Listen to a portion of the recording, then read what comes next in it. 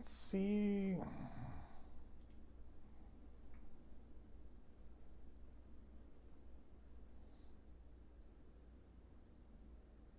This is waiting. Still waiting for me? There we go. Okay. Boom. Hey, everybody. How y'all doing? Welcome to the Tuesday live stream, the epic event that you structure your lives around. The most important thing to happen to you all week long, the Tuesday 5 p.m. Central Skepticus live stream, the greatest show on all of YouTube on my channel. This is the greatest live show that happens on YouTube on my channel. I can verify that. I actually have empirical evidence that this is the greatest channel, or the greatest show that happens live on YouTube on my channel. So there you go. I see we have a lot of our usual suspects here. Hello, Michael, Anka, JK, Oliver, James. So seeing a lot of familiar faces, familiar names here. So welcome everyone. We have lots of fun comments here from the lovely Christian YouTubosphere, so we're going to have fun tonight. All right, let's see. Yes, this is 3 o'clock Pacific time, 5 o'clock Central, 6 o'clock Eastern. We should have like a clock, you know, one of those world clocks that shows the time everywhere. We're going to have to get one for Russia, right? We needed one for Moscow, for Anka. All right. Greatest old dude show on my PC at 1 o'clock at night. Exactly. This is empirically true. As skeptics, we can empirically prove this to be true. That this is the greatest old dude show on your PC at 1 o'clock at night. Absolutely. And JK, you absolutely should microdose before every one of my streams. In fact, I'm on record many times as saying the more that you drink or other things, the better this show gets. So I guarantee that I'm doing my best to keep up, although I don't have any microdosing tonight. But we do have the Svedka Blue Raspberry as tonight's unpaid sponsor. So everybody make sure to thank our unpaid sponsor tonight. One of these days we're going to get some paid sponsor, you know, someone who will pay me to sit here and drink. That's once I can get paid to sit here and drink, even if it's shitty pay, I'll probably quit any other job I have and just do this until I'm dead. All right, so you guys know the routine, you know the drill that the phone lines are open. We're gonna do a few general announcements, and then we'll get into comments. We'll get into any calls that come up. Anyone is welcome to call in at any time that they like. We always have priority for the believers if we have someone who wants to kind of take the other side of the debate fence. But we also have made plenty of room for those who are like-minded as well. Although I always like to make priority for the believers just because it usually makes for livelier discussion. You guys know how that goes. But I know some of you guys are fond of kind of hanging out and being a part of the calls as well. Last Tuesday, that last caller, I didn't realize when I got done with the call, but I was on the phone with him for like 3+ hours, I think. I think if you go back and look at the live stream, I think the last 3.5 hours I was talking to that dude. So hopefully it was interesting for other people as well. I think the numbers did tail off at the end, but then again, it was getting to be late by U.S. standards anyway. So, you know, I think that's going to happen. All right. As always, I want to remind everyone now to, I think a lot of you guys are already there, but you know, we've got like 10 people in the Discord, so I'm going to keep reminding people about that, not just for people listening now, but for anyone who watches the replay. I still need to prune that or garden that a little bit, you know, but I definitely want to keep kind of pushing that because, as I had mentioned in the last live stream, it occurred to me that there's a couple of different ways that I want to use the Discord now. It took me a little bit to even think about, like, how in the hell do we even want to use the Discord? The Discord is linked in the description, so if you wonder what I'm pulling up, then you can absolutely get the link to it there. But I'm going to use it, first of all, for places where I want to give people the opportunity to provide input on future content, whether it's content on the live stream or content in scripted videos or content on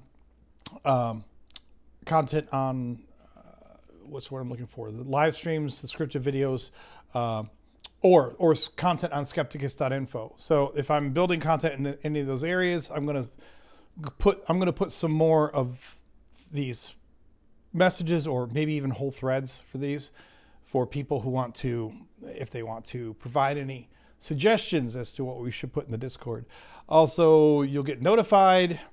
When I post new videos, recorded videos, I'm going to put the notifications in here. Plus, I'm putting the live stream notifications in there. But also, even though it's a small community right now, I want to keep pushing this, just because even though I haven't run into any panic moments yet where my channel has been threatened by YouTube, it happens. I know, like, Paula Gia at one point had a scare with his channel. So you never know. YouTube is, as online platforms go, is better than a lot of the other ones, but they have their own horror stories about, people with sometimes even fairly large channels, much larger than mine, that just one day they log in and YouTube tells them that your channel's been suspended, and then trying to get any information from YouTube about that is often incredibly difficult and painful, and they stick you in an automated loop, etc. So all of that to say that the Discord will serve, one of the functions it will serve is that if for whatever reason I can't communicate to people on YouTube, I will probably fall back to Discord to let people know what's happened, where the channel is, if we're going to move the content, etc., etc. So if you guys are not in the Discord, we got 10 of us in there right now, I think. So not that I ever expect to get my Discord community at the level where my YouTube community is. If I had 15,000 people in Discord, that would be, I think, quite a massive Discord. But yeah, Michael says assholes took my comedy channel down. Yeah, so it happens, and definitely don't want to. I wanted in the past I was thinking, crap, do I have to create a mailing list? Like an old school email list, which you could still do. But I think instead I'm going to use the Discord for that purpose. I'm going to say, hey, even if you never get into Discord, if you just join the Discord, then if anything happens to my content in the future, or if I'm moving to another platform or whatever, at least then there's somewhere that I can, reach out to and communicate with people that's not controlled by YouTube. So that's my weekly advertisement for the Discord. So check that out. I need to put a post on the channel as well too. I don't know if I put a post on the channel before. Okay. So I did almost get a new thing edited today before the live stream. So I've got, 20 more minutes of editing left on that to do before I can post that for members. Obviously, you guys know that the members see them first, and then it gets released to everyone after a short period of time. Yes, Anka says, don't forget that early Discord members going to get discount for high priest status in cult. Absolutely. Well, we're going to have to launch a cult, and it's going to have to require something that's going to, need for people to send me a lot of money. So if you don't want to have to send me as much money as others to be in the cult, then yes, you should definitely get into Discord so that you can get that, that 10% discount on early cult membership or something. If you really want to be a high priest in the cult. Hey, Dale, how you doing? Good to see you. Okay, so we have our drinks. We have our public service announcements out of the way. I don't think there's anything else I need to cover in terms of public service announcements. I think we will get into the comments, this week's batch of comments. So let me pull up my notes here really quick, and we'll pull this up. I have them up, but I don't have the immediate page to go to. So give me a second. Let's see here.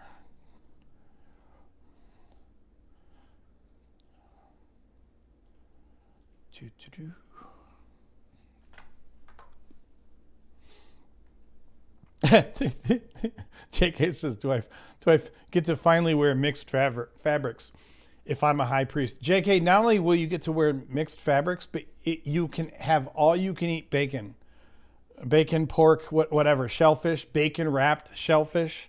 So, my cult is still going to be very, very heavy on indiscriminate murder and, assault, but I have no problem with you eating bacon. That's clearly one of the benefits of joining my cult versus the big Christian cult.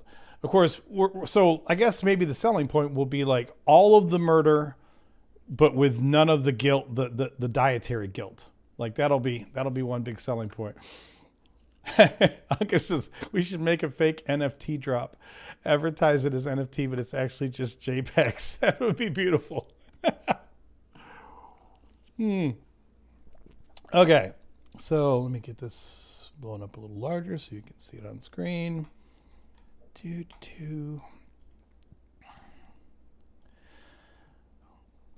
So a lot of times I love putting up, the comments that are the most confrontational, and we have some of those this week, although I have to admit that with the video that I released this week with this Christian experiment woman, I did get a lot of comments. Some of them are,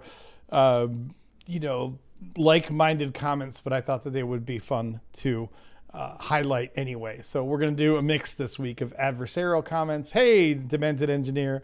We're going to do adversarial comments. We're going to do supporting comments, etc. So it's going to be a little bit of a potpourri this week. And before we get started here, I have to acknowledge and give a shout out and thank you to great friend of the channel, member Michael. So thank you for the tip there, brother. I appreciate you so much. You are always so awesome with this. So thank you. And moving back to our comments.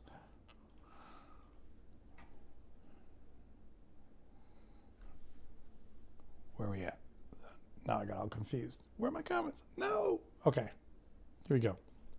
So, I think a lot of you guys probably saw the video here, the reaction video that I did for this woman with her Christian experiment, which was one of the silliest excuses for a so-called experiment that I've ever seen in my whole damn life, which is why I felt like I had to do the reaction video to it, because sometimes you just can't make this shit up, but so there you go.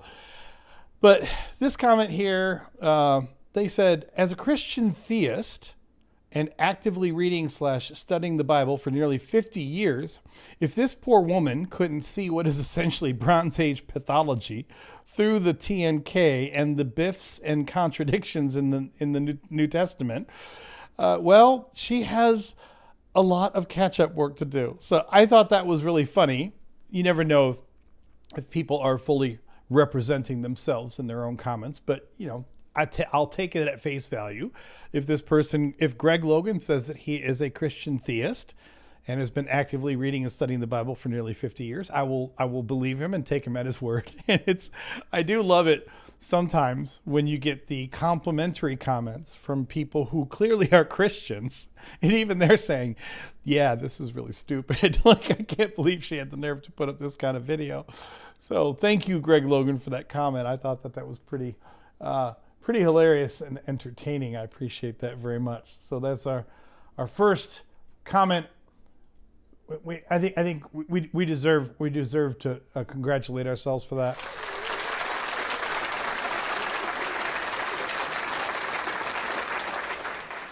There we go. Okay, so that's a good way to get started today. Moving onward.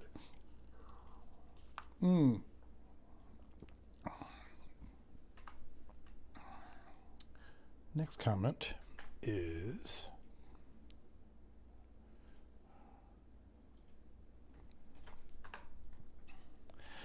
so this was from Insflare1, who said, in Hinduism, God is everything, which would include love. And if you didn't see the video, the reason that Insflare1 is making that comment is because she made one of the silliest leaps of illogic that I've ever seen in one of these videos. And that's saying a whole lot. But she had this whole line of argument that her answer to the problem of hiddenness, was it the problem of hiddenness? Yeah, it was their answer to the problem of hiddenness.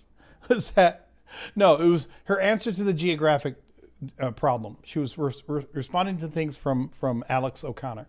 And Alex O'Connor was pointing out the simple empirical fact that Christianity is far from evenly distributed across the globe. Obviously, there are countries where Christianity dominates, and there are countries where it barely has a foothold, like India. And if you were to assume that this is the revelation of the one true Creator, God Himself, and our salvation is dependent upon it, you wouldn't think that your exposure to and ability to be your proclivity to be converted into this faith would be so dependent upon where you happen to be born on the earth. And her answer to this was to say, well, God is love and love is everywhere, so that solves the problem. Yeah. Because, hey, as long as God is love and and love is everywhere, like everyone loves. So I guess that means that there is no problem with where Christianity has spread to and where it has not. So I guess all of those Muslims in Saudi Arabia and all of those Hindus in India, like, even though, they all had a chance to convert, I guess, because, hey, God is love. So as long as somebody around you loves somebody else around you, then I guess you grew up in Christianity, according to her. Oh, that's hilarious. Yeah, Anka is like, you don't understand. It's just that I was born into the right one. Exactly. I mean, to be fair, of all of the major religions, I mean, of course, Christianity is not a majority of the planet, but it is a plurality. It is, if we take all of the flavors of Christianity together, if we take Catholicism, including Orthodox, all the orthodoxies, if we take all of Protestantism and we put it under the big broad umbrella of Christianity, which I think is kind of dubious, but trying to be as accommodating as I could be in this discussion. If you did all of that, Christianity would be the largest religion on earth. It's not a majority of people, but it is a plurality. And because it is a plurality, it is better spread out demographically on this planet than I think any other religion is. And I think you could even quantify that. But that being said, just because it's more spread out than, say, Hinduism, it doesn't change the fact that there are places in this world where you can be born and you are very, very, very unlikely to even have any real influence of Christianity. And if that determines whether you are going to suffer eternal conscious torment, that would speak very poorly of your wicked little bitch ass jealous God. Oh, it's really good. There's another comment on here too. I'm probably jumping ahead too much, but I didn't even talk about in the video about the obvious contradiction here, which is, anytime someone says God is love, and the only place it literally says that word for word in the entire Bible is in 1 John, in 2 verses in 1 John. There are other places where they imply that God is loving, but there's only one place where it literally says God is love. The problem there is that God also explicitly tells us from his own mouth in the Pentateuch that his name is jealous with a capital J, that his name is jealous. And then to make it even worse, according to Paul in Corinthians, love is not jealous. So if love is not jealous and God is jealous, if Yahweh is jealous, then God is not love. It's a clear contradiction. I have it in my list of contradictions on skepticus.info, but I'm not sure. I probably need to put 1 John in there because in 1 John it specifically says God is love. I'm not sure if I have that on there or not. Moving onward. Oh, this one was kind of funny. She got a lot of flack from people on this. So this one, Sonia DCM says, "Oh, come on. The founder of the Jesuits is your favorite saint? This is such a normie take, even for someone who does physics." I actually thought that was hilarious, because you don't even have to break down her complete lack of empirical logic in terms of her indoctrination, her self-indoctrination. But Sonia then takes this person to task for picking this like the most normie possible favorite saint that you can, which it is an interesting point. I was raised with some Catholic influence. My father's side of the family is Catholic, even though I was raised to be Protestant. But so I know probably more about Catholicism than the average Joe. Yeah. Demented Engineer says, "Guess God failed the criteria in 1 Corinthians 13." Right, exactly. That's where it says that love is not jealous. But according to her, God is love, except that God is jealous. So he fails. He fails on so many levels. But with Catholicism, like if you really want to get into it, I don't know how many saints they have. It's freaking ridiculous. And I guess you can argue that if you really wanted to get into saints, in like, why would you pick the most normie saint of all? Like how many, I had to look this up. How many saints are in Catholicism? We'll say in the Catholic Church. What does the Google tell us? Yeah, more than 10,000 named official saints and beatified individuals. That only mildly surprises me. I mean, I probably would have guessed the number to be, something in 1,000 to 2,000. So I'm not shocked by it. I didn't think it was like a dozen or something. I knew it was the same number, but more than 10,000 named official saints and beatified individuals. Like that's insane.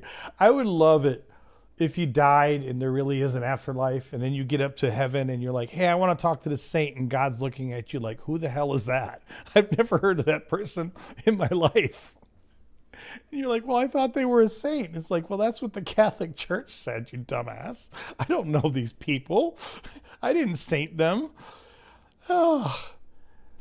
There is also a serious, I mean, I'm not big on specifically trying to attack Catholicism because I don't care that much, but I think there's a certain arrogance that comes in the sainting and the beatification process, because it really pushes strongly the idea that the true will and mind of God. And I know that under Catholicism they would probably argue that the Pope is that person, but it's one thing to worship God. It's one thing to have a preacher, and say, "Okay, this guy is our representative to the heavens or something." But it's another thing to canonize people, because when you canonize people, you're basically you're almost taking the place of God. You are saying, "Hey, this person has been now elevated to this place of stature in heaven." It's humans doing that. Like there's a real, you might think like, why do I care? Because I'm an atheist. I don't care that much, but there's a real arrogance there if you think about it. Like to even believe that you know enough about the will and the mind of God to be able to beatify and canonize people. You are really assuming that you are really tight with Yahweh there. Like you must think you and Yahweh are really close. Yes, Michael says Saint Adam. I'm sure there probably is a Saint Adam. There's got to be. Let's look that up too, because with 10,000, almost anything your name is probably a saint for you. There's probably not a Saint Anka. I bet there's not a Saint Anka, but there's got to be a Saint Adam. I mean, come on. Let's see, Saint Adam.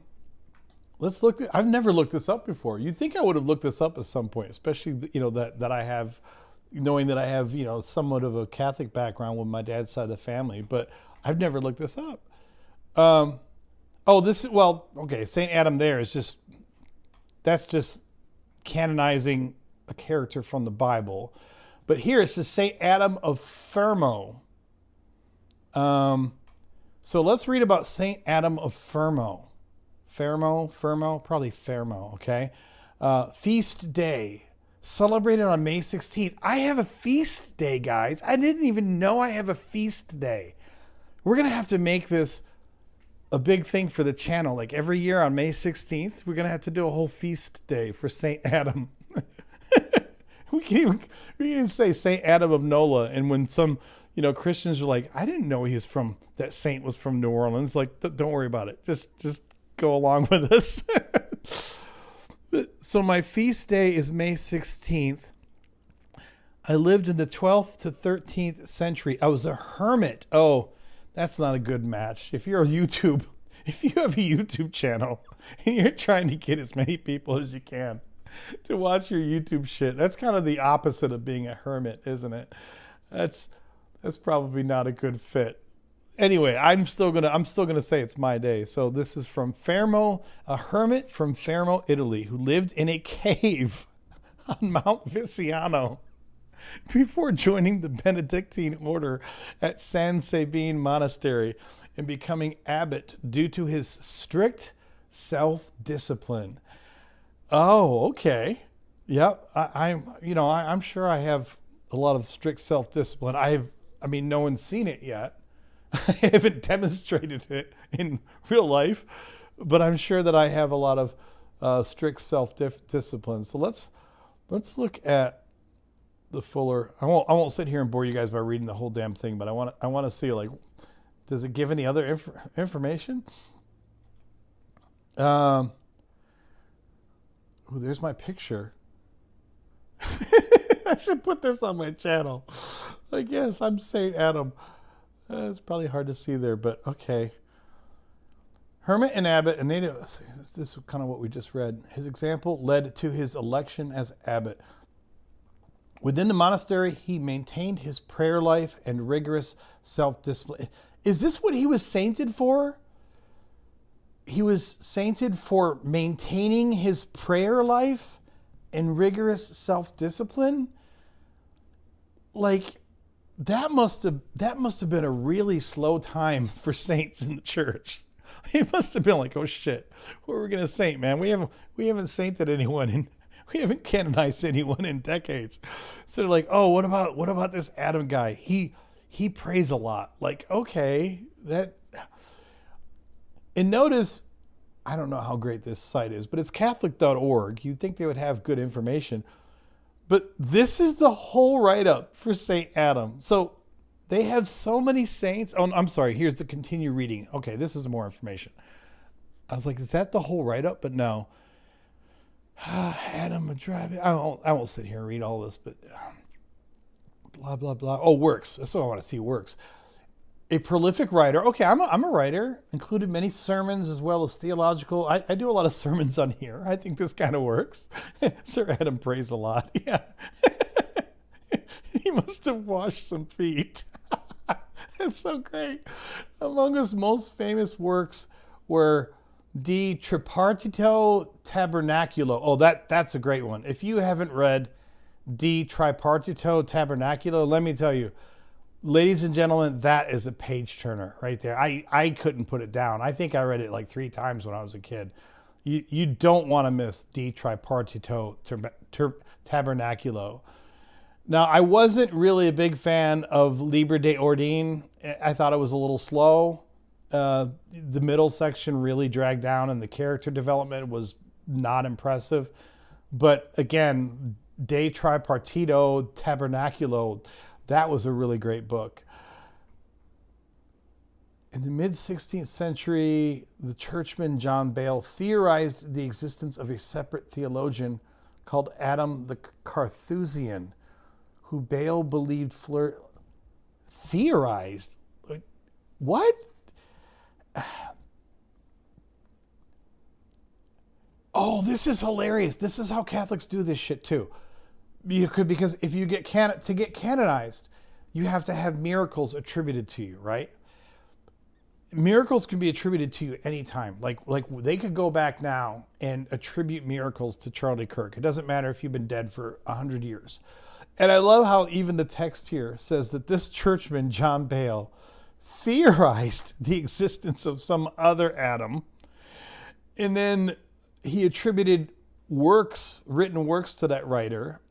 And now they said, no, those works were Adam of this other Adam. So we're going to saint this guy instead. Like, this is like the lowest standard for even being considered holy. He's a writer and he prayed, and that's why he's a saint. Okay. And let's be honest, he's not half as handsome as I am. You know, although the beard, I mean, you got to give him props for the beard. That's like a navel beard right there. That's going almost probably further south than his navel. So he could almost braid it with his pubic hair if he wanted to. So I guess maybe they're probably not putting it in here, but he probably really got canonized because of his beard. People were like, dude, look at that beard. We got to make him a saint. And I don't know what's up with the tree branch. Did he used to beat people with that? Like there's like this tree branch in his hand. I wonder if he like whooped the shit out of like little kids or something. Because you know all the old Catholic people were horrible with kids. Okay, in later times also known as Adam the Carthusian, Adam Anglicus, and Adam Scotus. Or we need to edit this and and Adam of Nola. We need to put that in as one of the new things that Adam of Dryburgh. He was also known as Adam the Carthusian, Adam Anglicus, Adam Scotus, and Adam of Nola. Not that I actually want to vandalize their wiki. And actually, it's probably not a wiki. I don't think it's a wiki. I don't think you can get on and just change it. Anyway, all right, we've spent enough time on that, but okay.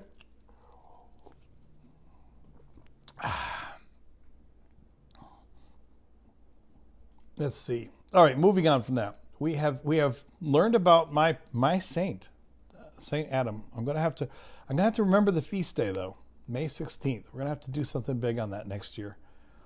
I wonder what May 16th is. I don't know why I'm doing this now. I'm looking like what day of the year or day of the week does May 16th fall on. It's a Sunday next year. Okay, so next Sunday we're going to do a special live stream for my feast day for Saint Adam. We'll have to put that. We'll put that in the Discord or something so we don't forget it. Okay, moving on. I have to replenish my drink.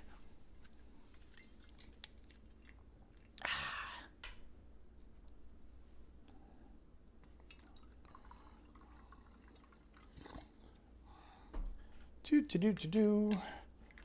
get to new comments here in just a second once I finish this drink, because like you all know, ladies and gentlemen, a sober Adam is an angry Adam, and ain't no one want to deal with that.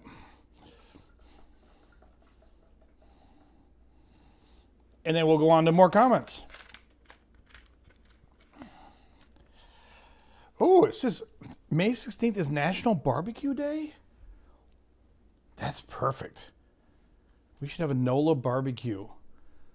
Man, I'm getting way ahead of myself now. Like that, mentally, I'm in May of next year already. This is great. Okay, next comment.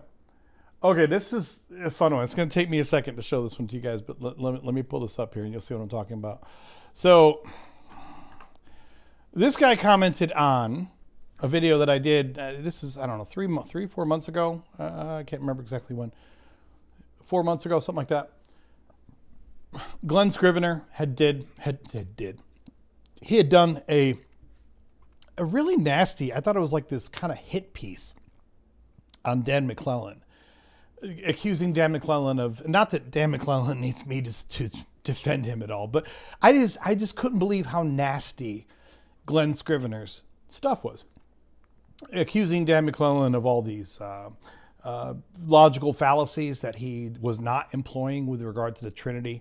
And it really exposed Glenn Scrivener for just being a really unscrupulous, apologist, and I know that feels like it's a repetition in terms, because unscrupulous and apologist really kind of go together like peanut butter and jelly.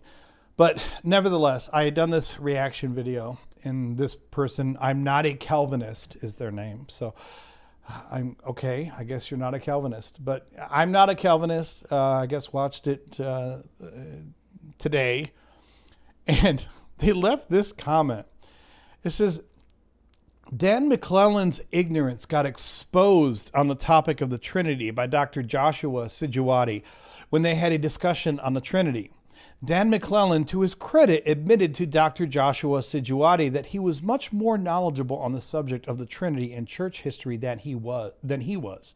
So from here on out, we should not be seeing any videos posted by Dan McClellan trying to debunk the Trinity. So I thought this was kind of hilarious, because without sitting here and trying to recount for you the whole history here during the middle of the live stream, like I said, there was this Glenn kind of strangely attacking Dan McClellan, and they had a couple of videos that went back and forth. And then somehow this evolved into Dan having this online debate with Joshua Sijuwati about the Trinity. And it was this debate that was basically sort of moderated by Glenn Scrivener. I mean, honestly, for most of the time, Glenn Scrivener was just silently listening. It didn't really need much moderation. But nevertheless, there was this video. I'll find it here really quick so you guys know what I'm talking about, because otherwise you're like, what the hell is he talking about? Just in case you guys want to go check out what I'm talking about here. So this is, so Glenn Scrivener puts out this video. First of all, look at the thumbnail here. Okay. I don't even know why Dan McClellan agreed to this, because even though the debate was pretty scholarly and it was well performed on the part of him and this Dr. Sijuwati, Glenn Scrivener just once again showed that he's a complete undermining little piece of shit.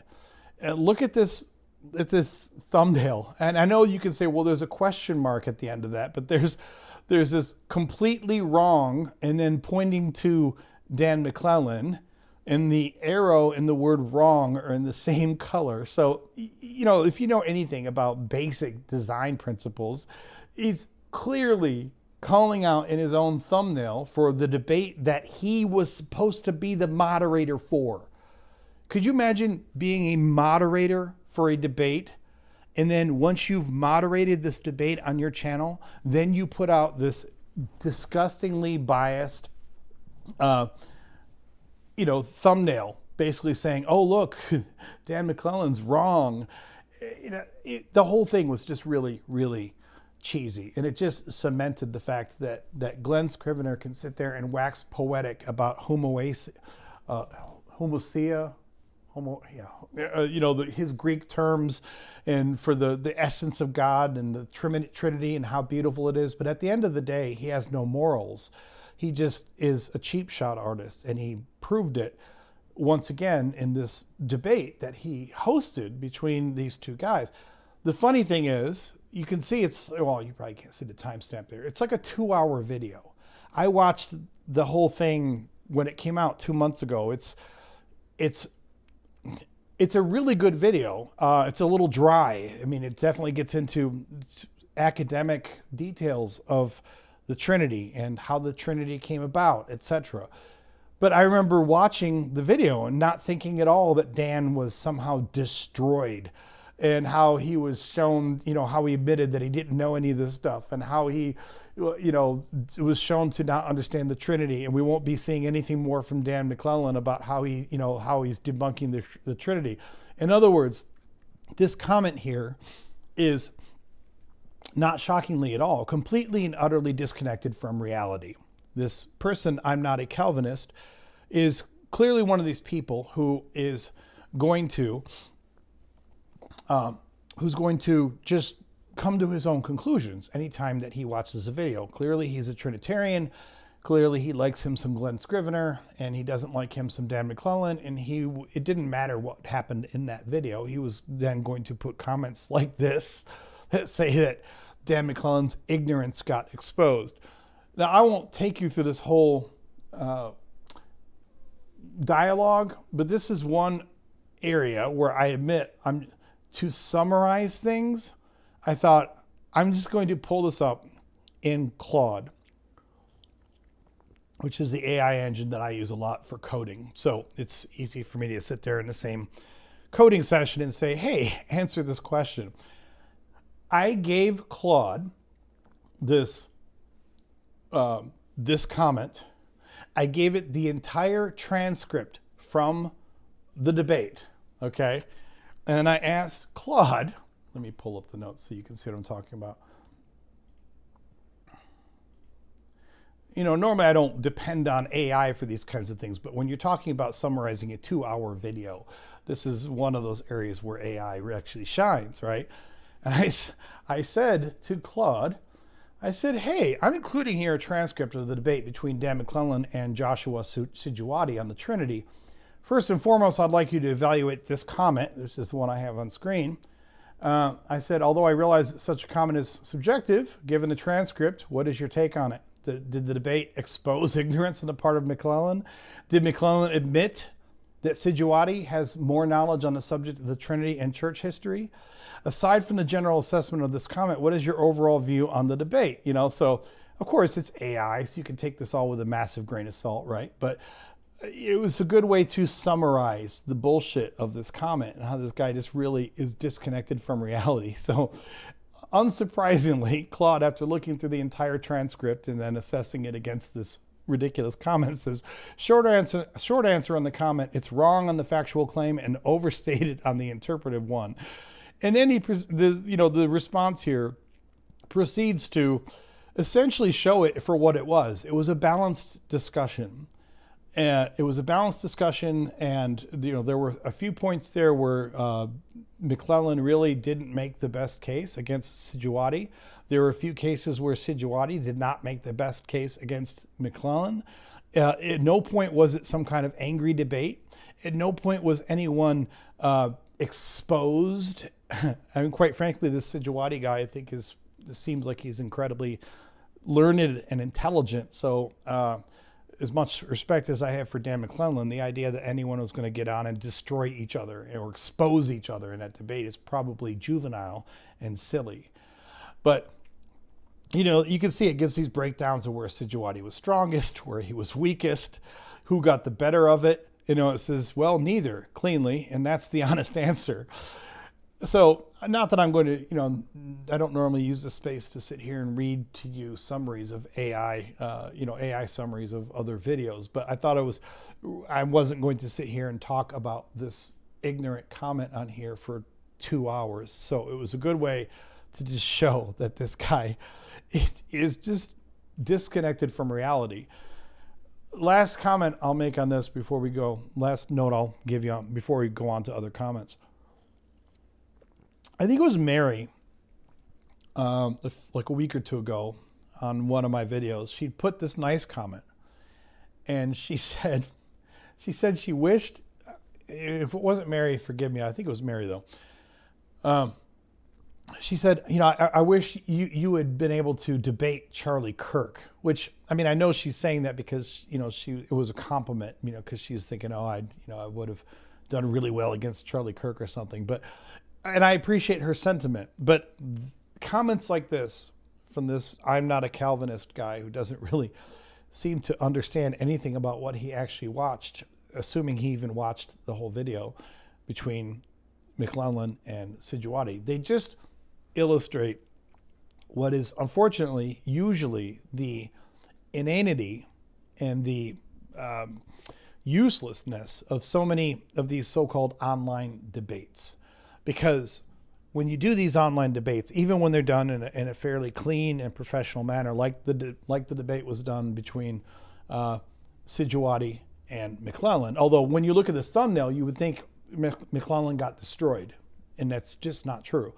But these debates, when people do these, it usually just devolves after you have recorded it into, all of your fanboys talking about, oh, this guy, you owned this other guy, you destroyed him. And of course, on the other side of the fence, all of the other fanboys for the other guy come in and they say the exact same thing. Oh, you got destroyed, you got exposed, blah, blah, blah. It is, I don't know what the point of it is sometimes. I mean, I guess if you get enough viewers, then I guess it doesn't matter what the point of it is, right? If you get enough viewers, then it pays for itself, I guess. But so many times these debates are just, these online debates, these YouTube debates, it's just everyone sitting in their own camp, which, it's the same as politics, right? You watch a political debate, and after the political debate, Trump versus Biden or something, all of the Trump fans say that Trump completely won the debate and destroyed Biden. And all the Biden fans say that he completely won the debate and destroyed Trump. And the next day, nothing changes in the polls. No one's been convinced one way or another. And it just goes on and on and on. So the debates I find to be, every once in a while I see a debate online that I find to be informational and entertaining. Most of them I find to be, unfortunately, a waste of breath, because you're just preaching to the people that already are behind you will just think you won every debate. The people that are not behind you will think that you lost every debate, and it just goes on. I would personally prefer, just like we do with the live calls here, that guy called for 3 hours last week. I thought it was a good call. I mean, it may have gotten a little slow at times, but it was a discussion. I would much rather have a discussion with people than have a debate. Now, of course, if you get someone who's adversarial, maybe it becomes more like a debate during the call. But I would rather talk to a believer and actually have a real discussion without yelling at each other or saying stupid shit or saying that's a great retort, rather than, think I'm going to put up this debate between me and someone else and advertise it on my channel like it's a debate, and then act like people are going to actually think someone won or lost the debate. I mean, ultimately, I think the only thing meaningful that you can do on these kind of things is have an adult conversation. And if you have an adult conversation and the people who watch it want to take their own bullshit from it, c'est la vie. You can't stop them. All right. So moving on. This was a weird comment. I don't know where this guy, I'm not sure what he was thinking when he wrote this. So this is someone who's apparently, kind of like on our team, so to speak, I guess, because he doesn't seem to be much of a fan of religion. But it says, the Old Testament has yet to be translated. The Jordan is nowhere called a river in the Old Testament. There are 5 different Abrams or Abrahams, each with their associated gods in the Old Testament. On such a foundation, quicksand, nothing can be built. Hilarity all around, laugh. So, I mean, on one hand, I think that he and I probably have more in common than we don't. I mean, anyone who's going to say that the Old Testament is a foundation of quicksand, we probably have a lot to agree on there. I'm sorry, I should have put this on screen too. But so even though we might be theologically aligned, me and David here, I don't know what he means when, first he says the Old Testament has yet to be translated. I mean, the Old Testament has been translated many times in many languages. Now, some of them, scholars will tell you are not good translations. Some of them are far better than others. Some of them were good in their day, like the King James version of the Bible was not a bad translation in its day. It's just bad the way it's used in modern context, where people stubbornly hold to it as though it still has some kind of authority over more modern translations. But to say that it hasn't been commented, like, what do you mean it hasn't been translated? Like, what do you mean it hasn't been translated? Of course it's been translated. It may not have been translated to your liking, but it's been translated. Then he says, the Jordan is nowhere called a river in the Old Testament. And I had to look this up because I'm like, what is he even talking about? If you pull this up and you search for, I don't know if you guys can really see this on the screen, but if you search for Jordan here, it is true, I think, that nowhere in the Old Testament does it say the two words side by side of Jordan River. It refers to the Jordan repeatedly. It refers to crossing the Jordan. It refers to the banks of the Jordan, which would generally mean it's some body of water, which is usually a river. But it may never say the river Jordan, but what does that matter? I don't understand why anyone would say that it never refers to the Jordan as a river. I mean, I think it is obvious to anyone who reads this that we're talking about a river, and not just because we know the current name of it, not just because we still call it the Jordan, but because in the context of where the Jordan is referenced, there are many, many times when it's pretty clear you're talking about a river. And I'm not sure what they're trying to get to here, because I thought about this too. I live about, 300 meters from the Mississippi. And for the most part, people almost never say the Mississippi River. I mean, I'm sure somebody does occasionally.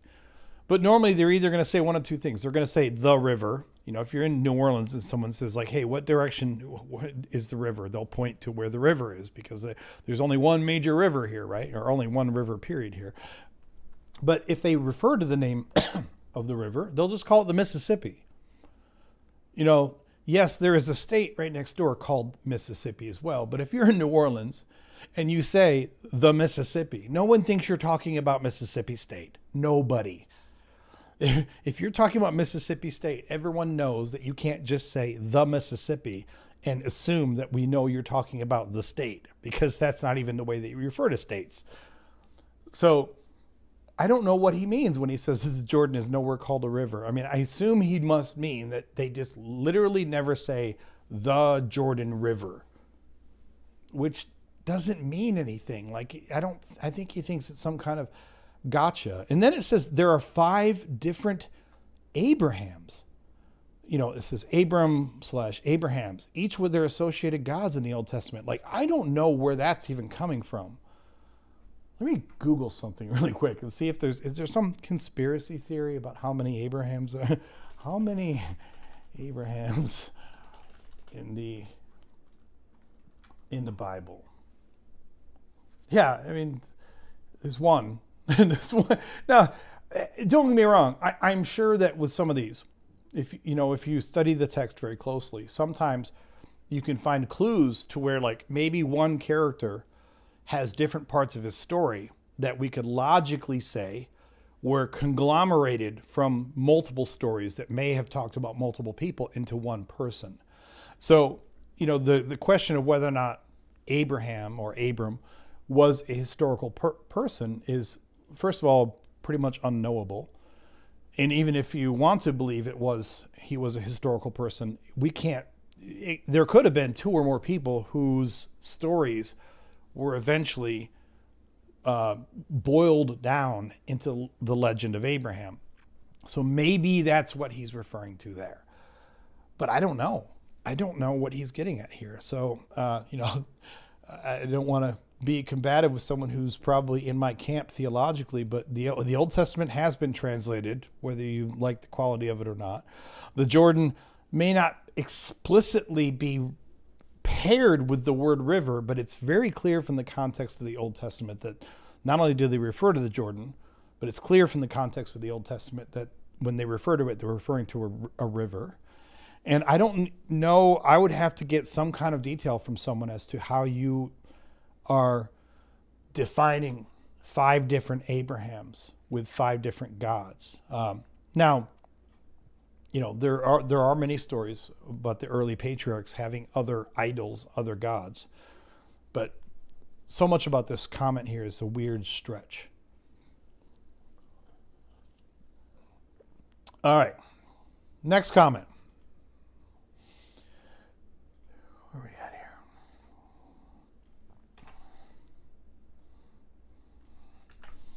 remind everyone that if anyone wants to call in and argue with me about these things, set me straight, show me why I'm stupid, you're always welcome to call in and have yourself heard. So this person is responding to a short that I put out a long time ago. This is, not particularly I'm a charismatic Catholic mystic. We want to spread the gospel because we love Jesus. And we do not want to force religion on anyone, but we still spread about Jesus and our religion like my best friend.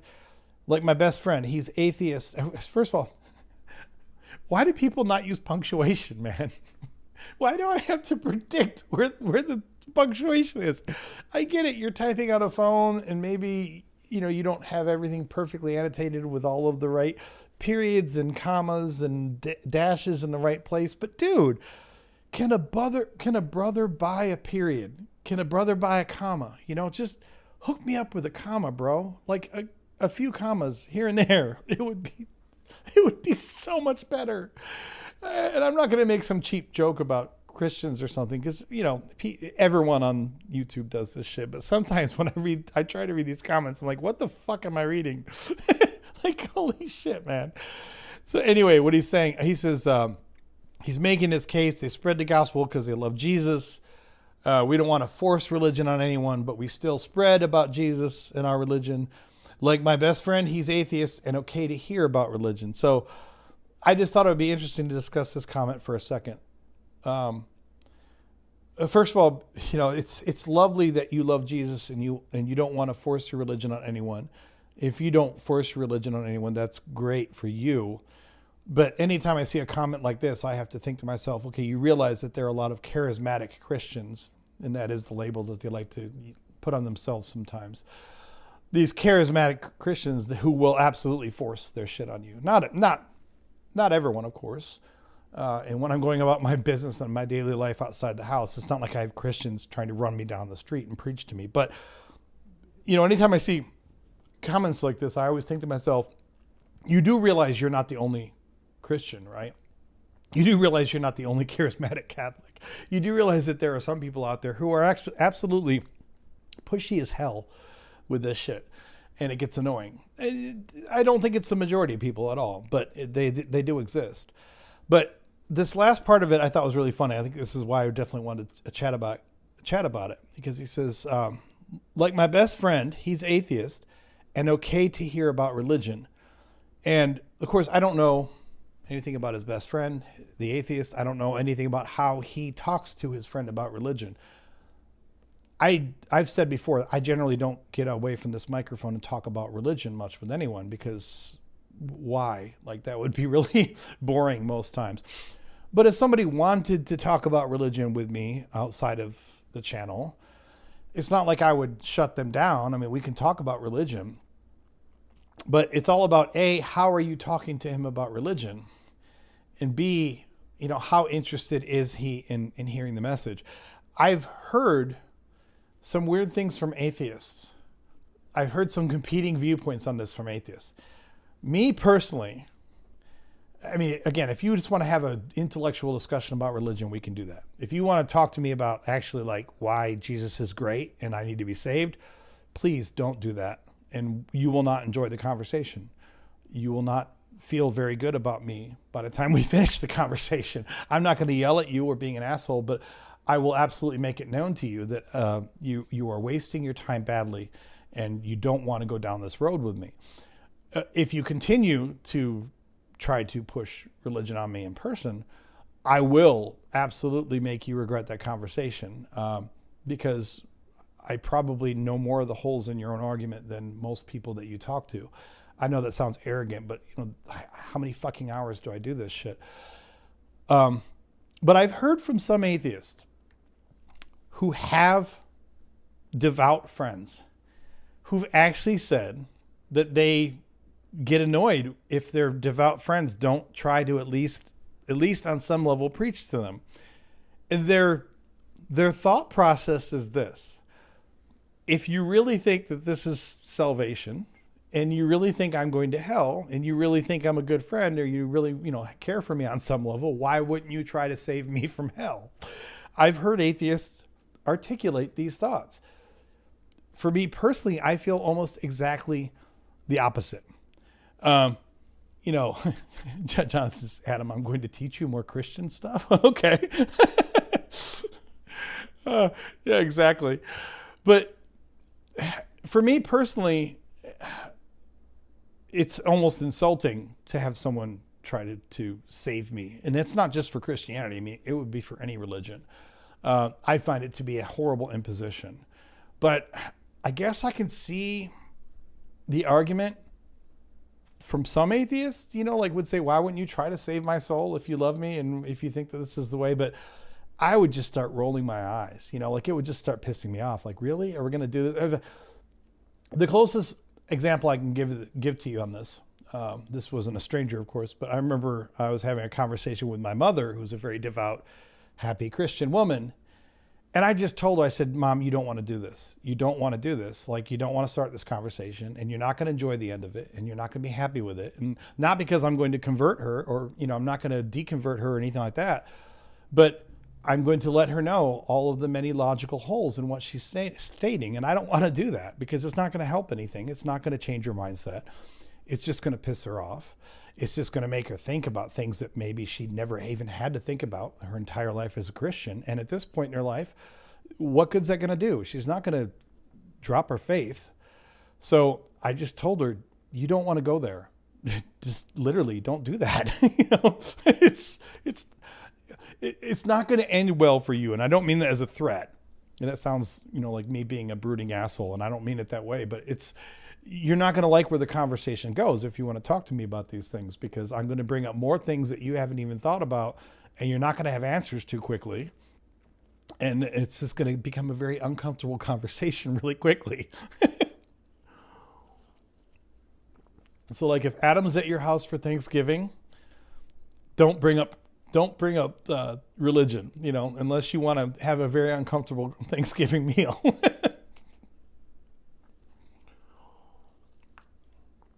Okay, so let's look at the next comment.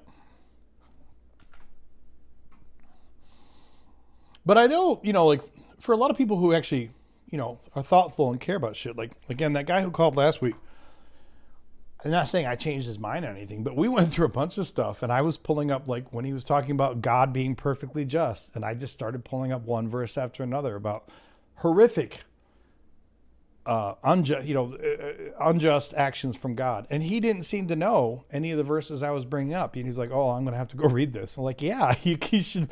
If you're going to claim that your God is perfectly just, you should read your fucking text. You should actually know what he says in his own book. You know, holy shit.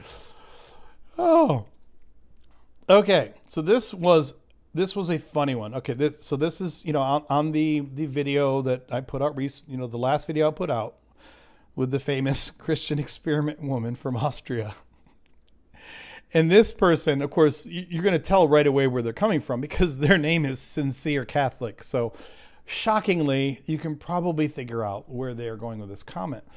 But in that video, if you guys watched it, you know that I pointed out that what she was doing and what she was crowing about was essentially that she had self-brainwashed. She had indoctrinated herself back into a Catholic theology, which honestly, from listening to her original video, I don't think she was ever that far from Catholicism in the first place. She tried to throw out some skeptic language, like she was all, you know, doubting and all balancing things carefully, but it doesn't sound like she really was. But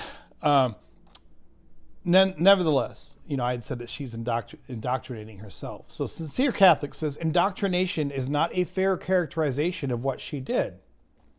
Okay, remember what she did was she decided she did this 5-year experiment.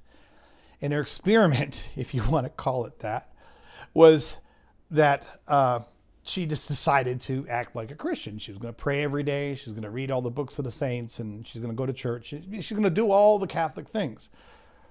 And he says, Sincere Catholic says, that's not indoctrination. It says, every worldview requires immersion if you're going to evaluate it honestly. Listen to that comment. Every worldview requires immersion if you're going to evaluate it honestly. If we are going to actually accept that, if we were to take that sentence at face value, if we were to believe it on any level, think about what that would mean. It would mean that I can't actually evaluate the truth or value or morality or ethical nature of the KKK or racist in general unless I joined the KKK and became a racist and immersed myself into their culture. Because unless I immersed myself into their culture, I couldn't actually evaluate it honestly. For that matter, it would mean that no one in any religion can ever actually evaluate anyone else's religion unless they were to truly immerse themselves in that religion. Now, to be clear, I think that there can be a lot of value if you want to learn about any other group in immersing yourself in their worldview or their culture. Of course, you can learn a lot that way, but the idea that I can't evaluate something without first immersing myself into that worldview is just patently wrong and stupid.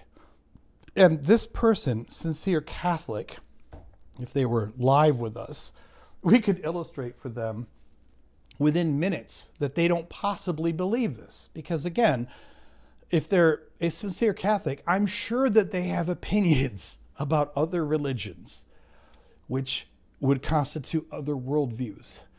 And I'm sure that they have not immersed themselves in all of the religions that they reject. I'm sure that they have an opinion about Islam. And if they're like most Christians or most Catholics, it's probably not a very favorable opinion. I'm sure they have an opinion about Buddhism and Hinduism and Wicca and animism and all of these other things. And that doesn't mean that they have immersed themselves in those worldviews. Even if we step outside of religion, I mean, you can't evaluate another political party's worldviews unless you immerse yourself in that political party first. So, in other words, I can't actually evaluate honestly anything about the Republican Party unless I can tell you that I've been a Republican for 5 years and immersed myself in the entire worldview of conservative Republican alt-rightism. That's and Dennett attending skeptical conferences and interpreting every experience through naturalism. Would you conclude they had merely indoctrinated themselves, or would you say they were sincerely testing that worldview? No, if they had spent 5 years doing that, I would say that they were an atheist, and they were probably an atheist when they started that process. Now, to be clear, I'm not saying that, there's a huge difference between researching another group versus immersing yourself into another group. So you could learn about atheism and you could make a good faith effort to learn as much as you can about atheism without immersing yourself into atheism for 5 years. So you don't have to be an atheist to read The God Delusion. You don't have to read an atheist to learn more about naturalism, okay? But the idea that you can't honestly evaluate atheism without immersing yourself into atheism for 5 years is just so demonstrably untrue that I don't think this person even gave this 7 seconds of cogent thought before they started popping out letters on their keyboard. It doesn't make any sense. We have a caller here. James, are you with us?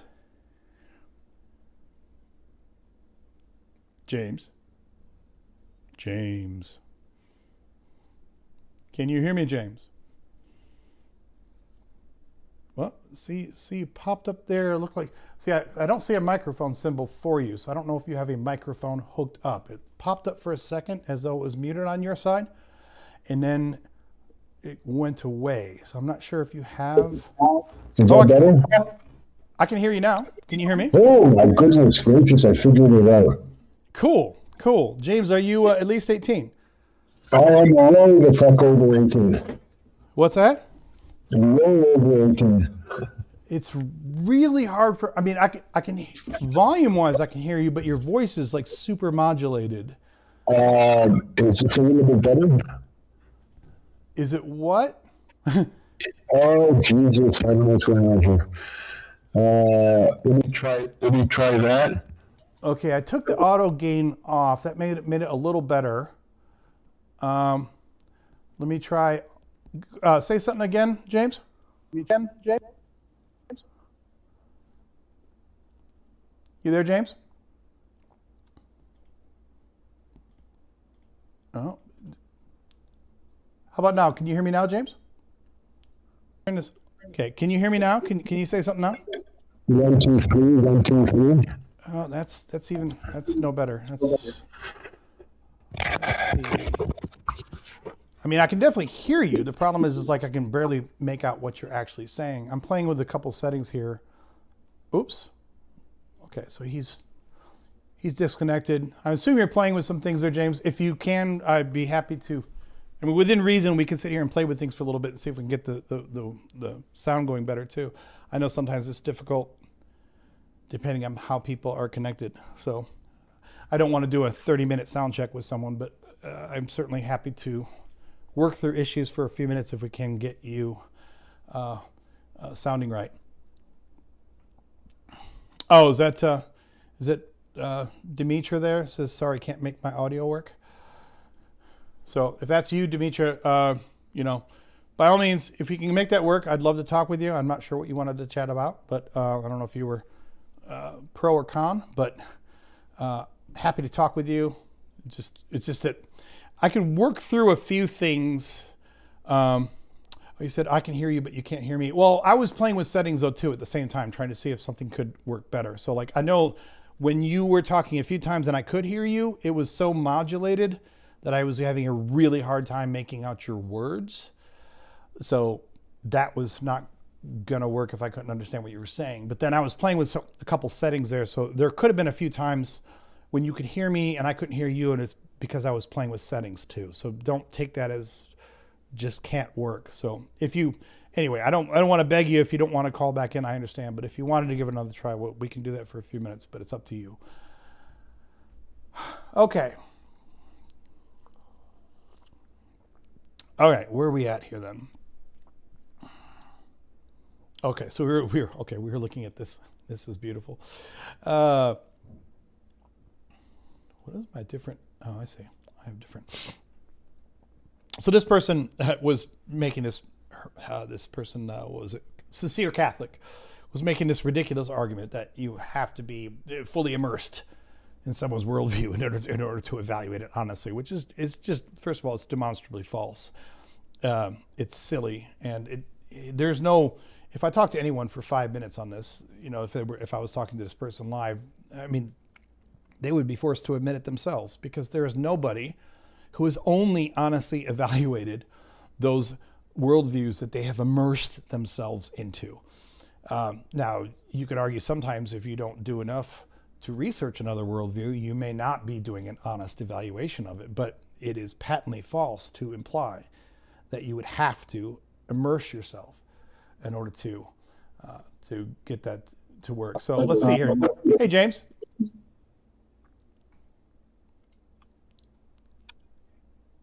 Hey, James. Hello? Okay. Let me play around with some audio here really quick, because the same thing. I can hear your audio. It's just really modulated. I don't know how close you are to the microphone. That could be 1, 2, 3, 1, 2, 3. Yeah, I can hear you. I can hear you saying 1, 2, 3, but it's just really hard to tell what you're saying there. So let me play with it. I'm going to turn the auto gain off. Okay, now say something again. Anything again? Okay, I don't think I'm hearing you there. So let me turn it back on. Let me turn. 1, 2, 1, 2. Let me turn the noise gate. Okay, try again. Say like 1, 2, 3. 1, 2, 3. That didn't make much difference. Okay. Oh, crap. Say 1, 2, 3. 1, 2, 3. That helped a little bit. It got turning the compressor on. I might be able to hear you now. Anything happening? Let me try noise suppression off. Go ahead and say 1, 2, 3. 1, 2, 3. That didn't make any difference there either. Let me try echo cancellation. Say 1, 2, 3. 1, 2, 3. That's a little better. A little better. Although then I hear my echo through your thing if I turn it off. That doesn't help. All right, let's try this. We'll I was gonna say we're gonna try that because I thought maybe I could hear you there, but it might just be your phone too. If you're calling in on a phone, I know like we had that problem with Jonathan for multiple shows, and then he got a new phone and suddenly everything was great. So that was really good. I want to check out too. I don't know if I have an equalizer on here on my OBS. Anyway, okay. Well, I appreciate you trying, Choice. Hey, no worries at all. I'm sorry that we couldn't get it sounding better. I would love to have chatted with you. I'm assuming. I'm not sure what you wanted to talk about, but I would have loved to have engaged with you on something. But sometimes the audio is just like, if I can't even hear what you're saying, it's going to be a really uncomfortable, painful conversation, you know, like if I can't make out. And also, it's even worse for me too, because I don't have great hearing. So when sounds are muffled to begin with, it gets really hard for me to make out words. It's really difficult. Okay, so sorry it didn't work out, buddy. Okay, back to this person here, this comment.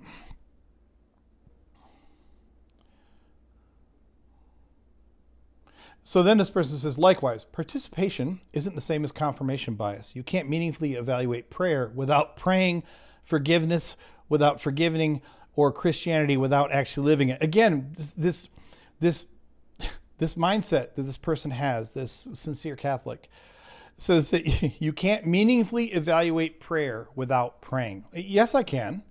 If I know 1,000 people that pray and they all tell me what happens with their prayers, what they pray for, and whether or not it happens, what happens, then yes, I can absolutely evaluate prayer without praying. So, I mean, the idea that you personally have to pray in order to evaluate prayer is silly. It doesn't make any sense. This is like saying that a doctor can only evaluate your disease if he's had your disease. That doesn't make any sense. You know, and then it says you can't meaningfully evaluate forgiveness without forgiving. I mean, I don't know how you evaluate forgiveness, and you can't meaningfully evaluate Christianity without actually living it. Yes, you can. You can absolutely. Now, I was a Christian for 40 years, as I talk about often on this channel, but of course you can evaluate Christianity without actually living Christianity. And it's just bafflingly ignorant to even insinuate for a moment that you can't. Because if that were the case, then nobody could make an honest assessment of any other religion other than the religion that they have been deeply immersed in their whole life. And on top of that, it's logically inconsistent to think that you're going to get your best assessment of something by immersing yourself in it. I mean, sometimes that can give you great insight, but it's also going to make you horribly biased.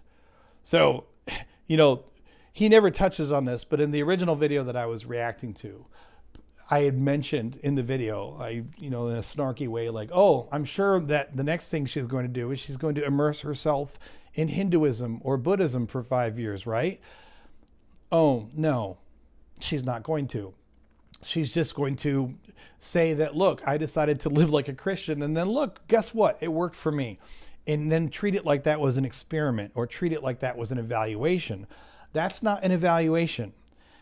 Any meaningful evaluation, if you know that there are at least 2 or more solid options out there, then how can a meaningful evaluation involve you only assessing one option? And I'm not saying that you have to join all of the other religions, but she never even talked about it. You know, if she even considered any other religion, she never mentioned it. Hell, let's even throw other religions out the window. Did she ever consider Protestantism? Did she consider Eastern Orthodoxy? Did she consider Ethiopian Orthodoxy? Did she consider anything other than the Austrian Catholicism in which she was raised? And of course, I'm pretty sure I know what the answer to that is. So, and if she did evaluate those other things, if she wanted to be more respected for her opinions in that ridiculous video, then she should let us know. Then tell us, okay, here's the deal. I gave serious consideration and serious study to Hinduism and Islam and Zoroastrianism, and Wicca and all these other things. And while I can't sit there and try every single religion, here's the reason why I chose to pick Catholicism as the one that I would try to dive into. Because of the limits of a human life, because we can't do all things and try everything, it is reasonable to say, well, if I'm going to make an evaluation, an experiment, as she liked to call it, then, okay, you're going to have to cut some corners, because you can't spend 5 years in every religion and then come to a decision at the end of that process. You won't live to the end of it. But you could still do an evaluation of the options that are out there to you without immersing yourself into every single one of them. And then he says, most importantly, your critique largely bypasses Christianity's central claims. Well, her video never talked about, did Jesus rise from the dead? Her video never talked about, is the New Testament historically reliable? It never talked about the rise of the early church. It never talked about objective morality, consciousness, and the existence of the universe. So I guess this person actually doesn't realize how reaction videos work. At some point you're reacting to what the person said in their video. And she covered a bunch of big topics like the problem of hiddenness and the demographic problem of Christianity. But she did all of this without actually logically confronting any of them. She gave non sequitur answers that did nothing to address the questions.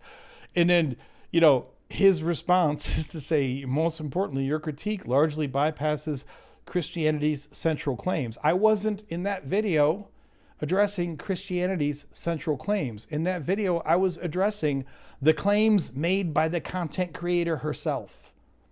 So that's the way reaction videos work. Oh, so you see that this was a really great quality comment here from Mr. or Mrs. Sincere Catholic. What a winner. Holy shit, man. I mean, to be clear, the writing of this comment, it isn't rude or snarky, but it's logically incoherent. And I just wonder sometimes, did you even read this back to yourself? Did you even think about... I know the answer is no. No, you didn't. Okay. Next comment.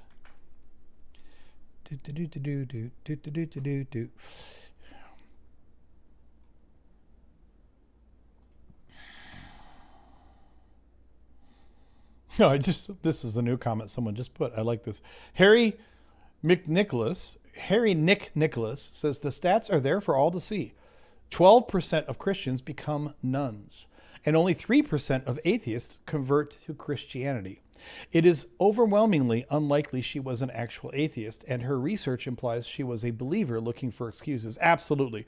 Absolutely. And part of the reason why I wanted to do that reaction video to hers, and part of the reason why I'm not, if you can probably hear that I'm not very complimentary about her effort, is I wouldn't care that much, and I wouldn't have bothered doing a reaction video if she had just put some video that said, here's why I'm a Christian. Let me tell you why I'm a Christian, because you know what? I wanted to be a Christian. I was raised Christian, and I drifted away, but now I thought I wanted to be a Christian again. And here's what I did. I prayed every day. I read the saints every day. I did all this stuff. I mean, I would think it was pointless for me, but I wouldn't have a problem with her just honestly telling you, hey, this is why I'm a Christian. But she couches it in these pseudo-intellectual terms. She makes a point of telling you that she's a physics student, which, I mean, on the surface, I'd say, who cares whether you're a student or not? Who cares what you're a student of? But I know why she's saying that, because she wants you to think, look, I am this skeptically minded, person who's really looking at things from a scientific perspective. And it was her who brought up this whole terminology of experiment. I didn't pick that word for her video. She did. I just reacted to it. And while I don't expect her experiment to rise to the level of being a true scientific experiment, it is quite the what's the word I'm looking for? It's quite the bait and switch to start off by talking about this experiment. And then there's nothing in her story that actually qualifies on any level for an experiment. An experiment would have a control. An experiment would have repeatable results. An experiment would have, some type of written research that you could, actually verify. And she had none of that. She just had her happy story. Her happy story about how, look, I'm so skeptical, which, as Harry Nick Nicholas points out, no, she wasn't. That's the other reason I wanted to react to her video, because I've seen this. There's almost a subgenre that we could categorize on YouTube for this. There's, of course, apologist, right? There's other Christian content that sometimes doesn't rise to the level of being apologist. Not that being an apologist is a high level thing, but at least apologists have like this set of arguments that they normally trot out. But then you also have this other layer, like a bigger layer of just Christian content creators. They're not even apologists. They want to get on and they want to pray, or they want to do a Bible reading with you, or they want to tell you why God is good in their life. Okay, fine. And then, of course, on the other side of the spectrum, you have atheists and skeptics and such. But then there is this kind of smaller little subgenre of people who want to sell you this story about, look, I was an atheist. I was a skeptic. I was really evaluating the facts. And then the more you listen to them, or the more you watch their videos, the more you realize, no, you weren't. You really weren't. I mean, some of them, I believe, I can't prove this, but some of them, I believe, are just outright lying. Some of them, I think they're literally making up this story because it sounds better than just saying, look, I'm a Christian, so follow me along with the 500 other Christians that you follow. It's kind of a hook that they can try to, to try to leverage for viewers. So some of them do it for that reason. Some of them, it just becomes this origin story for themselves that they build. But when you listen to them, I don't believe that they were ever actually atheists. And also, there's another thing I want to throw in here too. Like, I see this a lot with young people, because I think she looks like she's mid-20s or early 20s, something like that. There are a lot of people who were raised in a religious environment. We'll just say Christian, right? And then once they got out of the house, once they got to be 17, 18, 19 years old, they went to college, or they got an apartment with their friends or something. They went through a phase where they were kind of rejecting everything that their parents did, right? So they're rejecting the clothing styles that their parents liked, and they're rejecting the living habits that their parents taught, and they're rejecting the religion that their parents originally tried to teach them. And a lot of those people pretty quickly come back, not 30 years later, not 20 years later. A lot of them come back within 10 years, because for some of them, that whole I'm an atheist thing was just kind of like a way of being a little rebellious. It was a way of saying, like, look, I'm not my parents. They wanted me to be a Catholic, but I'm not a Catholic. I don't know if I believe in any of that shit. And then 5 years later, yeah, they're still Catholic. And there's nothing wrong with that. But it's a little disingenuous then to sell me this story about how you were just this, this practical, skeptical thinker, and you looked at the evidence and you didn't know if you believed. Like, really? Or is it just that you were in college and you were going through a phase? Because that's okay. It's okay to be a Christian and then go through your little atheist phase and come back and be a Christian. But let's also name that for what it is. There's one I'll pull up here too. You guys have probably seen him. I think he goes by Big John. And I subscribe to him just as a way to kind of monitor what he's doing.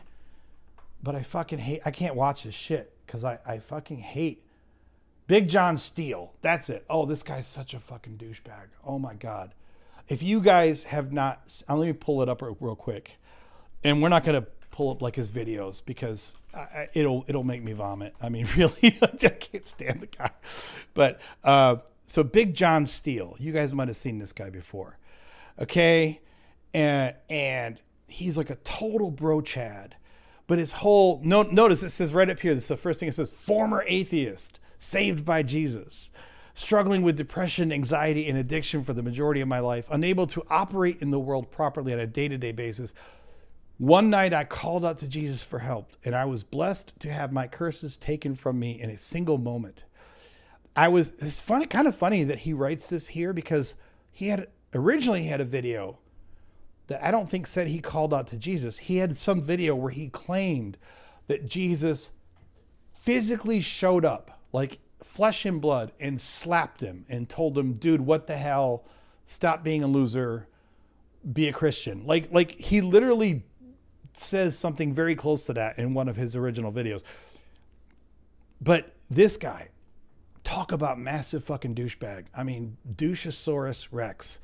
And I know that's unfair. It's ad hominem because if you haven't seen him before, you're like, why is Adam attacking this guy so much? But I'm just telling you that he totally gives off this vibe.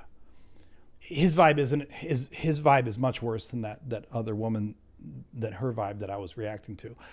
But he gives off this vibe like, oh yeah, I was a big skeptic. I was an atheist. I totally didn't believe, and now Jesus saved me. And maybe he's telling the truth. I don't know, but it feels like an act. It feels like a total act. And he's got his, he's even got his, like, look at him with his muscle shirt and his hair all wet, and look at how cool I am, and he's got his perfect beard and everything. It's just, I don't know. And if you ever watch his stuff, I tried to watch his live streams a couple times, and he takes, non-believer callers, atheist callers, whatever, and there's no logical consistency is what he says. He's just spitting up the same apologist bullshit that you hear from everyone else. He's just doing it in a package that's like, look at me, I'm a cool bro Chad kind of dude. Anyway, I know I went off on a tangent there. Where was I at?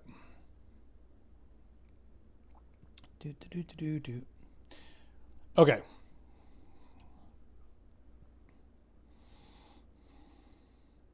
Yeah, like this person here says, this is not an experiment. The moment she used these are all new comments that have come in too since we started the show. The moment she used herself as the test subject, she already incorporated her personal bias into it. Bingo! Thank you, Alexander. She should perform the test on individuals of different beliefs or none, and all must come to the same conclusion. Now, as I said earlier, I understand that when you are trying to make a decision for yourself about what religion am I going to follow, you're not going to do a scientific test, okay? It's not going to be a scientific experiment. I think if you are, at best, if you're trying to be open-minded, you will spend some time, some reasonable amount of time, reading up on other cultures and other religions. Not just religions, but other cultures. Maybe if you can afford to do so, even visit other cultures and other religious groups. Spend some time learning about them. And if you come back and say, you know what, I'm a hardcore Catholic, that's what I want to be, that's great. And if it's not scientific, that's fine. Because when you are just trying to determine what religion you want to follow, the idea that you're even going to perform a proper experiment is more than a little silly. You're not going to perform a proper experiment. A proper experiment would have controls, the double blind, stuff. I mean, it wouldn't even, like this person says, Alexander, a proper experiment wouldn't even involve her. A proper experiment would involve her finding 10 people, which this would still be a really low experiment, but if she could find 10 people who would agree to immerse themselves in 10 different religions, and then were to report back with a standardized survey, at certain times, I mean, at least that would get closer to something that we could somehow sort of kind of call an experiment. But the idea that, hey, I just decided that I'm going to live like a Christian for 5 years, that's not an experiment. That's just you. I mean, it's you experimenting with life, but it's not scientifically anything close to what any logical person would call an experiment. Hey, James. Hey, can you hear me now? I can hear you a little better. It's still a little modulated, but I can hear you a little better. So I think that would work. Let's roll Okay, with it. if it Actually, works for and you. now that I turned on the volume on the board, yeah, I think that sounds a lot better. Okay, well, praise the Lord, we have witnessed a miracle. Okay, hold up. See, and then when you said that, then it got more modulated. How close are you to your microphone? 6 inches. Yeah, I would think I would try to stay like at least a foot away from your microphone because I like when you said 6 inches there, that came across fine. But then you said on the previous sentence, you said something about a miracle, and I was like, "What are you saying?" So Okay, I think if you just I stay a feel little further away from your microphone, we'll be good. it's about a foot away now. Okay, cool. So and I can hear you better now. Okay. So what is it? First of all, let me just make sure we cover the basics. Are you at least 18, James? Yes, I'm very much over 18. Okay, cool. Not asking for ages, but as long as I just want to make sure we're talking to adults. And it sounds like you're a believer. No, absolutely not. Okay. So what did you want to talk about? You mentioned something about a miracle. I have a hypothetical question that's rattling around my brain, and it comes from listening to somebody who I cannot remember saying something like, if you have a syllogism that is valid and don't remember the other word, then you must believe the conclusion. Well, that's the definition of syllogisms. That's how syllogisms work. Okay, okay. So here's my hypothetical. Someone comes up with a valid and correct syllogism that does not rely on verifiable facts, and its conclusion is God is real. Mm-hmm. I would have trouble convincing myself to accept that conclusion under those circumstances. I mean, if there was a test that we could do, obviously we'd have to believe. So this is what, and I'm not a philosopher by any stretch of the imagination, right? Right. So if someone comes up with this hypothetical syllogism, its conclusion is God is real, but it doesn't have anything verifiable behind it. Should we reasonably accept its conclusion under that circumstance? Well, I mean, a couple things here, and I'm not trying to talk over you, okay? But it sounds like you're a little fuzzy on syllogism. So if it's okay, I want to define a couple things first because I think it will help to answer your question, not because I'm trying to preach to you about syllogisms. So first, it's supposed to mean that if these two premises are true, then the conclusion is true, okay? Okay. But that doesn't mean that the syllogism itself is, in order for a syllogism to be valid, is not the same as whether the syllogism's conclusion is true. Those are two different statements. You can create syllogisms all day that are perfectly logically valid, but they're not true. Okay? Because the question then becomes, in order to determine whether it's true, then the reason you put it in a syllogism is that you write it down. Let's just say, for the sake of argument, it only has two premises. And then the main question that you first start asking yourself is, okay, if we agree that it's a valid syllogism, meaning a syllogism says if A and if B, then C, right? Well, then the next question is, but do we agree with the premises? Because you can have a valid syllogism where I still don't agree with the premises, right? Okay. Okay. So Okay. let me give you, if you give me just a second, let me give you a quick example of this. Hold on.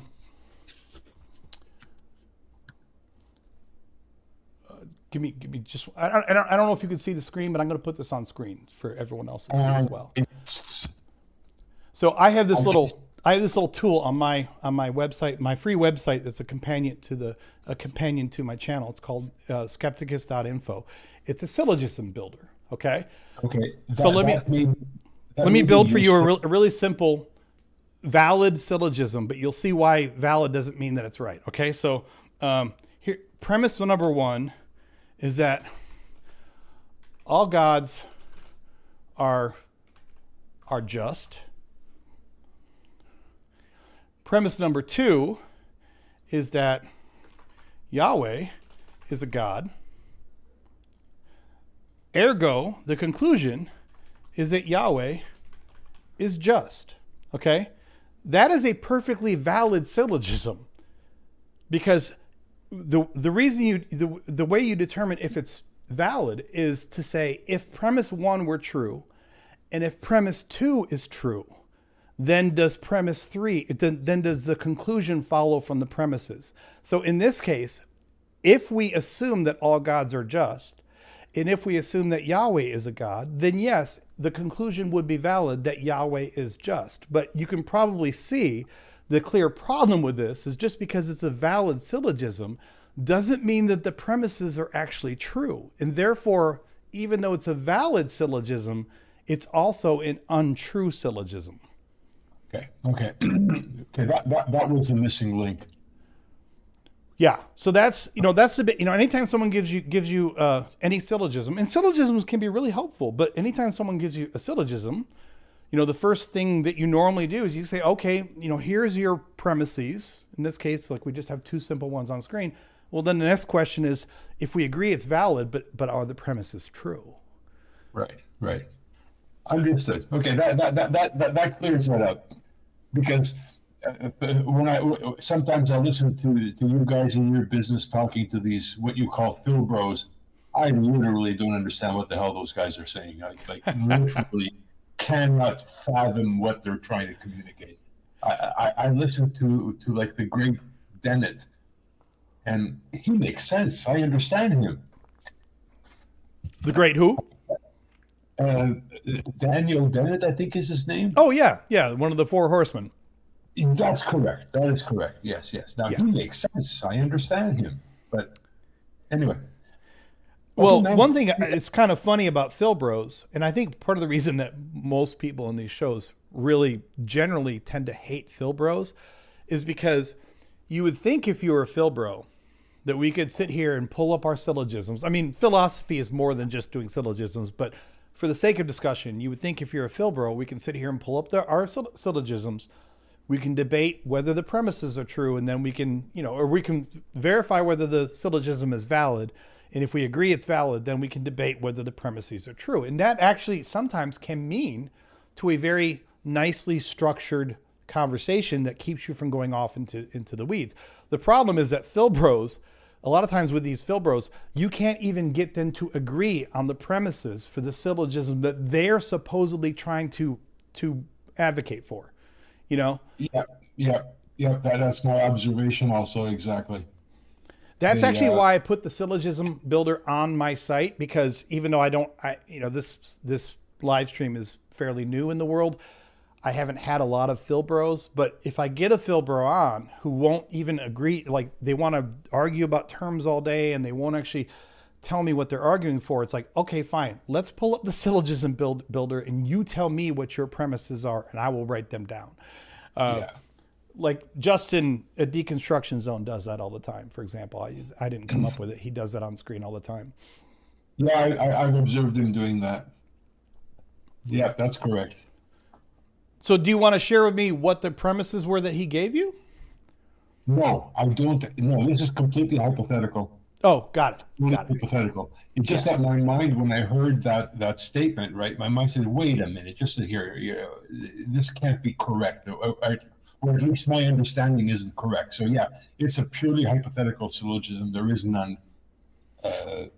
Well, syllogisms can be useful sometimes, even if you're discussing a subject that we all agree is wrong, because they're useful in helping you to sort out the logical path, right? Like I just cleared it, but like even if we don't agree on the premises, there's usually first a fundamental question that we should always ask ourselves is, before we talk about the premises, do we agree that it's a valid syllogism? Because if the conclusion doesn't follow from the premises, then there's no point in even arguing about the validity of the truthfulness of the premises themselves. Yeah, agreed. Like, I mean, just to be silly, like if we did this another way, if I said that all gods are just, and if I said that Yahweh is a God, and I said my conclusion is, therefore, Adam is an awesome live stream host. That's not a valid syllogism because the conclusion does not follow from the premises. It doesn't follow, yes. In that case, it can be useful to lay it out in syllogistic form first, because before we sit here and start arguing about whether all gods are just and whether Yahweh is a God, like sometimes someone will give you a conclusion that just doesn't follow from the premises. And that way you can short circuit this whole painful argument about the premises by saying, dude, your conclusion doesn't even follow from the premises. Correct. Yeah, that would be obvious in that case, yeah. Yeah. Yeah. Appreciate that, man. Have a good one. All right. Thanks, man. I appreciate it. And thanks for the patience, man. Oh, no problem. It's probably my computer, by the way. Yeah, I'm sure it probably is. And I don't mean that as a snarky way, but we have some other callers like Anka, for example, who's called in, and his setup is always like, it sounds beautiful. So I know it can sound really well. And once we got you off of the mic, you're still a little modulated, but at least I can understand you now, and it worked. Okay. Oh, well, I guess I got to fix something here, but we'll see about that. Okay. Have a good one. Thanks, brother. I appreciate it. Bye-bye. All right. Well, I'm glad we got that call in, and I'm glad we figured out the audio a bit. I mean, we didn't get his audio perfect, but at least we just realized, look, I turned down the volume on my board. That helped. And then also getting him to back off the mic helped a lot. So at least we could get it to where we could have a conversation. And I saw a few comments. I couldn't sit here and read all the comments as we were talking, but it sounded like a couple of you agreed that at least we could hear him and have a meaningful conversation. Because I know, like, even when I'm watching like Deconstruction Zone, there's times when I've had to just stop listening because, of course, Justin knows what he's doing with the audio and everything. But sometimes there's like someone calling in and you can't understand them. I don't mean their accent. I mean like with their audio setup. Sometimes I can't hear what they're saying. Like there's too much static or it's too distant. And it can make it really not pleasant to listen to the show. Last night I was listening to Justin. I know this is really boring to talk about someone else's show on my show, but so I'll get off this in a second. But last night I was listening to him and he had some guy talking who sounded fine. But the main guy he was talking to, his level was really low. And then he had M's talking, who was much louder. And it made it almost impossible for me to listen because, you had the really low volume of the main caller. And then you had M's. M's is awesome. But M's is coming in much louder. And for me, mentally trying to parse through the different volumes made it very difficult and discombobulating. But anyway, I'm glad I got to play with my syllogism builder too. I've done that a few times here on the channel, but I haven't done it much. But I wanted to build this as part of the site for that reason. I mean, even though I was just talking through it theoretically with him, sometimes it's nice just to have the stupid little tool. Like it doesn't even save them anywhere, but it's still nice to have a stupid little tool. It's like, here, let's just write down what your premises are. What are you claiming? Okay, premise 1, premise 2, premise 3. Where's your conclusion? Okay. And it does help with the Phil Bros. Because if somebody would give me a set of premises and a conclusion, clearly, I wouldn't even call that a Phil Bro. That's just someone trying to have a philosophically based discussion. The problem with the Phil Bros is you can't even get them to admit to what their damn premises are, or you can't get them to articulate what the actual conclusion is that they're supposedly arguing for, So, I think it's helpful to have that up. So anyway, let's get back to comments.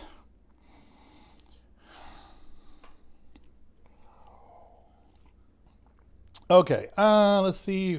Back to those are the most recent comments, but we have more of them over here. And I'll remind everyone else that if anyone else wants to call in, you are welcome to do so. You can tell me how awesome I am. You can tell me how stupid I am. You can tell me how bad my last video was. You guys, I don't know if you guys have noticed, but I started putting in the outros to my videos saying, if I screwed up, if you guys want to fix something that I said, you can call in every Tuesday night starting at 5 o'clock Central. And you can tell me all the ways that I screwed up this argument. I don't know if I've had anyone else actually take me up on that argument or on that offer from the videos, but I'm trying. All right, so this was, of course, another comment on the experiment video. And this person, Eric Imhoff, says, this was an experiment in the most vernacular of definitions. I see no control group, a tiny data set, and as far as I can tell, no attempt for falsification. Also, she's a physics student. So we kind of actually talked through these in the last commenter I was talking about. But yeah, she's a physics student doing an experiment that is better served by another field, such as psychology, neuroscience, anthropology, etc. An actual expert would not make so many glaring assumptions and errors about the mind, belief, and emotional mechanisms as she did. This was not science, and the fact that she doesn't know this makes her, at best, blinded by her biases, and at worst, lying about her credentials. I can't argue with anything in this comment. I mean, you could say it's a little, it starts to get a little mean-spirited, but I did think, as I was recording my reaction to her video, this may be a little below the belt, maybe it's unfair, but I did think to myself, if I was a professor and this was my student in my physics class, and if I saw this video, of course I wouldn't talk to my student about their religious beliefs, because that would probably be a bad move, right? But I would find it hard not to pull her aside and say, do you know what an experiment is? You're studying physics. You're supposedly a science student. Do you actually know what experiment means? Because these are not experiments. And this may be getting a little anal retentive with my terminology here. Maybe this is a little pedantic, but I could call it a test, because a test can be just taking a reading. A test can be like, hey, I did this thing for a day. Like I ate ice cream for a day, and then at the end of the day, I found out I felt like shit. Okay, that's not a scientific experiment, but you could argue on a very anecdotal level, it's a test. It's a test to say, how do I feel if I eat ice cream all day and nothing else? Oh, you know what? The next day I felt like shit. Okay, maybe that was a bad idea, but it's not a good experiment on any level. Whereas maybe I'm parsing terms too much, but to me, a test can be just taking a reading. If I don't know if this wire over here is live, I can put a voltmeter on it and see what it registers. That's a test. That's a test of some level to test the voltage on the line, right? It's not an experiment. Taking out my voltmeter and measuring the volts on the live wire is not an experiment. It's just a test to see how much voltage, or if any, is on the line. And that's probably being too pedantic. It's probably being unfair to the young woman, but I do agree with Eric Imhoff's statements here that this, it's only in the loosest terms that you can even call this an experiment. And if she didn't try to identify herself as previously an atheist and skeptic, and specifically as a physics student, these things actually wouldn't have stood out to me as so ridiculous. If, again, as I said earlier, if she had just said, look, this is how I came to Christianity. Let me tell you my story. I decided to do this for 5 years and now I'm a Christian. I would have thought it wouldn't have meant much to me, but I wouldn't have thought, oh, let me react to that video. Okay, next comment.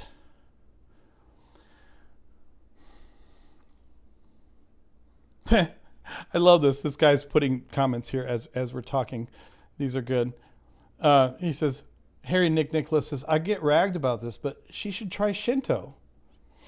No gods, no punishments, creation myth, close to science, from a country that is pretty much atheist but has a crime rate and sex crime rate 30 to 50 times lower than the US. If I had to pick a religion to follow as an atheist, I'd be okay with Shinto. At least I know I had ancestors. It's so true. I'm loving Harry Nicholas. This guy's great. I'm loving your comments. I'm even going to let him know.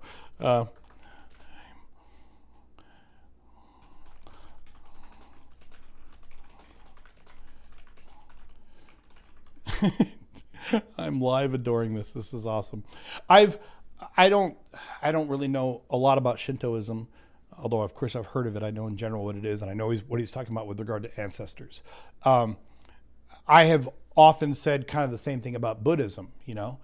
I don't have a desire to be a Buddhist, and there are some Buddhist beliefs that I would absolutely not be able to get behind.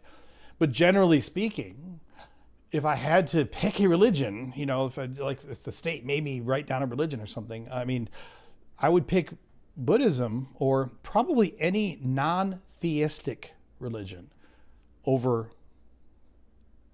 Christianity or over any theistic religion any day of the week.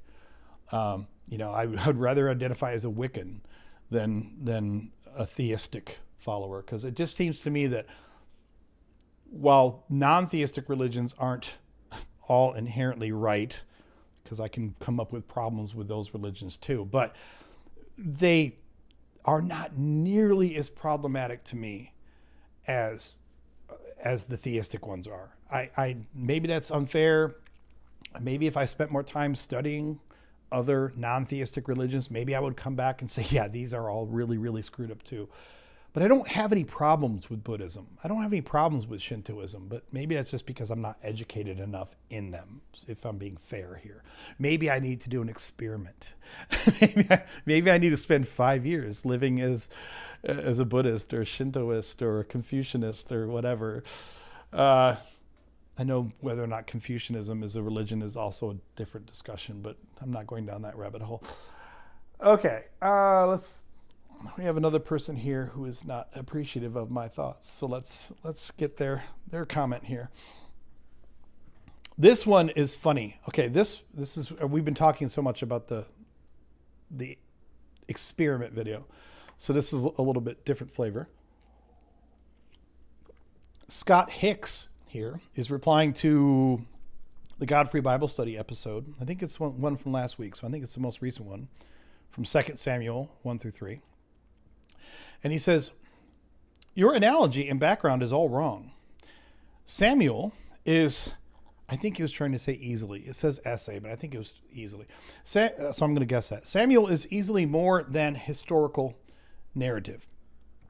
1 Samuel is a comparison of the good David and the bad King Saul. Also, throughout 1 Samuel, David has the ability to become king, but denies the kingship because God has declared Saul to be king. This is the whole David refusing to kill Saul in the cave and forest scenes. Now, before we go on to the rest of his comment, I have to point a few things out here. Now, I say this in my videos all the time for Godfrey Bible Study, that I read to you what's on the page, and I read to you my interpretation of what's on the page. And I admit that I'm not a biblical scholar. Now, there are times when I know what the Christian story wants you to believe, but I'm usually trying to say, no, this is what's actually on the page. What he is bringing up here is another version of, hey, here's the story the way I read it, which is okay. I apply my own interpretations to it, but he's already bringing up things that actually contradict the text. If you want to read this into it, I can't stop you, but I am trying whenever possible in Godfrey Bible Study to just be as flat and as faithful as I can be to what the actual words on the page say. So that may sound like I'm beating Scott Hicks up, and I'm not trying to do so. It seems like his comment is in good faith. But when it says that it's more than historical, it says 1 Samuel is a comparison of the good David and the bad King Saul. Now, by the end of 1 Samuel, you could argue that Saul is not exactly in the most flattering light. He tries to kill David a couple times. He seems to have fits of rage. Although keep in mind that the text, this is where it gets so complicated, because you want to tell me it's about good David versus bad Saul. But the text doesn't really support that. The whole idea that Saul was bad in the first place only started when Saul, who was the anointed king chosen by God, this was God's choice as king. And then after they go into battle, and Samuel, the high priest, prophet or high priest, he tells them, God wants you to kill everything. Men, women, children, animals, everything. What does Saul do? He kills everything except he saves, if I remember right, some of the animals, a few of the animals, and he saves the king. Now, according to the story, in the story, he says he didn't kill the king because he was going to make a sacrifice of the king. Now, you could argue that was Saul trying to cover his ass. But the point is that Saul's original crime, what supposedly put him out of the good favor of God, which quite frankly was Samuel. It wasn't God, it was Samuel. I talk about this at the end of the book. But what put him out of the good favor of God is just that when he was commanded to kill everything, he didn't quite kill everything. Even if we don't even talk about the reign of King David, even if we talk about David's actions in the book of 1 Samuel, David is easily just as bad as Saul, especially at the beginning. And then furthermore, at the time that Saul starts, throwing spears at David, this is also after the text tells us explicitly that God himself sent an evil spirit to torment Saul. So if you want to tell me this narrative about, well, this is about the bad King Saul versus the good David, that's the traditional way to read it. That's the way you're taught it in Sunday school. That's what we're all taught about David and Saul. Saul's bad. He was the first king of Israel, and man, he sucked. And David, he was so much better. But no, in 1 Samuel, David runs a fucking protection racket. And then when the guy, it doesn't properly accede to David's demands, David then kills the guy's wife and takes her David then kills the guy and takes his wife for his own. These are the actions of the good David, as we have here in this quote, the good David versus the bad King Saul. So I thought it would be fun to highlight this during the live stream because it's just another example where someone's like, well, your analogy and your background is all wrong. Really? Because I'm not saying that I always have the perfect reading of the text when I go through it, but I'm saying that I can back up from the text why I have given my statements, and the statements that he's putting here in this comment don't really mesh very well. And then it says, David has the ability to become king, but denies the kingship. Now, David did have the ability, according to the text, to kill Saul twice, and he did not. So I understand what he's saying there. Okay. But also keep in mind that well before those scenes happened, David was already anointed as the new king by Samuel and by God. And yet for the rest of the book, David is not the king, which, how does that make any sense? If God himself has anointed someone new as king, don't you think that the omnipotent creator God of the universe could get the existing king off the damn throne? The text literally says that God regretted making Saul king. He sent an evil spirit upon Saul and he regretted making Saul king, which, first of all, that fucks with so much of the theology that Christians try to plaster over this storm god. But then that's awkward as hell if you want to believe in the Christian ideal, the Neoplatonic Christian ideal of Yahweh. But then on top of that, even if we accept, fine, God regretted picking him. Well, then why can't God get him off the throne? The omnipotent creator God of the universe can't get his big mistake off the throne? Doesn't really sound like an omnipotent creator God, now does it? Sounds like he's a little weak bitch-ass God to me. So then he says, this is kind of, it's kind of hard to go through in a live stream here, so we'll skip that. But then it says, what the Amalekite wants is for David to bless him and to be rewarded for in his mind, making David king, ending the civil war in Israel between Saul and David, sparing his own life because he's an Amalekite. So this is the standard apologist Sunday school bullshit story. Okay. But why does the Amalekite bring the crown of Saul to David, which first of all, again, completely contradicts the ending of 1 Samuel. So that's really weird in and of itself. But then not only does it contradict, but then the story about why the Amalekite does it, it's fine if you want to believe that, but it's not backed up in any way, shape, or form from what's actually in the text. It's you making up your own story. And it doesn't even make good sense. Because Why would bringing the crown of someone that you have just slaughtered put you in any good graces with the new king? I mean, that doesn't make any sense whatsoever. Mr. Apex Heathen, are you with us? I am here. How you doing, sir? Doing good. How you doing? Doing all right. You've called in before, right? Yeah, I was in the other day when we were making fun of Mark and Lily. Oh, that's right. That's right. So you got the channel too. Yeah. So I'm sure that your subscriber numbers went through the roof after being on my live stream, right? Oh yeah, 100%. Tripled actually. Yeah. Which is really sad. So now that's 6, you're saying, or? It's around 9. I'm Okay. working on I'm working on a video right now, pretty much regarding the Exodus narrative. I'm gonna be debunking that because I have a buddy of mine who wanted to see that. So Nice. yeah.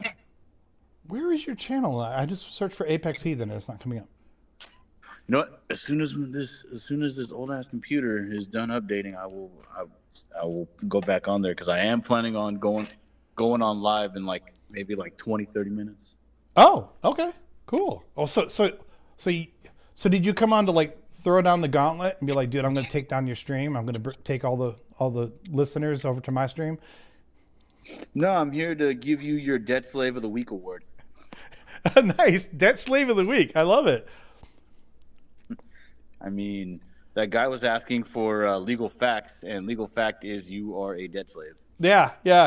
So if you guys, if anybody wasn't on last week's live stream, I forget what that guy's name was, but he went off. What did he have? 20 messages, and it was 20 or more. It was unhinged though, super unhinged. You would not believe it. For you guys who weren't here, you would not believe it. It was really weird because I don't say this much about static comments. I've had people live on the show that really need to be medicated. But normally with comments, even if you say really weird things, I'm like, well, whatever. You just, it's just weird comments. It's internet comments. I don't expect them to always be clean and grammatical and logical. But those, it's like we were reading someone losing it. You know what I mean? Yeah, definitely. He definitely was. He definitely had lost it already by then, because Exactly. that was inane babble. I literally lost track at some point. It was just like I was about to have a stroke. That's how much distressed my brain was from hearing it. It was really strange. It definitely was. And we also have a soda giant joining us. Dr. Pepper, are you with us? Yeah, can you hear me? I can. Awesome. Good to have you, Doctor. I appreciate it. It's kind of a reference. I don't know if you'll catch it. Not a great one, but. Well, I mean, other than the soda, I could probably think of 20 different peppers, but I'm sure I probably won't have the right one. No, there's a South Park episode where there's an agnostic family and they say, we like Dr. Pepper because we don't know, is it soda? Is it root beer? We can't tell. We can't know. It's one of my favorite things. I watch South Park all the time, but I don't actually remember that one. I don't know when's the last time I saw that one. That one's a funny one if you happen to get a chance. I don't want to take up too much of time, but yeah, that's why. Oh no, I saw an angel. No, don't say you did. You probably did. Don't believe it. Did you have another topic you wanted to throw on us, Dr. Pepper? Well, I'm kind of in a weird spot where, I deconverted at 19 years ago, and I've kind of, been in the atheist/agnostic territory, and I feel like I fall more agnostic than atheist, but I kind of am interested to hear about, your opinion on that, kind of where you lie, why. Okay. Well, I'm definitely on record as being, personally, I am a strong atheist, if you will, Okay. or some people would call it a positive atheist.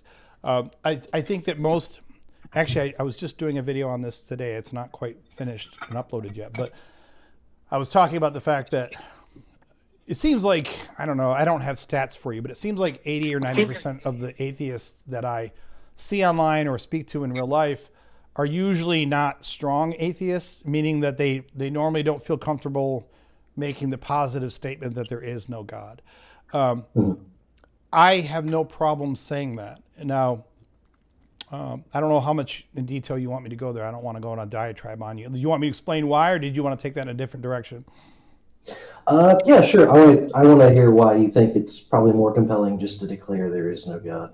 Sure, sure. So, on one hand, the first of all, sometimes people take a debate team perspective on this. Like they'll say, well, if you say there is no God, then the burden of proof is on you, which I would say, this is not a Harvard debate. So no, I don't care about, who has to take the burden of proof.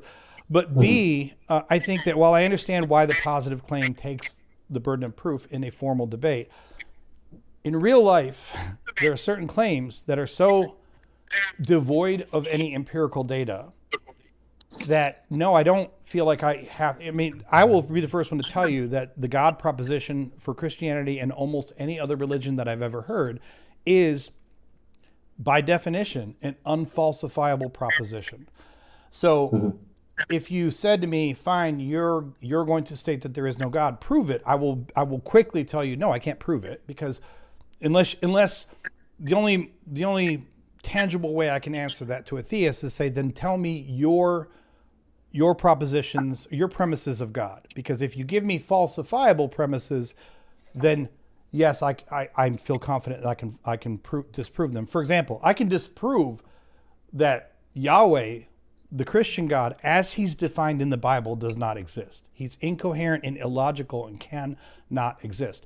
Does that mean that he can't be based on a real God, that's in the clouds and is everywhere and nowhere at once, and has all of the omnis and the nons? And sure, he could be, and I can't disprove that, just like I can't disprove.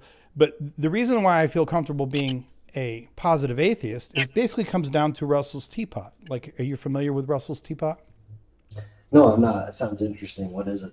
So Russell's teapot is from Bertrand Russell, a famous atheist, and you'll run into a lot if you look for other atheist stuff. But it's not just in atheism that you run into it, but atheism is a great place to encounter it, because Bertrand Russell's teapot is essentially a polemic against the idea that you have to provide evidence against a ridiculous claim. So Russell's teapot says, it's just a thought experiment that says this.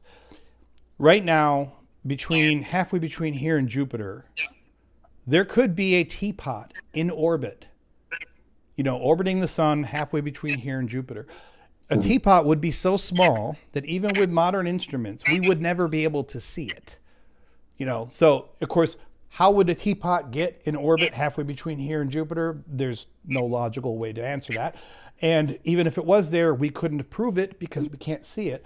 So in theory, anyone can say that Russell's teapot is there. And yet the point of Russell's teapot is to say that the proposition itself is so patently ridiculous that no, I don't have to disprove it. Just like I don't have to disprove Santa Claus, like I don't have to disprove anything that's literally silly or stupid or completely devoid of evidence. And I would argue that, every time someone gives me an argument for God, it's not just that I don't agree with them. They're so patently bad to me that I feel very confident saying there's no God. Mm-hmm. Okay. Yeah, that's fair. And I think I agree with you in terms of like kind of how the Christian God is viewed, that Christian God is all knowing, all good, all powerful. Logically, that's just not possible to have all three of those things at the same time. So any God that, is claimed to exist and have those three attributes, yeah, I would agree that those, I could, say from a logical perspective, I don't think those exist. And I know this is kind of like a dangerous way to think about it, but it's like, I try to use as much logic as I can about the way I view the world, but I still have that just sliver in the back of my head that says, there's just that possibility that there could be something that's far beyond my understanding or knowledge, like you said, the teapot. And so it's really just hard for me to make a assertive claim. Like, I just know that, well, and I know, and it's kind of like what you said. I pretty much agree with you that that you can't really prove a negative that a God doesn't exist. It's kind of like, it's not really a question. I mean, possible. to be clear, a lot of times people say you can't prove a negative, and there's many cases we can show in outside of theology where yes, you can prove negatives. I mean, it's inherently more difficult usually to prove a negative than to prove a positive, but there are plenty of cases where you can prove a negative. But I'm probably pouncing on you unfairly there because I don't that wasn't your whole point. No, you're fine.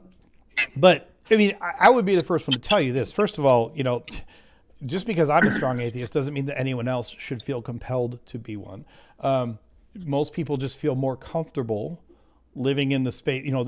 Like I've heard it said that it's intellectually honest to say that you're an agnostic atheist, and that's fine. I mean, I don't have any problem with someone saying that they're an agnostic or agnostic atheist or whatever terminology they want to use. That you should never feel like you have to you have to somehow prove why you're not a strong atheist. Like that's just something that I am comfortable saying because I find all of the arguments for God not just to be unconvincing, I actually find them to be ridiculous. But I understand that most people who identify as atheists don't feel that strongly. And if you don't, then don't take that label. If it doesn't work for you, if it doesn't help you to describe to others how you really feel, then don't own it. I agree with that. I mean, agnosticism is more respectable simply for the fact that it entails that you are still seeking truth one way or another. Even hard atheism or hard theism can rob you of that on both extremes of the spectrum. So I mean, again, it's a more respectable position to have. Okay. I mean, I don't disagree with you. I would only say that, of course, this is like a friendly environment here. So, I'm not saying this like defensively, like I'm pissed off, but like I would say like, to me, it's not disrespectful to say that all of the evidence that anyone has put forward for God is, to me at least, laughable. Now, also to be clear, other people who've watched this channel longer and watched my live streams will tell you that when I have theists on the line, I mean, I've had some spicy conversations, but I don't normally get theists on here trying to wind them up. I'm actually much more interested in having a real conversation. So if you were a theist, I'm not going to start off by saying, tell me why tell me about this stupid God of yours. And this is the dumbest thing you've ever brought up on a live stream on the internet. And how can you be so ignorant as to say that? I mean, to me, it might, make certain viewers feel titillated, like, ooh, listen to Adam tearing up this guy. But, and under the right circumstances, I can get that way if someone is really being a dick. But I don't think that for me makes the kind of show that I'm interested in doing. Mm-hmm. Most people are nice.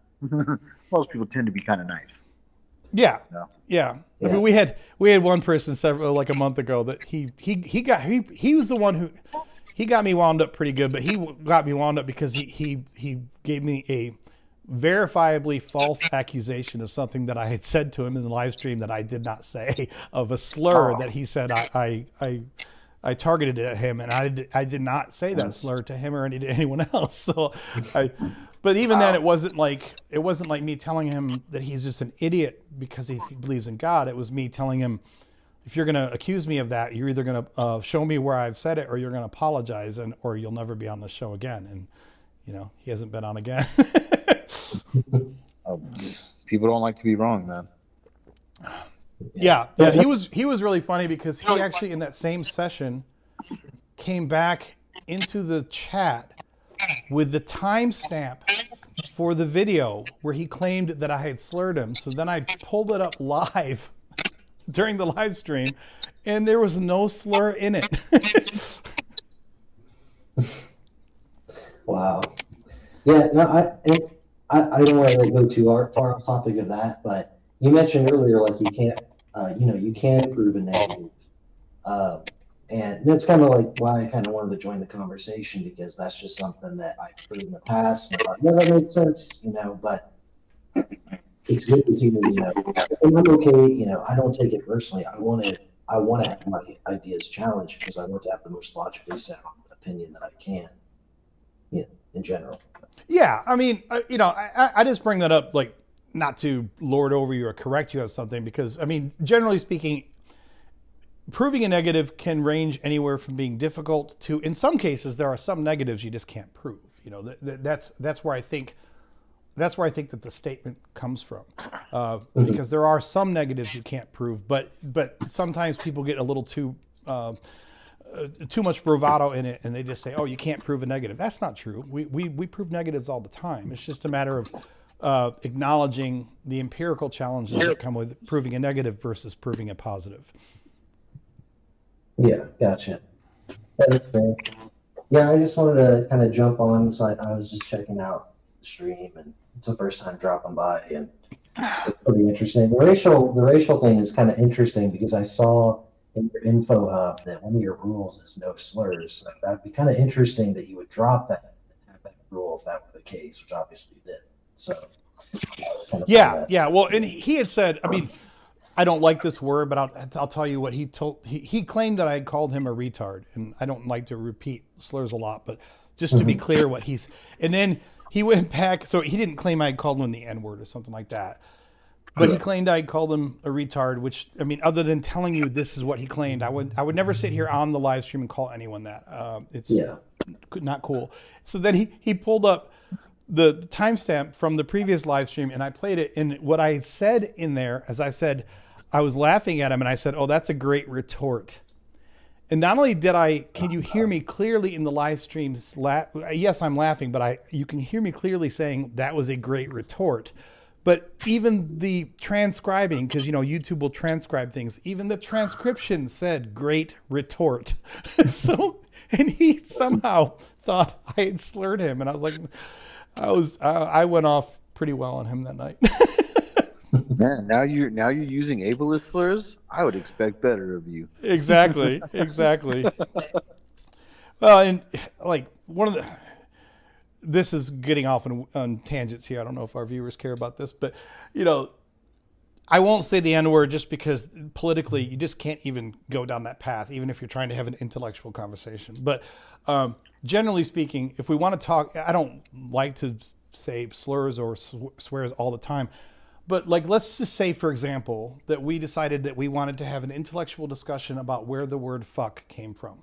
Well, I'm not going to have that conversation if I have to say F word through the whole conversation. It feels juvenile to me, So the only time that I say any of those words is when I'm referring to them in a meta context, like, hey, where did I do swear, so I do swear, but in terms of slurs, the only time that I usually refer to them is what I'm saying. Well, this is what someone else said. But like I said, when it comes to the N-word, I won't even go there because it's just, there is way too much political crap. I don't need to be another idiot on YouTube, white guy who's trying to justify why he thinks he can say the full N-word and then getting his channel banned and all of my people unsubscribing and making myself look like a racist asshole. Like, nope, not going to do that. Not going there. Yeah, no, I definitely, it's not a hill worth dying on. And I agree, words, I don't want to dive too much in this with you and, bring it to that topic. But yeah, I agree. It's just it'd be nicer just to be able to say it, but I just avoid it. I just don't say it at all, period. It wouldn't be nicer to say I'm saying cussing or something. Yeah, exactly. I don't use slurs even in my private time. I just don't say it at all. I am not one of those white guys who wishes that I could say the N-word around my black friends or something and they would accept it. No, not going to do that. I've had people be like, "Oh, you got," I've had people of that ethnicity say, "Oh, I'm giving you the pass." That's great because I'm still not saying. Yeah. Oh yeah. Yeah. I had friends of mine in the past tell me I had a pass, and I'm like, "Oh, that's nice for you to tell me that, but I'm still not going to do it. Not going to go there." I'm okay with just living and not saying it because there's other bigger fish to fry. Bingo. They're bigger conversations to have, bigger hills to die on, etc. Yeah, totally feel that. All right, you're welcome to hang out, but if you didn't have anything more for us to share, I might go on to some comments or something, Dr. Pepper. Oh yeah, go ahead. Sorry. Okay, cool. So we were talking here about King David, King Saul. Now I got someone's feedback here. Who's got feedback? Okay, now it seems to stop. Okay, cool. All right. So I don't know how much more of this comment we're going to go through, but the point of this here is that what he's giving me here, and he's giving me the story about the Amalekite, and he's saying that's why the Amalekite brought the crown. And I don't care if you have these interpretations, but even with the people that have, how should I put it? Even for the people that are engaging in the best faith possible, sometimes I think that they don't appreciate that you can tell me what the standard Christian apologetic story is about this. I know. I've read the Bible more than most Christians that I know. I know what the story is from some people about why the Amalekite was bringing the crown back to David. A, the story doesn't really make sense if you think about it. And B, that story isn't actually in the text. So you can cling to any ancillary construct around the text that you want, but I feel like sometimes when I get this kind of feedback from people, even when they're being nice about it, I feel like there's, dare I say, like a lack of humility about it. And what I mean by that is, I don't mean humility like, oh, he should bow to my interpretation because I know so much. But I mean, if I'm going to bring to you a story, or let me rephrase that. If I'm going to bring to you an interpretation of a story, and I know that my interpretation doesn't actually comply with what the literal text says, I'm at least going to try to acknowledge that in my comment. It doesn't mean you can't share your interpretation, but at least have the humility to say, well, this is my reading of it. You know, this is when I read it, this is the impression that I get from it. Or this is the impression that I was given from my pastor or my Sunday school teacher. That's okay. I won't agree with it, but I understand then, okay, you're giving me your, and you know, like the analogy I always give on this, I haven't used this on the show in a while, so I don't know if you guys have heard this, but you know, if you read The Lord of the Rings, one of the famous relationships in The Lord of the Rings is Legolas and Gimli, because it's an elf and a dwarf, and in the legendarium of Tolkien, elves and dwarves generally don't like each other, they don't get along. And yet, during the travails of The Lord of the Rings, the Fellowship of the Ring, the Two Towers, the Return of the King, Legolas and Gimli famously become great friends. In fact, even if you read like in the Silmarillion and such, they go on to travel and do other adventures after the events of The Lord of the Rings. And it's, you know, in the lore of Tolkien, it's not only is it a key part of the Lord of the Rings, but it's also kind of a good feel-good story because, again, elves and dwarves don't really do this stuff, supposedly. Now, you could read the story from The Lord of the Rings, and you could come back to me and say, you know what, I think that Legolas and Gimli were more than just friends. I think that they were hooking up. I think that they were, you know, on the down low. And you know what? You can read that into it if you want. I mean, I can't tell you in the story why you're wrong, but I can tell you that in the story, it doesn't specifically say that anywhere there. So if I was going to tell someone this interpretation, if I was going to say, hey, I think that Legolas and Gimli were on the down low, I think that they were lovers. I mean, that's fine to tell your story and maybe have a chuckle over it, but at least have the humility to say, yeah, it's not really in the text, but here's the way that I read it.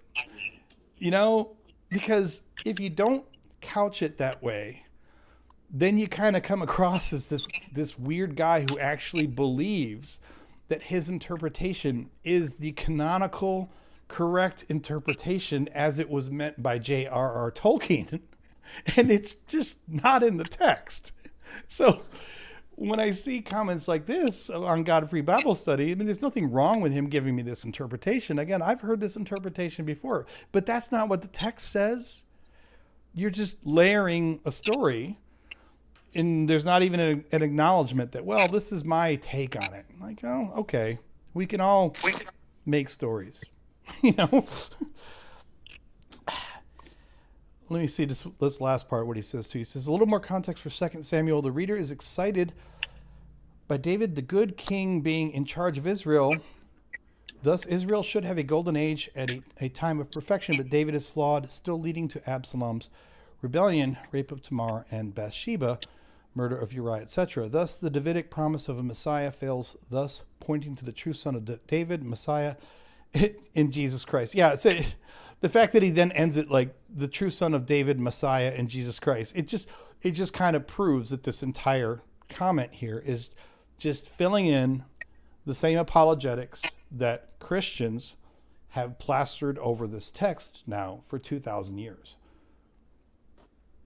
That's all it is.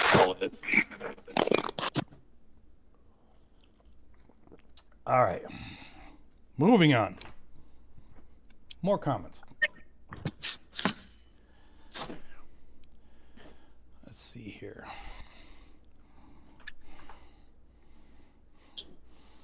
Okay, lovely. So this is the Beanie Apologists. They are replying to my comments on, to my video from, I don't know, was it 6 weeks ago or whatever? This guy, who's the thumbnail's Christian homophobia with cords. This pastor. Oh, no. Oh yeah, this pastor. If you look up this video on my channel, he spent a bunch of time trying to tell us with music why gay is bad. Okay, and actually, I said, gay away, man. Yeah, exactly. So let's hear what the Beanie Apologist has to say about this. He says, "You've not actually addressed the objection." Well, the objection was the same old bullshit about gay sex is unnatural. The original content creator puts it in a nice flowery terms, but that's really what he's boiling it down to. So then it says, you not actually address the objection. Does sex also include intimacy? Okay, and so because this original content creator spent a bunch of time going down the same path of basically sex is for procreation. Was that meant to refute the natural law argument? Why do I need to refute a natural law argument? First of all, yes, I did refute the natural law argument, because every argument about two men or two women getting naked in the privacy of their own bedroom tries to eventually come down to some idea of natural law, which even in the Bible, there is no such thing as natural law. You can say God's law, but there's no natural law. You can tell me what you think a dick is for and what you think a vagina is for. And this is what got so silly about the original content creator's bullshit, because he's trying to make this case that gay is bad because this is what the parts are for. Every part on your body has to perform some given function, and only the given function that you believe is the ultimate function that it was supposed to perform. I mean, under this same logic, this is the same logic that says you shouldn't get or receive blowjobs, because a dick wasn't made for your mouth. Your dick wasn't made for someone else's mouth. There is no natural law. This is where your penis goes in someone else's mouth. The fact that your penis fits in someone else's mouth doesn't somehow make it part of natural law. Because if that was what made it natural law, just where it fits, then anal sex would be just as acceptable as oral sex, which would be just as acceptable as vaginal intercourse. But of course, these people don't want to hear that. And they want to talk about natural law. Every time they talk about natural law, they get on this fucking rant of how they act like sex is only there for procreation. And I get it. Procreation is really important. But the idea that you can't have sex for fun or for connection or for, honestly, even for political reasons sometimes. I mean, you may not think that's why people should have sex, but that doesn't mean that it's wrong or against nature to have sex for those reasons. Part of our reality. I mean, that's all you need. I love this. Christianity already accepts that sex involves intimacy. Just read the Song of Solomon. Except when you look at the original video that I was reacting to, he's not accepting that it involves intimacy, because he's trying to use this natural law bullshit as though somehow it negates the desire that two men or two women have to get naked with each other. And quite frankly, if two consenting adults want to get naked with each other, I don't care what their parts are.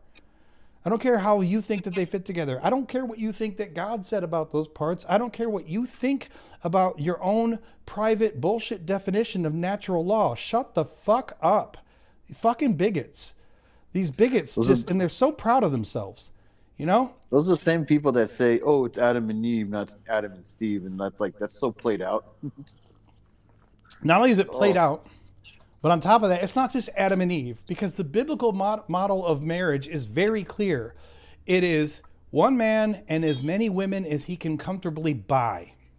So for most of the people in the countryside, that would have been one woman, because most people were poor and they couldn't afford to have a whole group of concubines and multiple wives and all this shit. But it is very clear from the scriptures that if you can afford multiple wives, it is totally okay. And on top of that, God actually goes out of his way to make sure that it happens on multiple occasions. It's also very clear from the scriptures that when a man goes out and purchases sex from a sex worker, that's fine. That's not a problem. The problem is when your woman's out hoeing around, because she's your property. That is the biblical picture of marriage. It's a patriarchal religion. I'd expect no less. Bingo. Yeah. I don't want to sidetrack it too much, but I have a couple quick things I want to ask. Yeah, go ahead. The first thing is the chat told me that there's, and I think you probably brought it up, that, you can be an atheist agnostic or, atheist gnostic. And so I appreciate that, because that's something I didn't actually realize. So thank you for that. The second thing is we brought up the topic of religion and how they're against, same-sex marriage and whatnot. But I've noticed that there's kind of a resurgence of religions that appear to be okay with gay marriage, even though I believe the Bible is extremely against it, right? So do you know anything about that, why that's the case? And I don't want to sidetrack it too much, but I was just curious. Not to lawyer the statement too much, but to make sure we're talking about the proper terms. If you're talking about like resurgence of religions, I don't know of any religions that have, that were like in the weeds and experienced resurgence. Right. Resurgence is a bad term. You're right. Yeah, there's been a fracturing of Christianity, especially amongst Protestant denominations, that has happened as a result of gay marriage, gay rights, etc. So, for example, like there's many of them, but there's, the not evangelicals, and Anglicans, Methodists, Presbyterians, etc. I mean, there's many. Of course, there are some denominations where the whole denomination has just said, no, we're not doing that shit. No gay people, no gay marriages, etc. But there's many other denominations where a significant part of the congregation of the membership has openly advocated for these things, and in a number of cases, it's even led to formal splits. So, for example, Methodists, I'm pretty sure, check me on that, but I'm pretty sure the Methodists have now split. I mean, so you have, I don't know how many formal different divisions of Methodism you have, but I do know that there was at least one branch of Methodists that ended up splitting from the other branch because the conservative branch was like, yeah, we don't want these gay preachers, we don't want women preach, So another one that comes up too is the female preachers. That has splintered some denominations as well. So I wouldn't call it, not to beat you up on that term, I wouldn't call it a resurgence, but there has been a polarization of the denominations in general and of the congregation goers as a whole. Okay. Yeah, I appreciate answering that. I didn't want to sidetrack you too much, but that just kind of made me think of that. No, it's fine. I like to consider myself like a huge ally. Not that I'm an expert on all these things, but I'm always happy to talk about the church's bullshit when it comes to, queer issues, anything queer, trans, etc. Like I'm always happy to expose their bullshit. Yeah, I appreciate that. I just find it interesting. Like I'm just curious how they can reconcile with the Bible verses that overtly, and maybe unless you disagree, that overtly say that, being gay is a sin. Like, I feel like it's just so straightforward. I don't know how they can kind of change it to fit like a new age Sure. Well, denomination. I can walk you through a couple of those discussions. So, holler if this gets boring at some point, and we can pull up some verses as well. I don't want to just preach at you. And I don't want to sidetrack you too much from the comment or the chat. No. I mean, Feel free I to like be doing the "Hey, comments. man, The I gotta comments are do kind of like this." a way to keep the conversation going. You know what I mean? But so here's a couple things. First of all, with regard to what the Bible actually says about same-sex relationships or same-sex attractions, the Old Testament, the Hebrew Bible, only mentions these things in a couple places, primarily in Leviticus.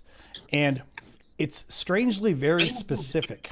If you read what it actually says, it doesn't say anything about same-sex attraction, because they don't even ever talk about attraction. They just talk about physical acts. Okay, there's a strong case to be made that these people in this time, these ancient Hebrew goat herders, probably weren't even thinking about what goes on in your mind if you're looking at another person. The specific text, let me pull it up really quick just so we can have it in proper context.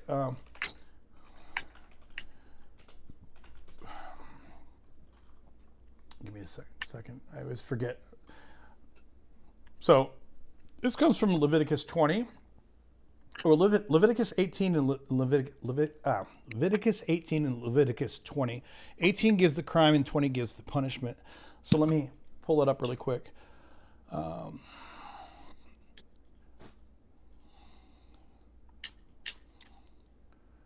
This is 22. So here's what I'm going to do. First of all, I'm not going to read all of this to you, but I'm going to read it. People would normally just pull up 22 and read it alone, right? Or yeah, I'm going to read a little longer than that, because despite what Christians like to whine and bitch about, I like to keep things in context.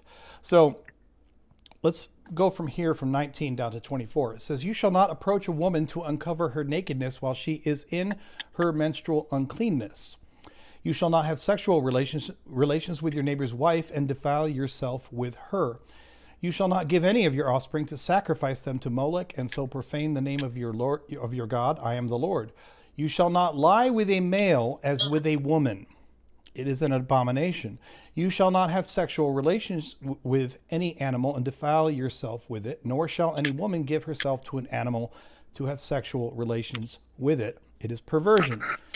Do not defile yourself in any of these ways, for by all these practices the nations I am casting out before you have defiled themselves." So there's a couple notes here. First of all, how any particular Christian reconciles these as being, against gay or pro-gay, whether they choose to ignore it. Of course, I can't speak for individuals. I can't even speak for what the congresses of individual denominations have ruled on. But I can tell you what the text says. If we get very specific with the actual verse, it doesn't say no gay. Okay. Sorry, it's 22. It says, "You shall not lie with a male as with a woman. It is an abomination." Notice a couple things that it does not say there. It doesn't say anything about what a woman can do. This is talking about men. You can't lie. A man cannot lie with another man as he would with a woman. Now, that may feel really weird at first, because you can say, well, what's the difference between lying with a man as with a woman versus lying with a man as with a man?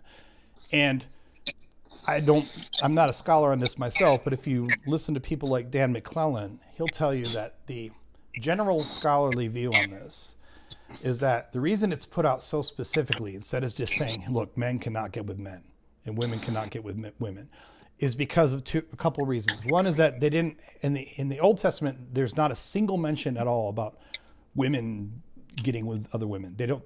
It's literally silent on it. Okay. With regard to men getting with men, it only denies that you can get with a male as with a woman. So the reading of this that it's my understanding most scholars take to it, is that this isn't saying the man can't be with a man. It's saying basically you can't take the dominant assertive role with another man. Now, at first that may sound weird because you might think, well, if two dudes are doing it, you know, if they're having like anal sex, one guy's on top and one guy's on the bottom, right? Like one's the penetrator and one's the penetratee. So what's the difference? But probably or possibly one of the reasons that this delineates between this is because the act of penetrating another man wasn't just a sexual act. And I'm not trying to imply that these ancient Hebrew men didn't know that they were gay men, but there are documented cases of like captured soldiers from other, you know, from defeated tribes or defeated nations being ritually, sometimes even publicly penetrated by their captors. Not as a sexual act, as an act of degradation, as an act of like, you know, it's bad enough that we've defeated your army and now look what we're going to do. You know, we're going to make you, I'm going to make you my bitch. You know, it's like a prison thing almost. So there is, now of course, you know, the evangelicals won't agree with this. The evangelicals will say, no, this just denies all same-sex stuff. They'll just read it as broadly as they can because that's the way that they want to read it. But if we read what the text actually says, that's what it's banning. And when you realize how narrow the ban is, there's a reasonable case to be made that this isn't really banning just all homosexuality or all queer relationships. This is banning an act of degradation from one man to another. Another case to be made about, you know, if you wanted to say, well, how can we ignore this if we want to be good Christians, is look at where this is. This is in the same chapter or same paragraph, excuse me, that starts off with, it says you can't have sex with your wife when she's on her period.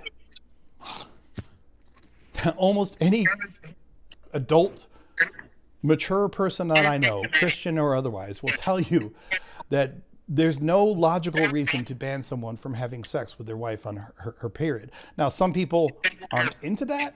For some people, both man and woman, it's not their thing. They're like, oh, we'll wait. You know, it's that time of the month. Some people don't care.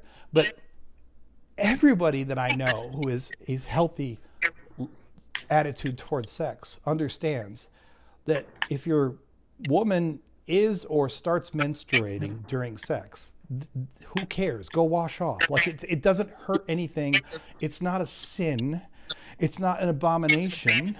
It's not uncleanness. I mean, it's uncleanness in a literal way, like you can go to the bathroom and wash up, but that's all it is. It's just menstrual blood.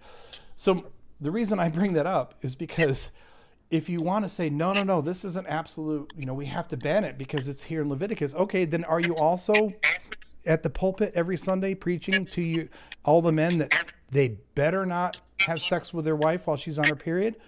Of course not. They never preach that. Yeah. Because they know it's stupid. And it kind of reminds me of like, you know, and again, this is kind of interesting because I remember, well, maybe this is later in Leviticus where it says you should be stoned to death. The blood should be upon you or something of that nature. So I definitely need to do a little bit more research on that. But I guess it's a quick thing to add, you know, isn't it also against God to work on a Sunday? And everybody, all sorts of people do that all the time that are Christian and whatnot. So that would just be another. Well, yeah. So, I mean, you know, this is what you come into with books like Leviticus, because like the text says, not only well, it doesn't say Sunday. It says you can't do any work on the Sabbath, which Hebrews recognize the Sabbath as being Saturday. Modern Christians call it Sunday. You can argue whatever, you know, whether it's Saturday or Sunday, but the text is painfully clear. Not only are you not to do any work on the Sabbath, but the penalty for doing it is death. And in fact, in the Pentateuch here, a man is infamously found collecting sticks on the Sabbath, and God confirms, stone him, and everyone stones him. He is put to death and stoned by the entire group because he was caught collecting sticks. So to your point, then it comes, the one common polemic against all these bullshit laws is to say, oh, you're going to enforce that law. You care about the sex, the male sex law, but you don't care about collecting sticks on the Sabbath. That's morally and ethically inconsistent. Now, to be fair, Christians, of course, have their own set of apologetics against this too, because they will tell you that there's all these different categories of law. They'll tell you, oh, that was the Mosaic law, that was the procedural law, or whatever they call it. Like they have all these different categories of law, and they'll tell you, well, we don't have to follow that category anymore, but we do have to follow this category. But these categories that they're talking about aren't defined anywhere in the Bible itself. They're categories that they made up to tell you why they don't have to follow some laws and they do have to follow other ones, because they are looking for any excuse that they can come up with to justify the laws that they want to enforce upon others, but then throw out the laws that they don't want to enforce. So they don't want to enforce dietary laws because they like bacon and they like shrimp. They don't want to enforce circumcision, even though a lot of people in the U.S. for some reason are circumcised, but it's not because they believe that you have to be anymore. They don't want to enforce. So there's of course a bunch of other passages like from the New Testament where they claim that these laws were thrown out and you don't have to follow them anymore. But they absolutely pick and choose the laws out of like Leviticus. So to your original question, how can the denominations justify, for example, saying, hey, we're going to allow gay people in the church, or we're going to allow female pastors because, some readings of the New Testament say that's not allowed. The simple fact is there is not in any Christian sect or denomination in the entire world a consistent, morally and ethically standard way of saying, here's the rules that we still believe we have to follow, and here's the ones that we don't. For every single group, it comes down to their own judgment as to what they feel that they want to enforce and what they don't feel that they want to enforce, or what they don't feel they want to follow. I mean, at the end of the day, every single word in this book has to be interpreted by the people who read it. They can tell you all day that it's the divine word of God and that it's perfect, but words are never absolutely clear. Every single word, every sentence, every paragraph, every chapter, every book has to, by definition, be interpreted by the reader. So when you read like a list of rules like this from Leviticus, and they're telling you, here's all of these, crazy old laws about sexual relations, and then here's the ones about ritual and moral holiness and blah, blah, blah.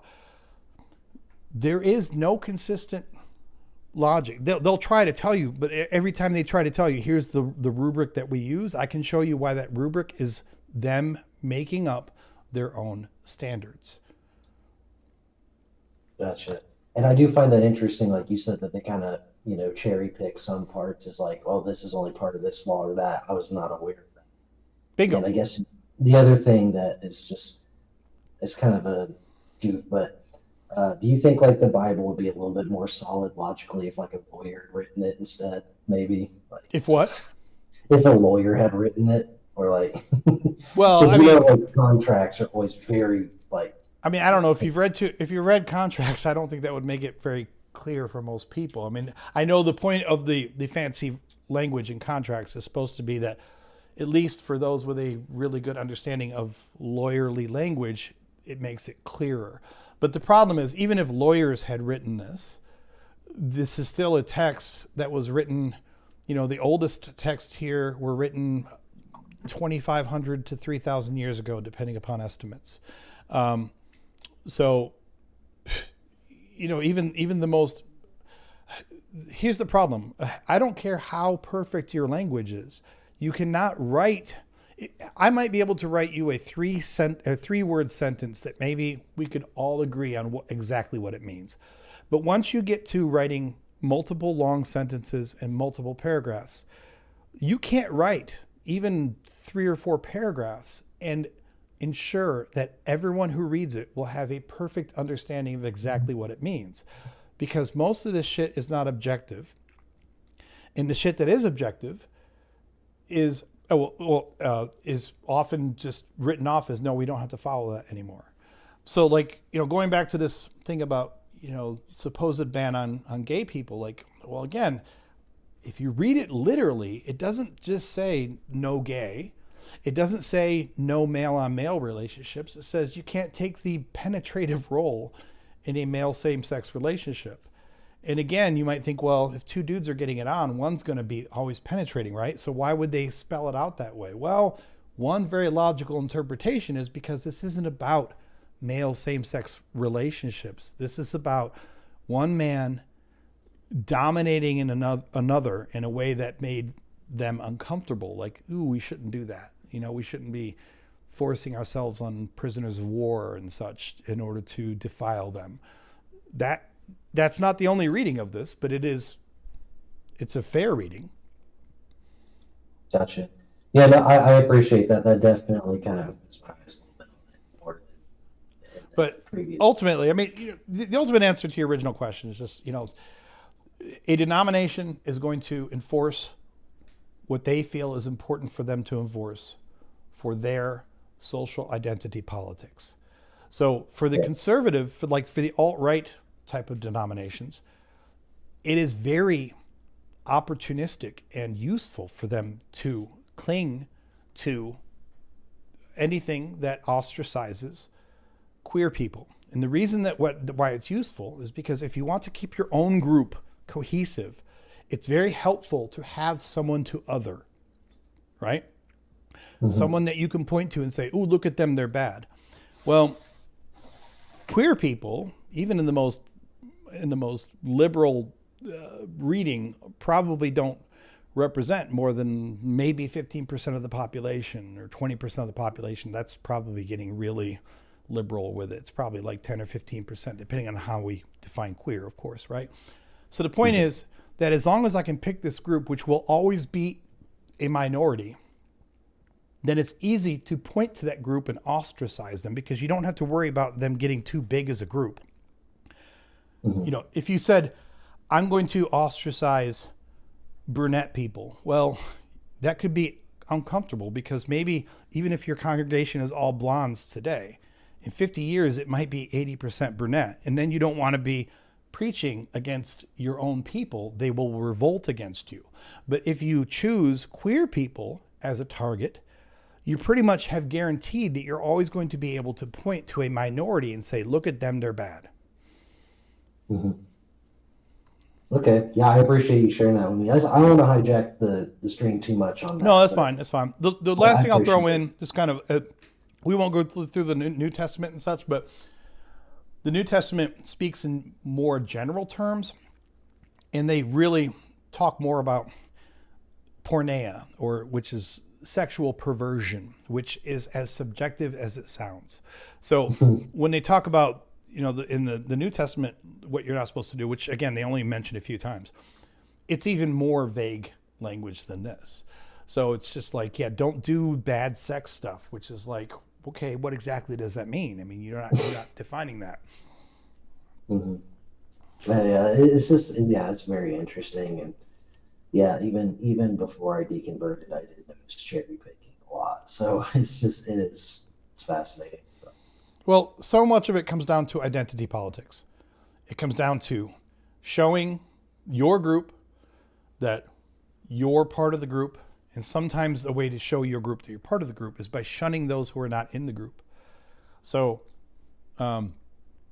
it becomes also about showing that you're part of your tribe. Like, hey, we got a bunch of good old boys, straight guys in my hunting lodge, and it just doesn't feel comfortable to have someone who is a drag queen or is swishy, like it doesn't make it feel good. So they can ostracize these people, and then they can point to the Bible to do it. But in the same light, I can go through Leviticus and Exodus and show you the slavery laws, which are more extensive and more explicit, and it explicitly endorses slavery.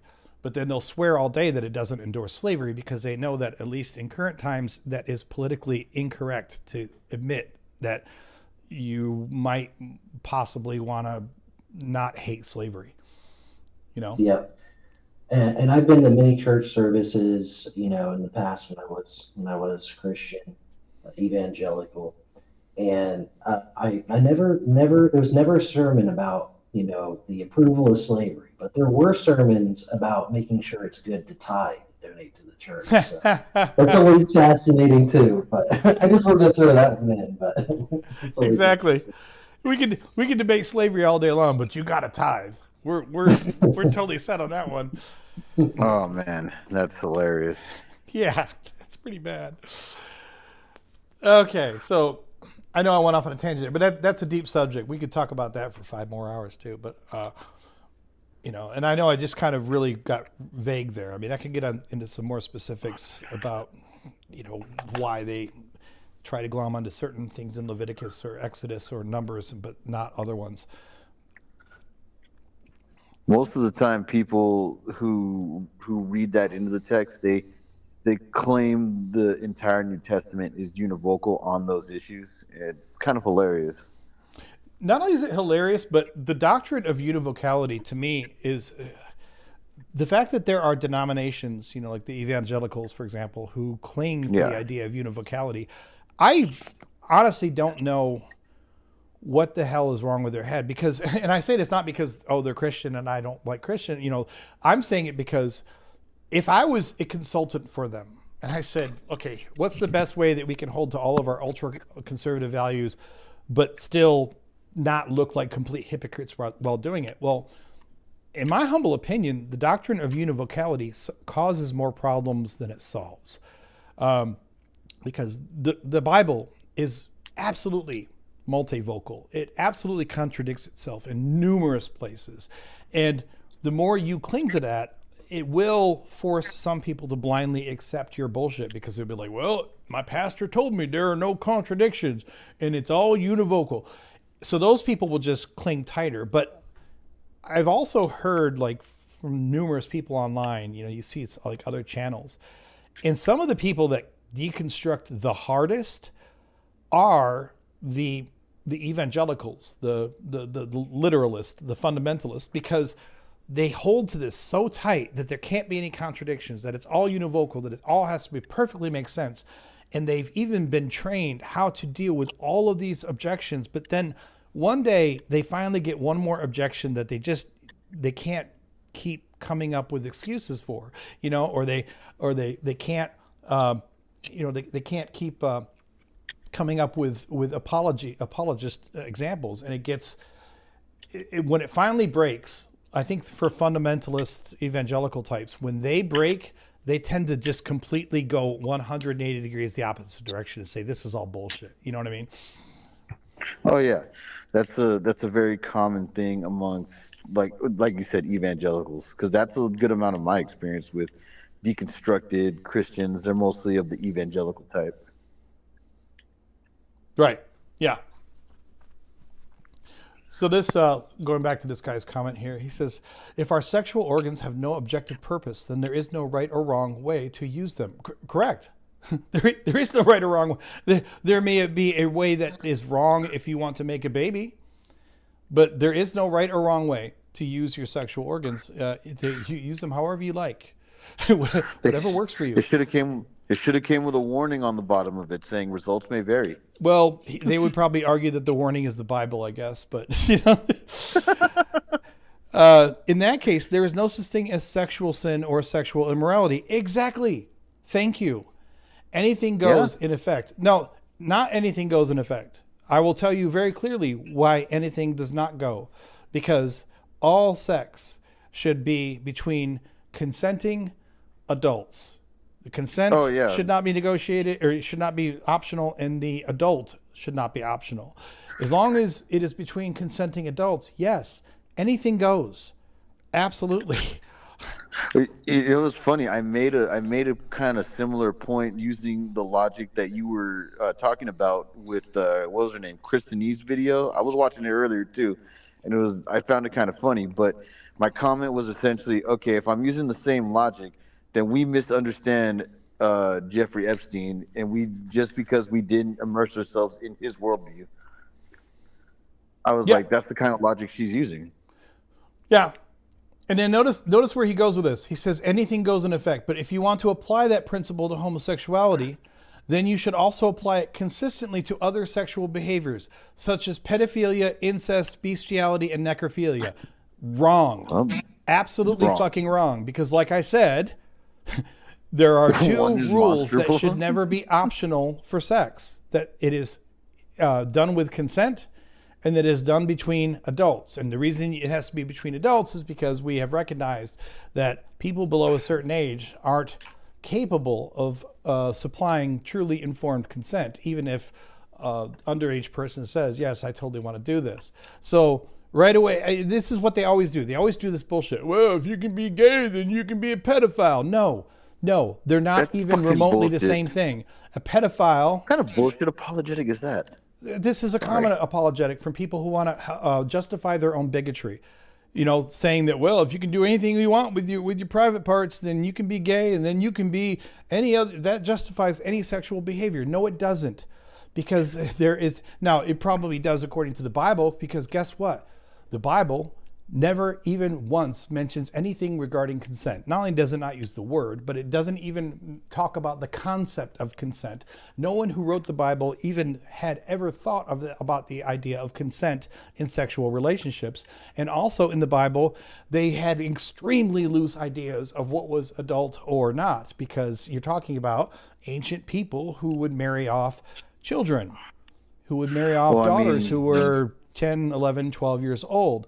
So, which is one more reason why you should never look to a book written by Bronze Age goat herders for your sexual designs on morality and ethics.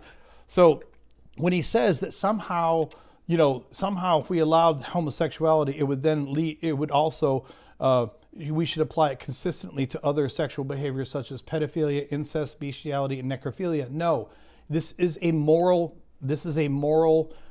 ant right here. This person literally has no morality and no ethics other than this is what God told me to do, because every one of these is clearly answerable without your bigotry. If you want to know why pedophilia is wrong, it's because because it's not an adult, you cannot consent, and it causes harm. This is not consenting adults. If you want, now incest, it's funny he mentions incest because the Bible is full of incest. So, Oh yeah. And now, I'm not going to sit here and advocate for incest, but I will tell you that whether or not any particular relationship is incest has always been a very society by society decision in terms of, I'm not saying you should do incest, but, is your first cousin incest? I mean, some people say yes, some people say no. Is your third cousin incest? I'm not taking a stance on that, but I'm saying that in the biblical times that was up for debate, and it's even up for debate between societies now. Bestiality is not cool because an animal cannot consent.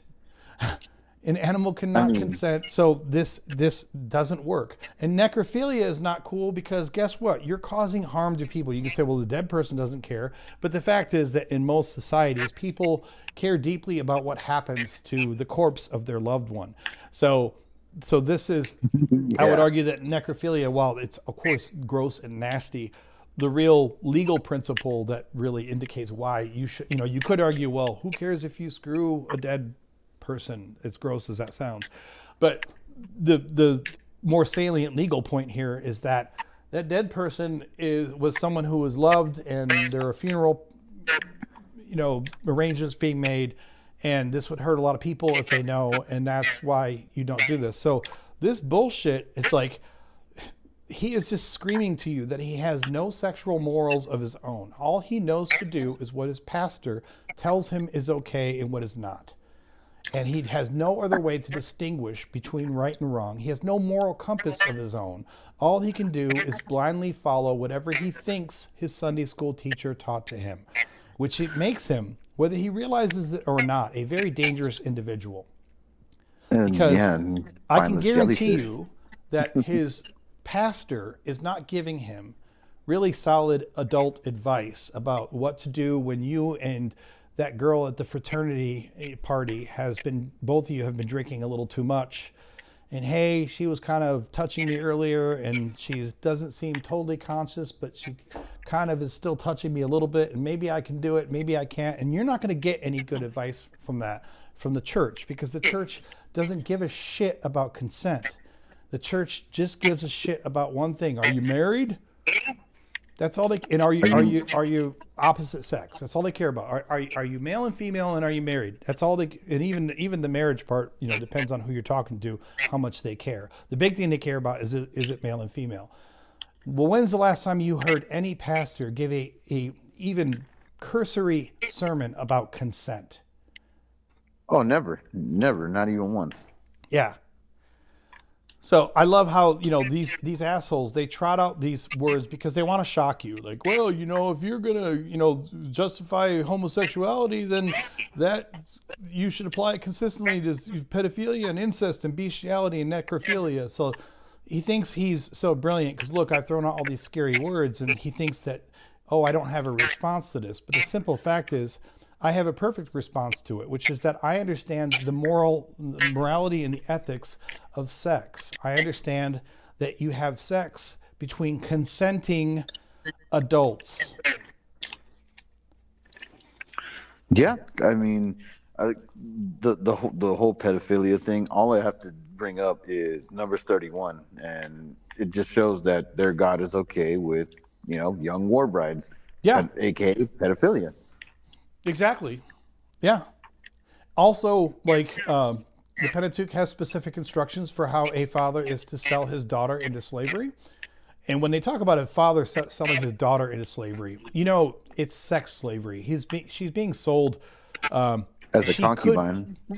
So she could become someone's concubine, or even in some cases she could become someone's wife, but she has no say in it.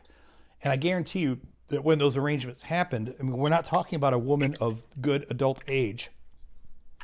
They're taking their 11, 12-year-old daughter and selling her off. Yeah. And that most of the people that bought her would not be waiting until she was old enough to be adult and then asking her for full consent.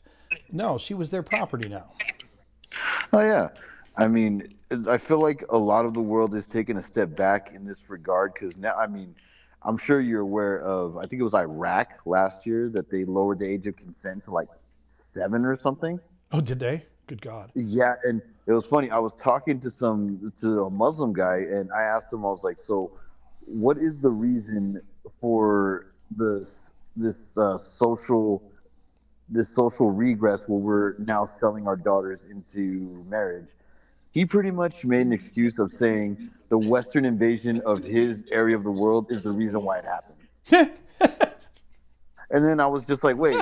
I was like, didn't your prophet essentially marry a 6-year-old in the Quran? But because, I mean, don't be wrong.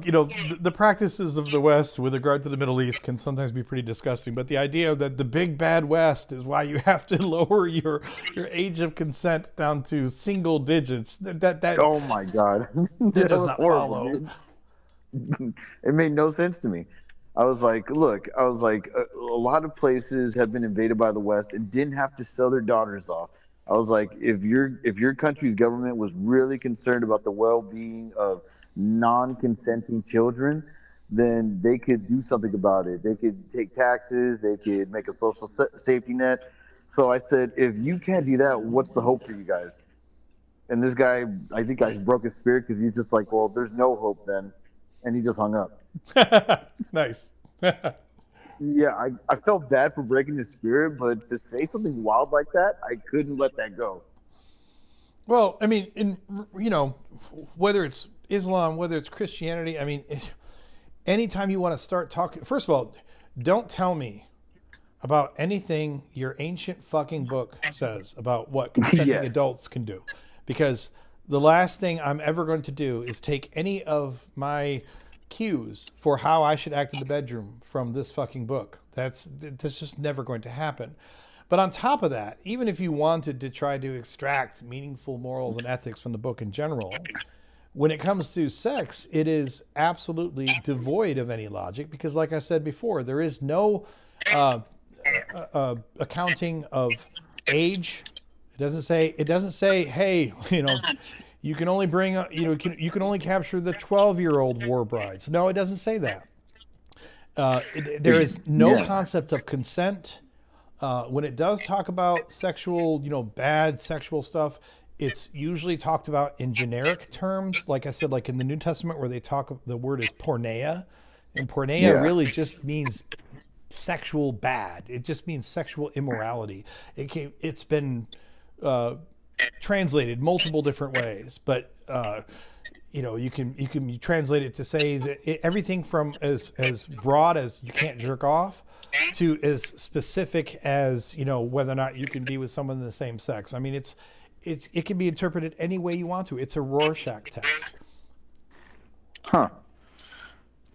I never really actually thought to put it in those terms, but it's a really good way to kind of dumb it down for a lot of the people I probably talk to.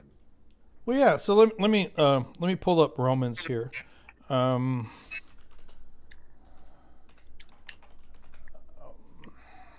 this up. So this is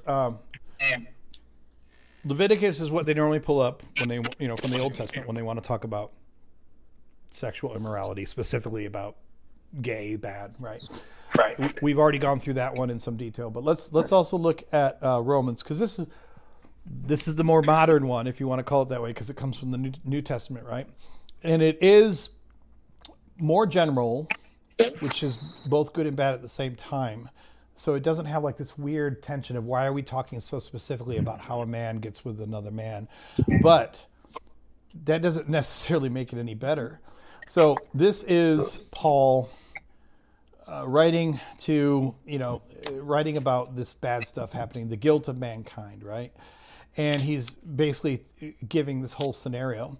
And then he says, for this reason, God gave them over to dishonorable passions. Their females exchanged natural intercourse for unnatural. And in the same way, also the males, giving up natural intercourse with females, were consumed with their passionate desires for one another. Males committed shameless acts with males and received in their own persons the due penalty for their error. So that's the big one that is quoted the most often. And now, to be clear, like when we read Leviticus, when we read Romans, I'm not claiming for a second that these ancient Hebrew men had liked gay sex. Like I'm not claiming that they didn't have a problem with the idea of homosexuality. I'm sure that they did, because they were backwards ass people, right? I'm not trying to say that they were these open-minded liberal people who would have, allowed these things if only they had been written down in more specific terms. But I am saying that these things are put in sometimes in strangely specific ways, like we read in Leviticus, but then here they're put in very general ways. Okay, so to be clear, I think that this passage probably refers to lesbians and homosexual men. But it's also very vague, gave them over to dishonorable passions. Their females exchanged natural intercourse for unnatural. So that, first of all, that statement right there, their females exchanged natural intercourse for unnatural. And in the same way, also the male. So this right here, you could argue, probably that's usually read as referring to lesbianism. It might. It could also be that they stayed home and jerked off instead of screwing their men. I mean, that's not an unfathomable reading. You know what I mean?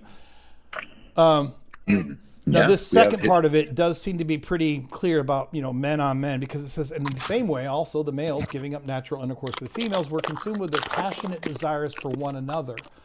Males committed shameless acts with males and received in their own persons the due penalty for their error. Now, I'm not trying to lawyer this, but I will say that, okay, they're probably talking about men getting with men fully sexually, all right? But you could read a lot into this. Like exactly what that means is open to some interpretation. It's just, and I'm not saying that because I'm trying to say, look, the New Testament was cool with gay sex. I'm sure it wasn't, because I'm sure that they didn't think that stuff was cool. But I am saying that when we in modern times pull up these verses and then try to use them to adjudicate modern sexual relationships, it is patently ridiculous. Well, yeah, it's whatever. Like they assume that whatever it means to us was in the same context for the person writing this at the time, which Right. is a big, like, it's a big fallacy. Honestly, it's just one. It just kind of reminds me of, well, what is a plain reading that some people just don't understand context for? That's a hard. I'll have to think about that because. Oh, there are a I lot mean, of them. I mean, like Isaiah Yeah. 7:14 is one of my favorite ones because the Isaiah 7:14 is where they claim that it predicts the virgin birth, and it does Yeah, not. no virgins mentioned. It's a young woman of childbearing age, And who's it says currently that pregnant. she is with child. In other words, it's not even a prophecy about anything in the future about the Messiah or whatever.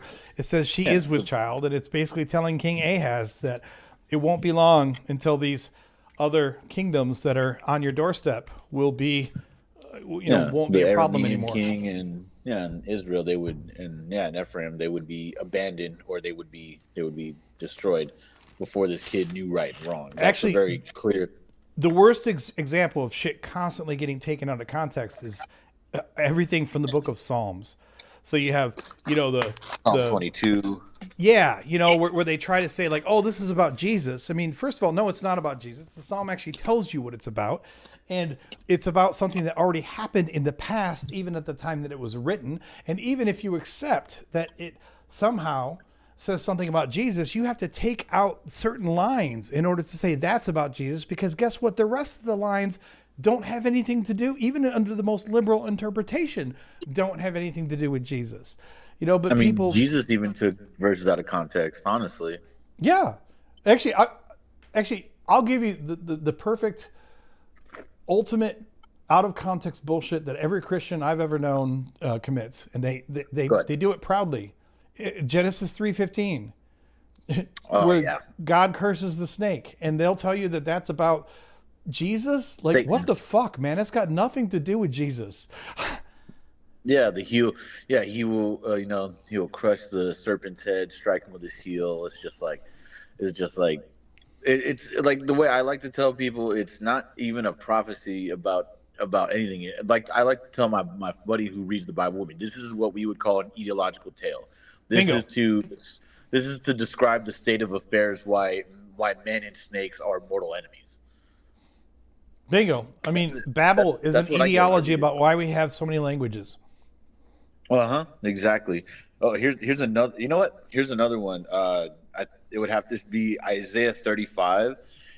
It's they every time I've ever talked to a Christian who tries to bring this up with me, it's always Isaiah 35 verse 5, where it talks about, where they take it out of context. It's just the healing of the eyes will, the blind eyes will see, the lame will speak. Right. But they're like, oh, this is about Jesus healing people. But if you look through the verses that precede it and the ones after it, it's clearly about the exiles returning from Babylonian captivity and them having everlasting joy and singing within their heads. The header says it, the return of the redeemed to Zion.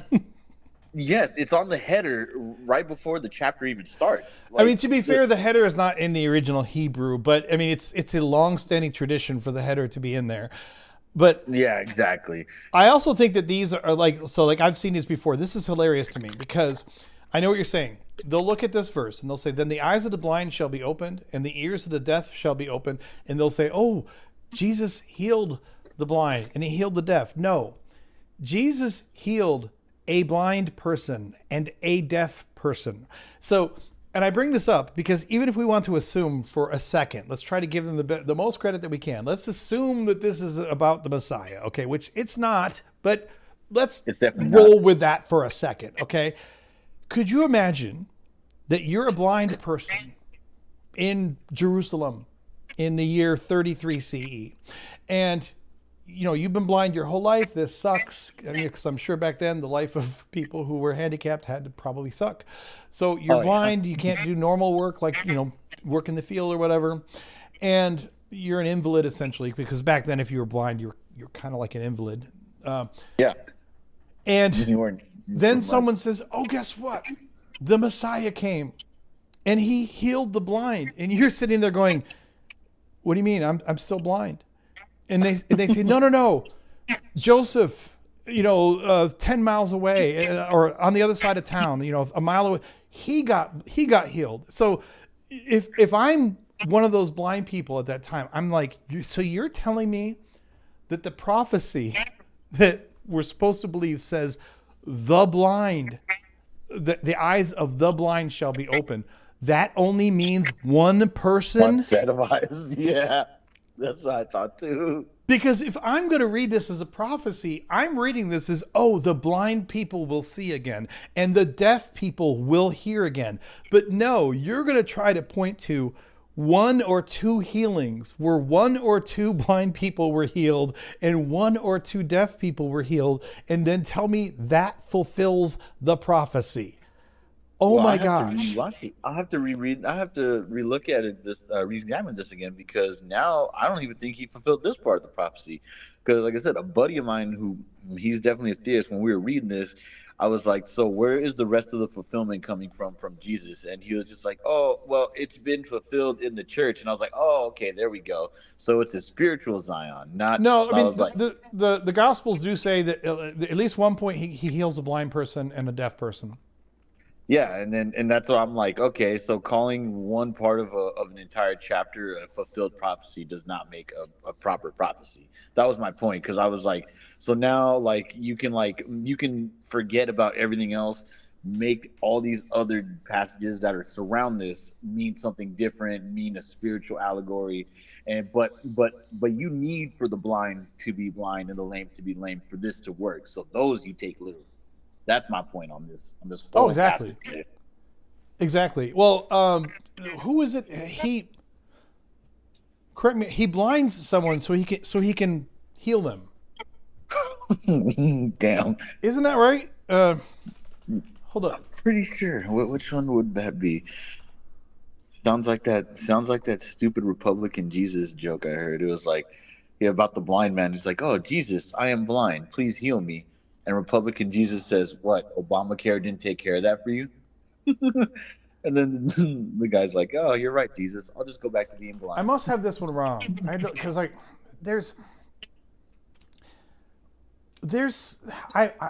going to have to look it up after the live stream, because there's somewhere where it seems to say that he actually caused the guy to have the problem, and then he eventually healed it, which was awful.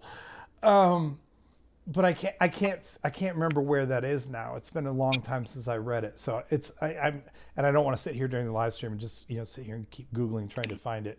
But I know I heard that. I mean, I've read all this shit before, but I haven't read the full Gospels through in like 10 years, and I haven't gotten to them in God-Free Bible Study yet. So. Yeah, I'll have to look that up. That's hilarious, but I can't find it. I'll have to figure out what I'm talking about. Oh, you know what? I think what I'm thinking of, he didn't make anyone blind. I think the argument is this, if it's the Trinity, and there's somewhere in the Old Testament that like it even says that God makes people blind and deaf. Yahweh does. Okay, so if this is the Trinity, then God made them blind in the first place. So that, and then ultimately it's Jesus who healed them, right?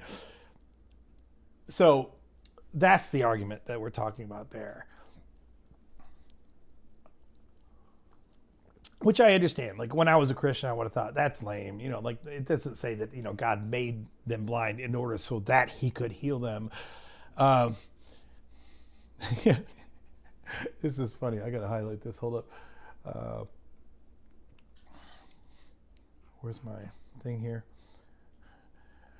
Demented Engineer says, Joe Schmo got healed of his blindness. Too bad you didn't.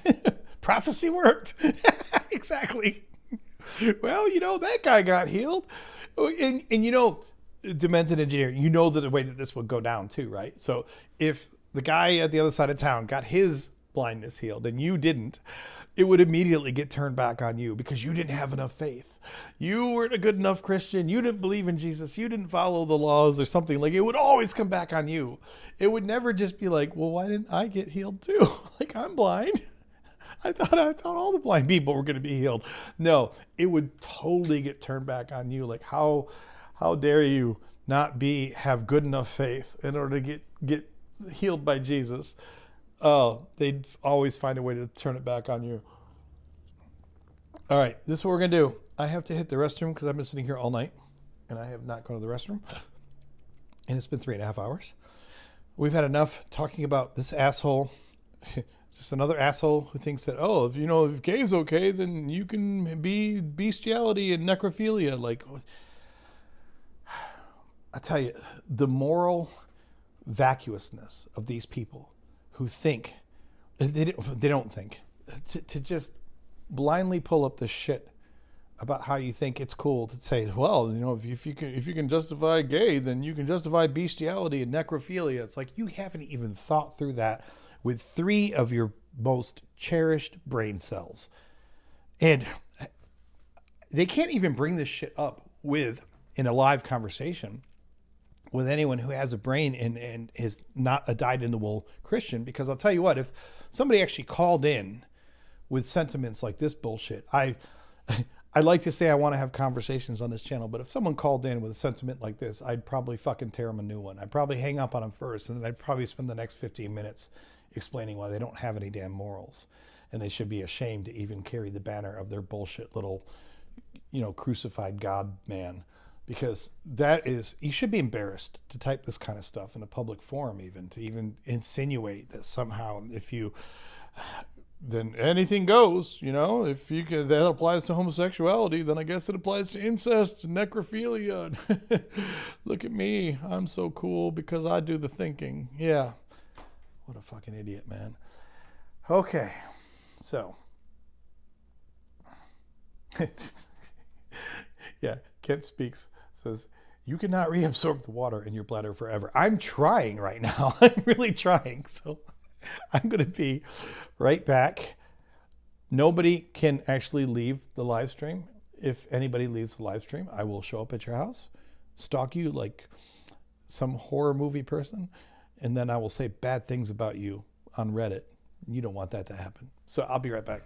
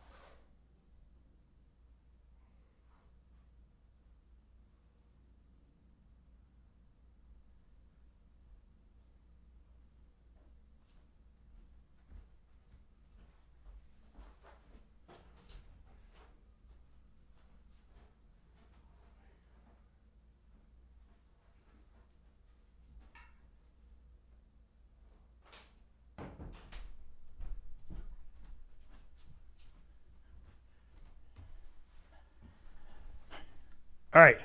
I'm tired of my background. I need to change the background before we move on. This is important. These are important things. I can't just be that guy who has the same background the whole time. I have to be cool. I have to be changing it up. I have to be hip with the kids, doing what all the kids are doing today. Yeah, that makes me cool. Okay, so let's see. What's going to be the new background? New background. New background. We'll just do this one. Okay. So before we get into more comments, I actually wanted to share something that I was working on today because I think it's fun. It's kind of cool. And maybe you guys will appreciate it. Or maybe you won't. Maybe you'll say it's really stupid. But either way, it won't be the first time. But I'm going to put this on. How do I make this bigger on here? I just started using Obsidian, which is pretty cool. Except when you want to do something you don't know how to do it, it's because it's a new tool. So, I don't know. You guys probably can't see that. And I'm not sure in Obsidian how to make this bigger. But I'm going to put this in Discord, in the Discord. So, the idea of this is to have a list of Socratic questions that I can kind of reference when having conversations with believers about any kind of typical believer stuff. Because, I mean, it's not that I can't come up with any of these on my own, or it's not like I haven't already brought up these things in discussions with believers before, but it's kind of nice to have them here as a cheat sheet, because when you're talking to someone about a particular theistic idea, it's no matter how much you want to have a conversation with them, sometimes it can be too easy to slip into counterpoint arguments, etc. And I really appreciate, whenever possible, to kind of default back to instead of arguing with someone, or instead of throwing Bible verses back in their face, which can be fun sometimes, but that can get tiring too. It can be useful just to ask the right questions, the Socratic method. So I have this thing here that I'm working on, which is kind of like all these, and again, I know this is too small because I can't figure out how to make this bigger here in Obsidian, but I'll figure that out at some point. But, for things like, life can't come from non-life. Well, according to your theology, who was the first human made from? What's the current state of abiogenesis research as you understand it? Just asking good questions of people, I personally think, can often be more effective than refuting whatever point it is that they have previously thrown at you while in the conversation. So that's something that I'm working on. That's something that I'm going to ultimately probably put on skepticus.info just as a public thing to peruse through. But I'm also going to have a channel in the Discord, because what I want to do with the Discord is have different channels in here that are dedicated to areas where people might want to help me build content, either suggestions for future videos or suggestions for the content on skepticus.info, talking points for live streams, etc., etc. So I'll put that in here as well into the Discord. And I'll do that during the next, week or so. So we'll get to that, and that shall be fun. But moving on to more comments. Let's see. Where are we at? Okay, cool. Pull up my notes. The caller queue is empty at the moment. So if anyone else wants to join, you know what to do. But until that happens, I will trudge along for at least a little while with the comments from videos, because that's what we do. That's how we roll.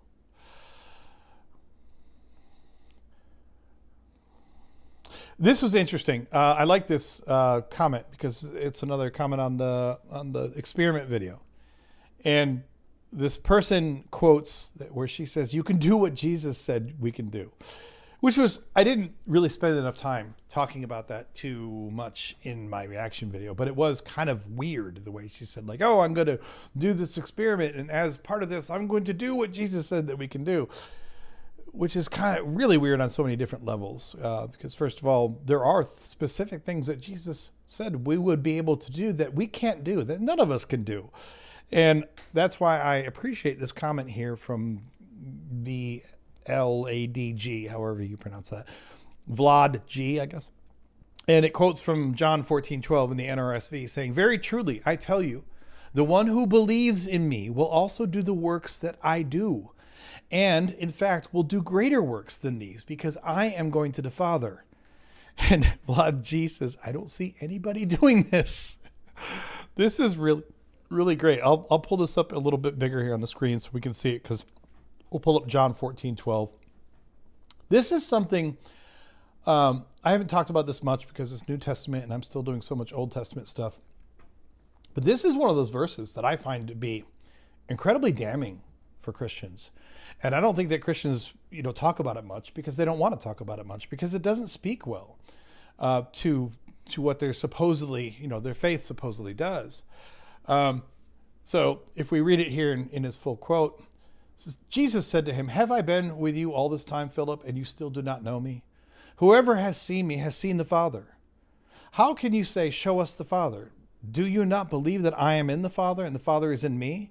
The words that I say to you, I do not speak on my own, but the Father who dwells in me does his works. Believe me that I am in the Father and the Father is in me, but if you do not, then believe because of the works themselves. This is where it gets really interesting. Very truly, I tell you, the one who believes in me will also do the works that I do. And in fact, will do greater works than these, because I am going to the Father. I will do whatever you ask in my name, so that the Father may be glorified in the Son. If in my name you ask me for anything, I will do it. Now I know this last verse, if in my name you ask me for anything, I will do it. That's usually talking about prayer, right? That's usually interpreted as ask and you shall receive, right?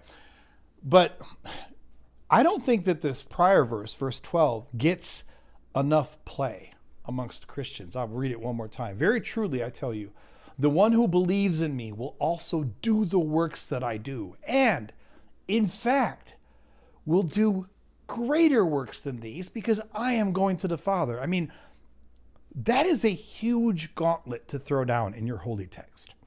Because, of course, your holy text, this is the fourth gospel, so at this point we already have a lot of information about Jesus, even before we get to John 14. But your holy text is all about the miracles that Jesus does. It's about other things as well, but the New Testament is replete with information, especially the Gospels are replete with information about the miracles that Jesus does. If the miracles aren't his works, then I don't know what are his works then. The miracles have to be considered to be part of his works, if not the bulk of his works. That's why you follow him. At least one of the key reasons you follow him is because you believe in these miracles, right? And here, the scripture tells you that if you believe in him, you'll also do the works that he does. And in fact, not just do them, you'll do them greater, bigger and better. That is crazy to me. It's crazy to me, first of all, that I guess you could argue that whoever wrote this really believed. Because if you didn't really, really, really believe, if you had a sense of humility about this, if you had an editor, if you had someone else proofreading this, they might look at it and say, are you sure you want to put that line in? This is essentially, if we believe in him, we can do what he did and better. I don't know if you want to commit to that.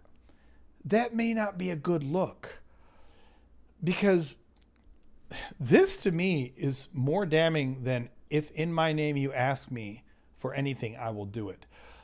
This is the one that gets quoted a lot. But that one, because it's saying that he will do it, you can always argue, no matter what you asked for, you can always argue that either it was done, but in some way that you don't understand, or you can argue that, well, it's going to be done, but it's going to be done in God's time, right? Because we hear that all the time. But you can always make excuses for things that a God does not do, because the God isn't here, because the God can't be tested, because the God can't be seen, can't be touched, can't be felt. You could always make excuses for what the God doesn't do. But the previous verse here in 12 to me is far more problematic, because it says that you will be able to do the works, and you will be able to do them greater than Jesus did them. So that, for any reasonably skeptically minded person, I think it's very hard to reconcile that.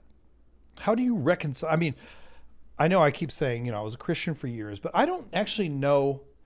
I know easily how Christians deal with verse 14, because that's ask and you shall receive, essentially. And I know all of the apologetics for why prayer does not get answered. And prayer, by the way, does not get answered at all. So I know all of the apologetics for why it doesn't get answered. Spoiler alert, it's always your fault. But if we move past that, I don't actually remember hearing an apologetic for verse 12. I don't know how they tap dance around that shit right there. Because I don't think it's an unreasonable reading to read verse 12 and say, if you believe in Jesus, you can heal the blind and the deaf and the lame. You can raise the dead if you believe in Jesus. I guess the apologetic would just be more blaming you. Because they would say, yeah, if you believed enough, you could do these things. If you had enough faith, you could raise the dead. If you had enough faith, you could heal the blind and the deaf and the lame. That's probably what they would give here. What's Demented Engineer say on this one? They say the Christians will just gaslight you to hell and cite that verse, faith of a mustard seed. Well, I know. But see, the faith of a mustard seed actually, to me, is also damning. I don't think that helps their case either. But the faith of a mustard seed, even, I find to be not as problematic if I'm trying to think of from a Christian viewpoint, because faith of a mustard seed says you can move mountains. Now, you could argue that means you could do anything if you could move a mountain, but you could also be a dick about it and just say, well, you're not trying to move a mountain. You're trying to heal your loved one, or you're trying to get a new job, or you're trying to do something else. So I don't know, but this particular verse, now that I haven't read this one in a while, and now that I'm reading, I'm like, that's really damning. There's also the one that I'm used to reading is about how when he leaves the apostles, he tells them that they will be able to do miracles in his name. But he doesn't, I'd have to pull up the verse, but I don't think he tells them that all of his followers will be able to do these things. He just says that the apostles will be able to do these things. But here, verse 12 says, you'll be able to do greater works than these because I am going to the Father. I guess he is talking to the apostles here, but still, I guess I was going to say maybe the apologetic is that this is just said to Philip, but that's not right either. Because yes, he's talking to Philip, but the verbiage says, very truly, I tell you, the one who believes in me. I mean, if that's not a generic statement for supposedly anyone who believes in me, then I don't know what is. That's really damning. So and I'm kind of fixating on this for a moment because like I've watched Justin, for example, on Deconstruction Zone, and he's had some of the loopier Christians say like, oh, that can prove Christianity to you. So Justin's like, okay, let's pray. Let's pray for something right now. And like I've seen him hold up a ball or something like here to, move this ball or, something like that. Of course, it never happens. And then they have all their excuses for it. But to me, I feel like prayer is easier to weasel out on. Not because it should be easy, but because they already have this whole set of baked in excuses for why your prayer didn't work. But then, this doesn't say that your prayer to him is going to work. It's saying that you're going to be able to do the thing. And I was never able to do Jesus's works. I never knew anyone that could do Jesus's works, no matter how good a Christian they were. So I don't know how you get away with that. That's interesting. I might have to do a whole video on that one. I might have to do some research about like what are the lame bullshit things people bring up about why they shouldn't have to actually comply with this meaning, But I said earlier with one of our earlier callers, I said I can't disprove to you that the Christian God in any sense exists. I can absolutely, if you want to tell me that no, the Bible is true and consistent, that the Bible is actually a true representation of Christianity and the Christian God, then I can disprove that all day. And this is a perfect example here, because even if you say, well, I don't believe in Jesus, so I couldn't do it. We can find someone. I can call my mom. She believes in Jesus. I can say, here, do this work. Make 5 loaves and 2 fishes and feed a whole mountain of people. Whatever work we want to pick. I mean, according to Christianity, they don't think that there's really any limit on what Jesus can do. So if there's no limit on Jesus's works, then you should be able to do all of those works with no limit and greater. Okay. Interesting. Moving on. I'm going to have to make a note and come back to that, though, because that's really interesting. I haven't read that one in quite a while.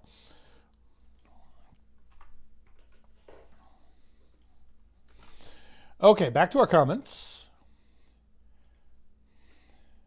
Got lots of great comments on this one video. It's great.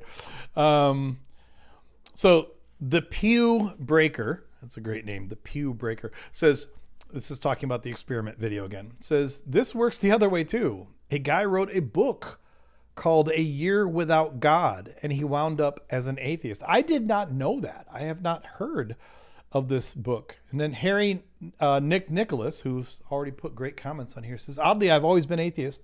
So the 70 years I've spent being atheist has made me atheist. Gosh, that's hilarious. Yeah.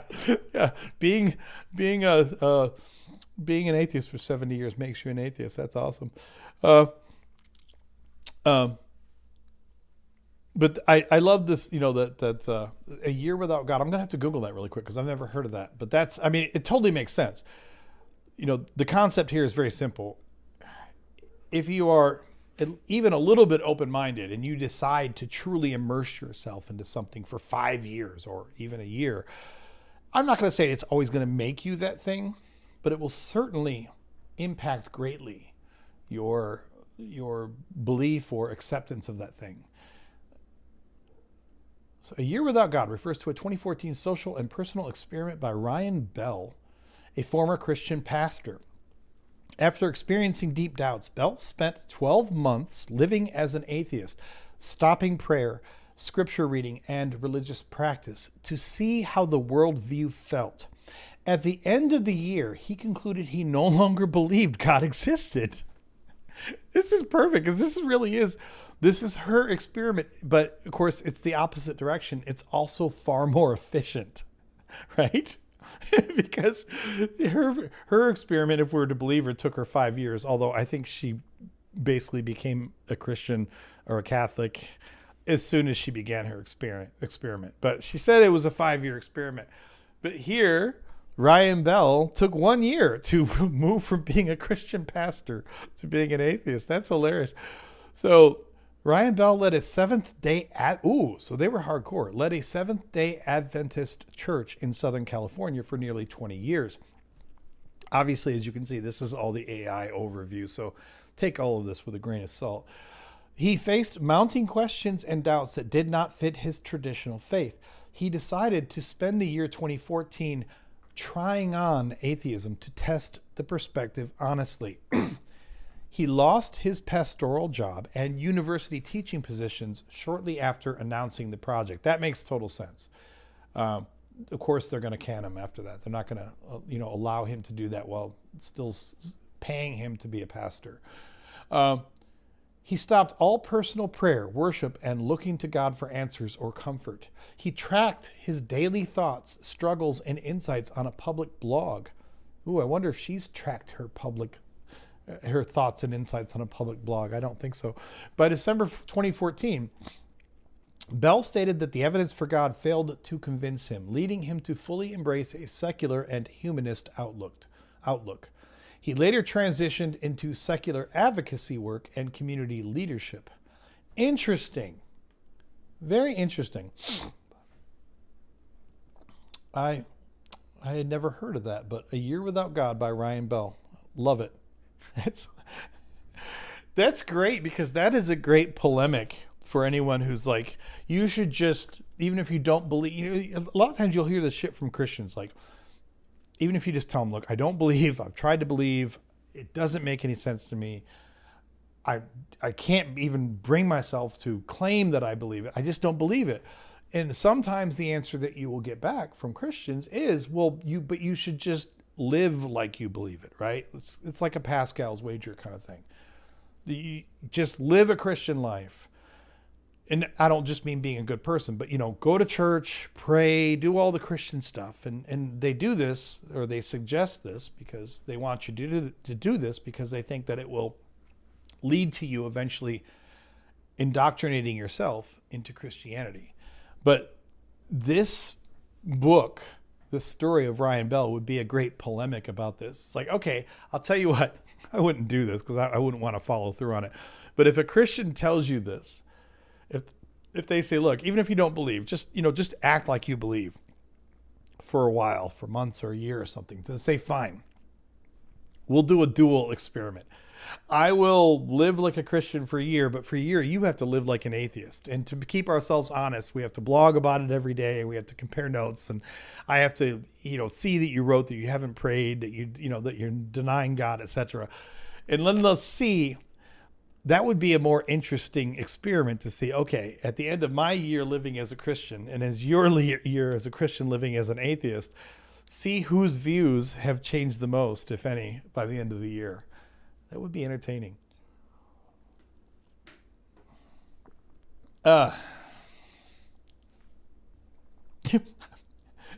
looking at the chat.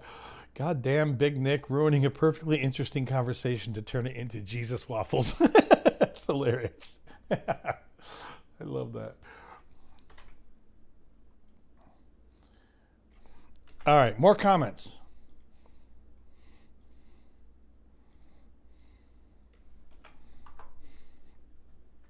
Oh, yeah. Oh, yeah. So, this is someone who did not appreciate my take on the experiment video. Fernando Roldan says, on the choose to believe point, we all believe something.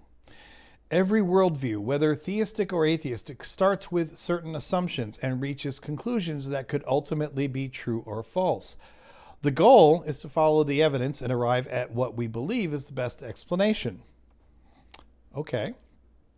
If your worldview is that we are the product of an unguided, mindless process and that our minds and consciousness ultimately arose through that process, what gives you confidence that those same minds can conclude with certainty that God does not exist? Why should an unguided process be expected to produce minds that reliably arrive at ultimate truth about reality? Oh, thank you, you creationist douchebag. I like how the first paragraph is like, okay, you're doing fine, and then it's like, bleh, let me spew bullshit that doesn't make any sense. So he says here, sorry, I collapsed that. If your worldview is that we are the product of an unguided, mindless process, and that our minds so this is probably going to sound like lawyering a little bit, but I kind of chuckled when he said this, that we are the product of an unguided, mindless process. I don't think that we are the product of an unguided, mindless process. I think that the spark that originally created, the first cell that could recreate was unguided and mindless. I think that the reason that we are here and that we have a human society and that we currently, for better or worse, dominate this planet is the exact opposite of a mindless process. First of all, of course, we've had our minds for hundreds of thousands of years, but how many other animal minds that were ultimately ancestors of ours in the deep past had minds as well? Now, I realize that's being a little cheeky here because that's not what he's talking about. He's trying to refer to this overall guiding process. But the idea that anything needs, like, he says, if your worldview is that we are the product of an unguided, mindless process, well, the first question I would ask is, why do you believe that a process needs a mind? Why do you believe, does he believe that a star will not advance to being a supernova and ultimately to being a black hole unless there is a mind there to guide the process?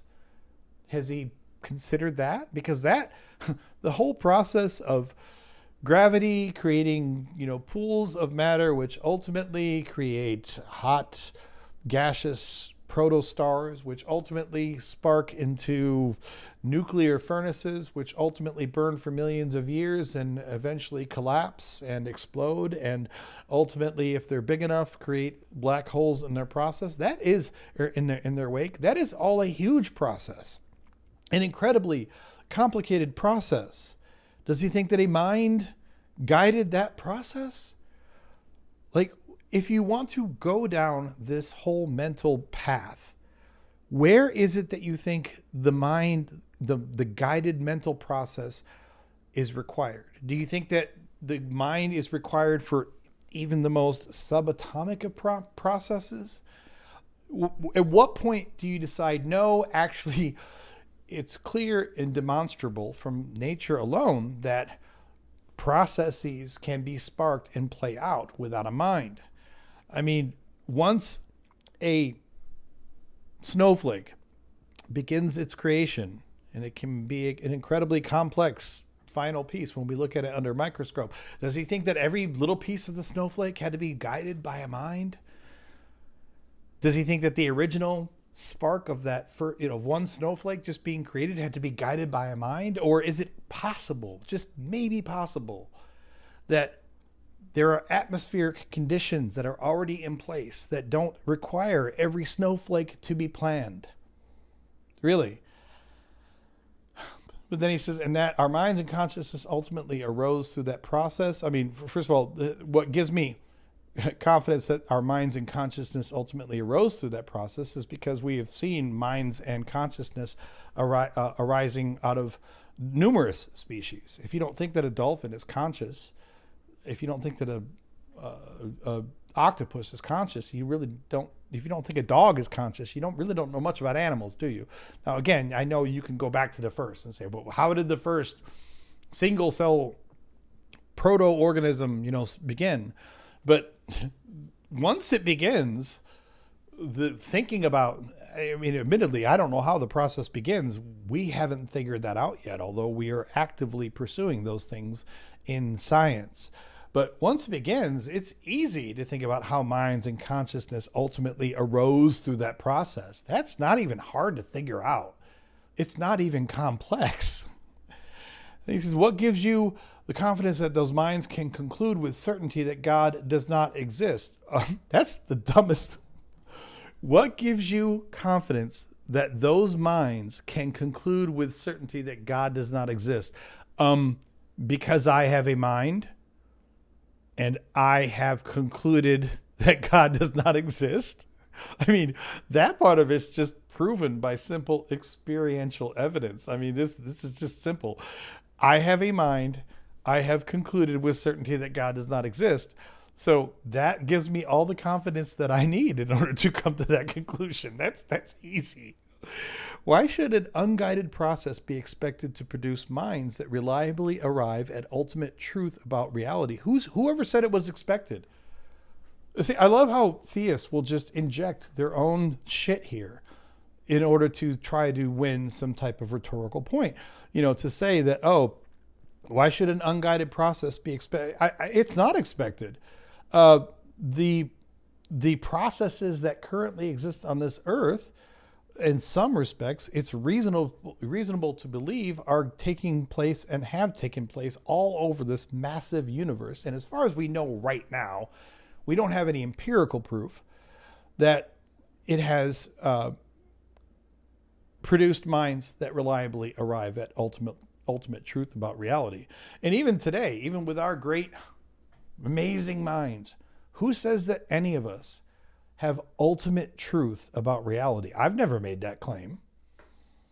What human has been stupid enough to ever even believe that they have ultimate truth about reality. I love how he injects all of this shit, this extra baggage that was never part of my video, was never part of her video, but he thinks that he can win super rhetorical points by making this shit up.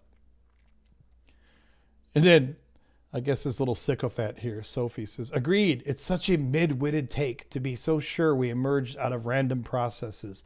His ideas are like the ones I had when I was 16. Oh, but now you're older and so much wiser. And that's why you love God, because you're older and so much wiser. So it's only young people that I guess if you were, if we were all 16, I guess we would all still be on a path toward believing in God, I guess. What's up, John?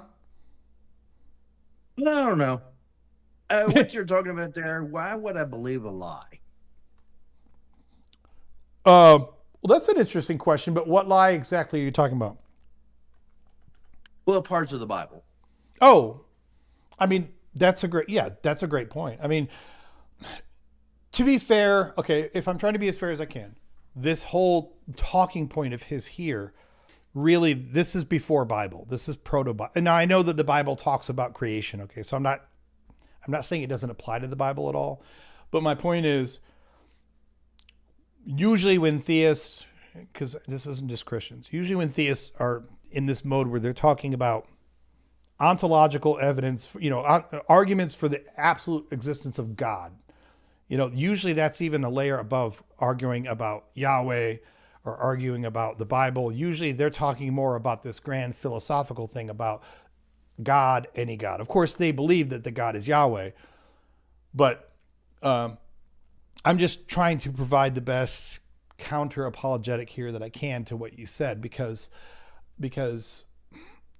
if I put on my Christian hat, which is a very ugly hat and it smells like dookie, so I don't wear it. But if I were to put that hat on and try to think like the small-minded, I would say, well,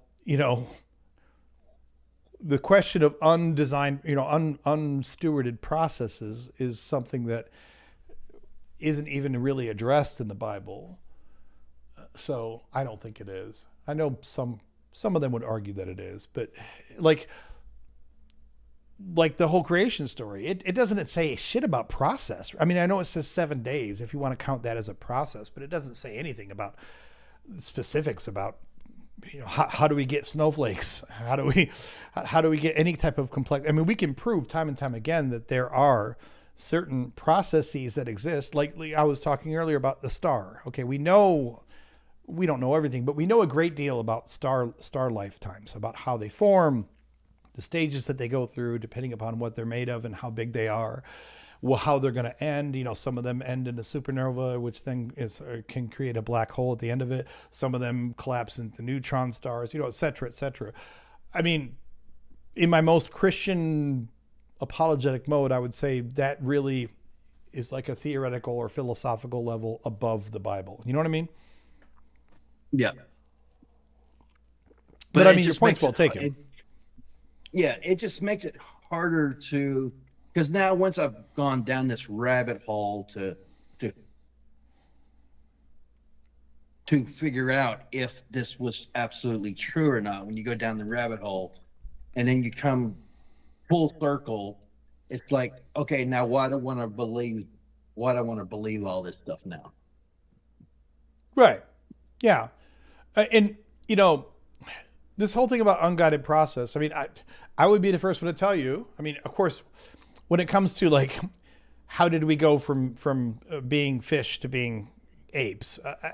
I have no doubt whatsoever that is a completely unguided process. It makes total absolute sense. It's not even hard to figure out. I mean, in figuring out all the particular stops and how many years it took and what we looked like in each form, that takes a lot of investigative work and science and all of that. But the idea that a species that just keeps procreating will, over millions of years and hundreds of thousands or millions of generations, will eventually look like nothing like what it originally looked like is easy for me to understand. It's totally easy. Now, how the original spark got started, I don't know. And guess what? They don't either. I mean, they'll say they do because they'll say, God, it's all God, but they don't know either. So, I wouldn't tell you that I don't know if it's guided. Maybe aliens, maybe we're in the Matrix.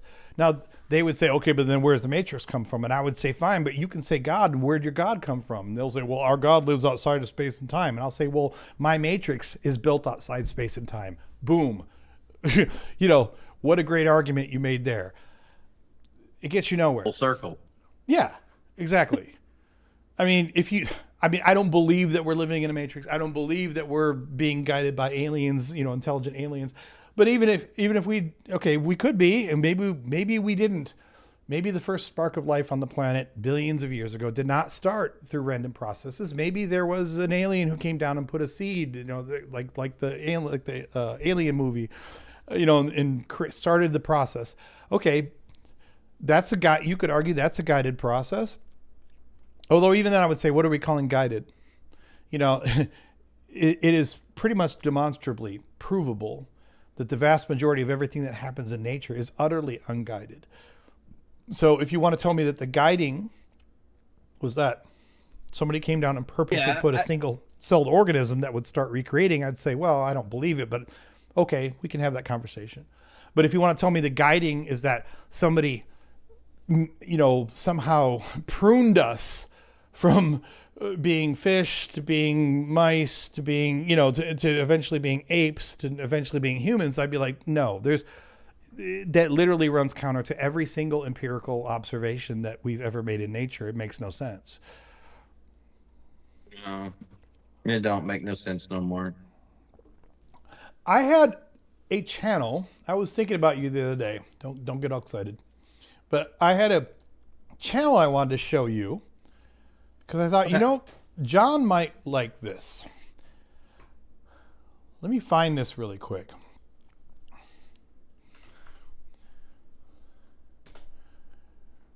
Have you seen Black Sheep Bible Talk? I don't know if I have. So, Black Sheep. And this is going to sound funny for me to recommend this to anyone because this guy he's absolutely, a firm believer, hardcore believer. I don't know if you would call him, it depends on how we want to define apologist. I don't, and if I watch a few more of his videos, I reserve the right to change my mind. But I was thinking you might like this guy. Here's why. Because with a lot of the questions you've asked me about the Bible specifically and about verses, etc. It seems like you're kind of, sometimes looking for like, what's the ultimate meaning of this? And if you listen to some of his stuff, he's going to tell you things that I won't necessarily agree with, but he has some interesting takes that I would not expect from, I definitely would not expect it from most apologists. I definitely would not expect it from most fundamentalists. I wouldn't even expect it just from most Christians, period. So, I don't often sit here and recommend to people, Christian content, but I think that it's got some interesting stuff. You should check out this channel. And I'll give you a quick example of this. We're not going to watch the video, but the one that caught my attention when I first found it, because he's only been doing stuff on here for like a year or two, I think, and I just recently found his channel. But is that how he spells it? BLK? Yeah, BLK SHP Bible Talk. So it's Black Sheep, all one but word? Yeah. So it's here. I think I can put this in the chat. Even let me put this here. So you can see that there. Yeah. So check that out. I put it in the not the private chat, but in the channel, the live stream chat. But check him out. Like the first one I watched from him was kind of interesting because he did a couple videos about the age of the earth. And, right away I'm like, oh great, here comes another creationist, and I think he's creationist light, but I think he believes in older shit. Like, I don't want to talk about all his beliefs because I'm not sure, but he had a really interesting take that I hadn't heard before because, people ask whether you're Christian or skeptic or anywhere in between, what's up with the fucking ages in Genesis, right? All this 900 years, 500 years, 700 years, etc. Of course, it just sounds to any modern reader patently ridiculous. And the answer that I have settled on for that for at least more than a year has been like, well, you know, when you look at old lineages from other cultures, especially like kingly lineages, like, who reigned at what time, they often will make crazy exaggerations about how long a particular king reigned. Like in Mesopotamia, they have some kings that they say, oh, he reigned for 1,000 years or something. And, you know, of course, we're like, bullshit, you know, but it's kind of a brag. Like, look, I'm such a badass king because, you know, I reigned for this long and basically you can't prove me wrong. So what are you going to do about it? But he had a take on this that I had never heard before. And I'm not going to say that I totally buy it, but it's really cool because he talks about how he basically has a thesis, if you want to call it that, that the ages of the people aren't meant to be the specific age of each person as a straight line of lineage. He's talking about it like it's supposed to be, each one of these people is supposed to represent a certain person and his group holding the covenant of God. All right. So like this one, you know, they were under this covenant with this person for 900 years. And they were under the next covenant with the next person for 780 years or whatever. And, but it doesn't necessarily mean that it was just a straight line of one to the next. It's more like a lineage of rulers. Right. And where it really got my attention is he points out that if you look at all of these ages for these people, the ages, like the last number in their ages, defy anything that you would expect from natural random deaths.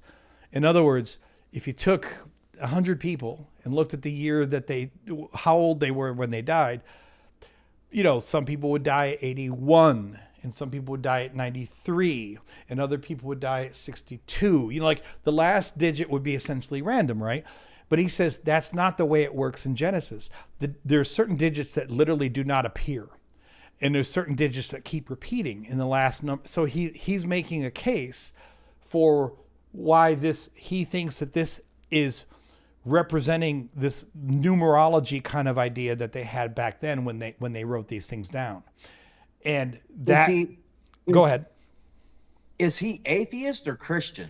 No, to be fully honest on this, he is very Christian. You can tell as and he'll make it very clear as he's talking. He's not even Christian like Dan McClellan is. You know, Dan McClellan is like Christian, but man, a lot of people don't think he is. You know, but no, this dude he's he's a preacher, and you can tell he very much believes this shit. And he'll say stuff like, you know, like the Bible's true, but when he says it, I can at least respect his intellectual vigor in saying, you know, like just because the Bible is true doesn't mean that it's true the way that you're reading it, you know?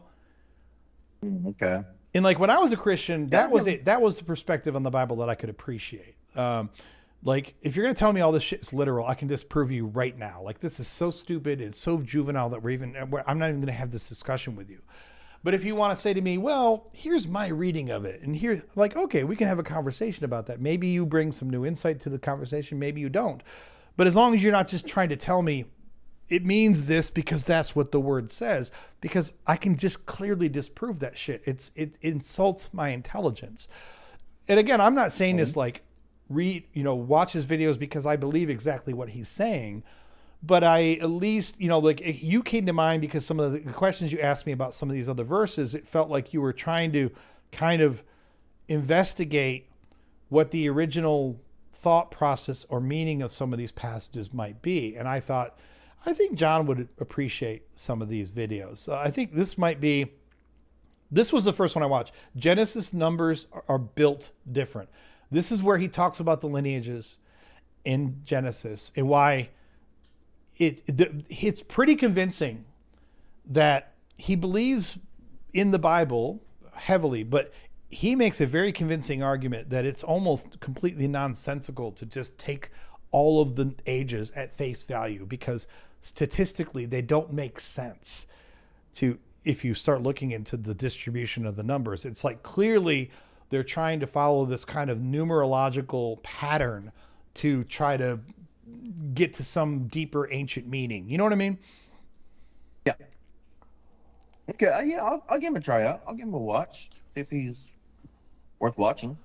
Yeah, I mean, if you watch a video or two and you don't like it, then don't watch it anymore. I'm not normally in the business of telling people to go watch Christian channels, but he's actually one where I thought it's one of the few where I've gone, well, okay, he has some good thoughts on this. He's put a lot of work into this. He clearly is not just yelling at you that the Bible's literal and if you don't believe it, you're going to hell. He even talks in a few of his videos about how, I guess, like, before the Genesis numbers are built different, the previous one was something might be off with our 6,000 year timeline. And he says in the opening to that video, he says, yeah, I got a lot of people unsubscribed from the last video I did. And he's like, that's okay, because he's got a lot of fundamentalist literalists following him. And I think it pissed him off. It pissed them off that he did a video where he wasn't just saying, look, it's 6,000 years because you add up all of the ages and that's all there is to it. No, we don't really know how old the Earth really is. We're just speculating mostly. Oh, well, depends on how do you want to define speculation here. So, I mean, when we're talking about, so I think what's the current estimate? Something like 4.3 billion, I think. The age of the Earth, or something. Because see, I've heard so many different numbers, so it's more of a speculation to me of how old 4.54 billion years old is the current estimate for the age of the Earth. Now, here's what's interesting. It says that it has a small error range of 50 million years. Now, when you're timing it to 4.54 billion years old, 50 million is a very tight estimate. So they must feel very, very confident about that. And that doesn't totally surprise. I thought the range would be larger, but it doesn't surprise me as to how confident they are about this, because the science behind age of the Earth estimates is far more advanced than than any creationist will ever want to admit, because of radioactive decay.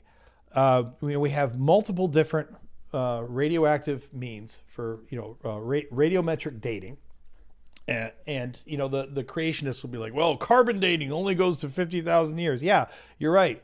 And most dating that we do on like these rocks is not carbon dating. It's radiometric dating, but it's not carbon dating.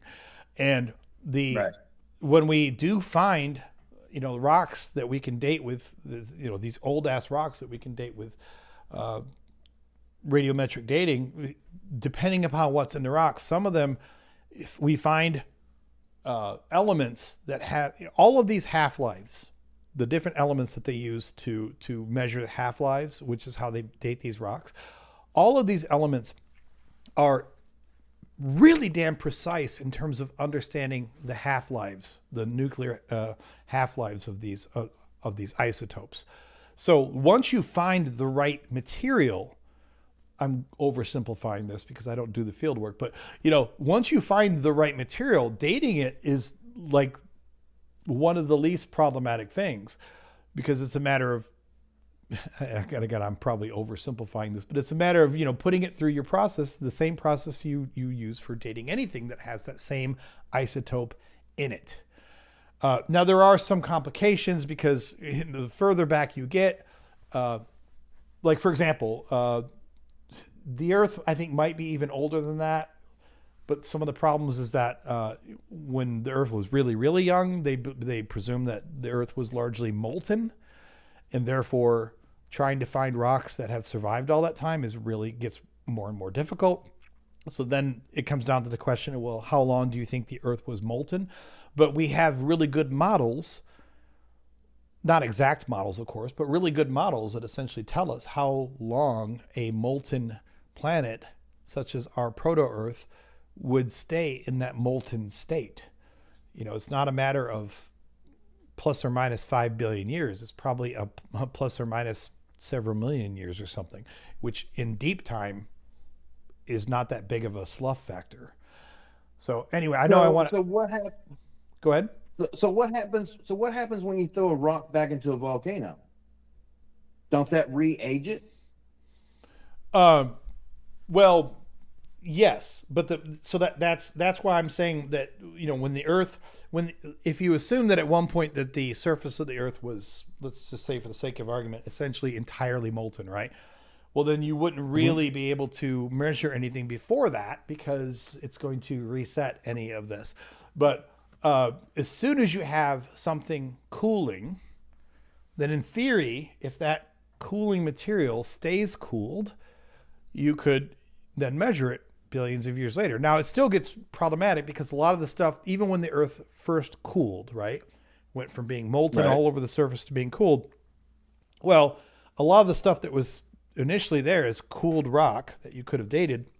A lot of it gets sucked back into the Earth due to subduction. So it doesn't normally go back into a volcano.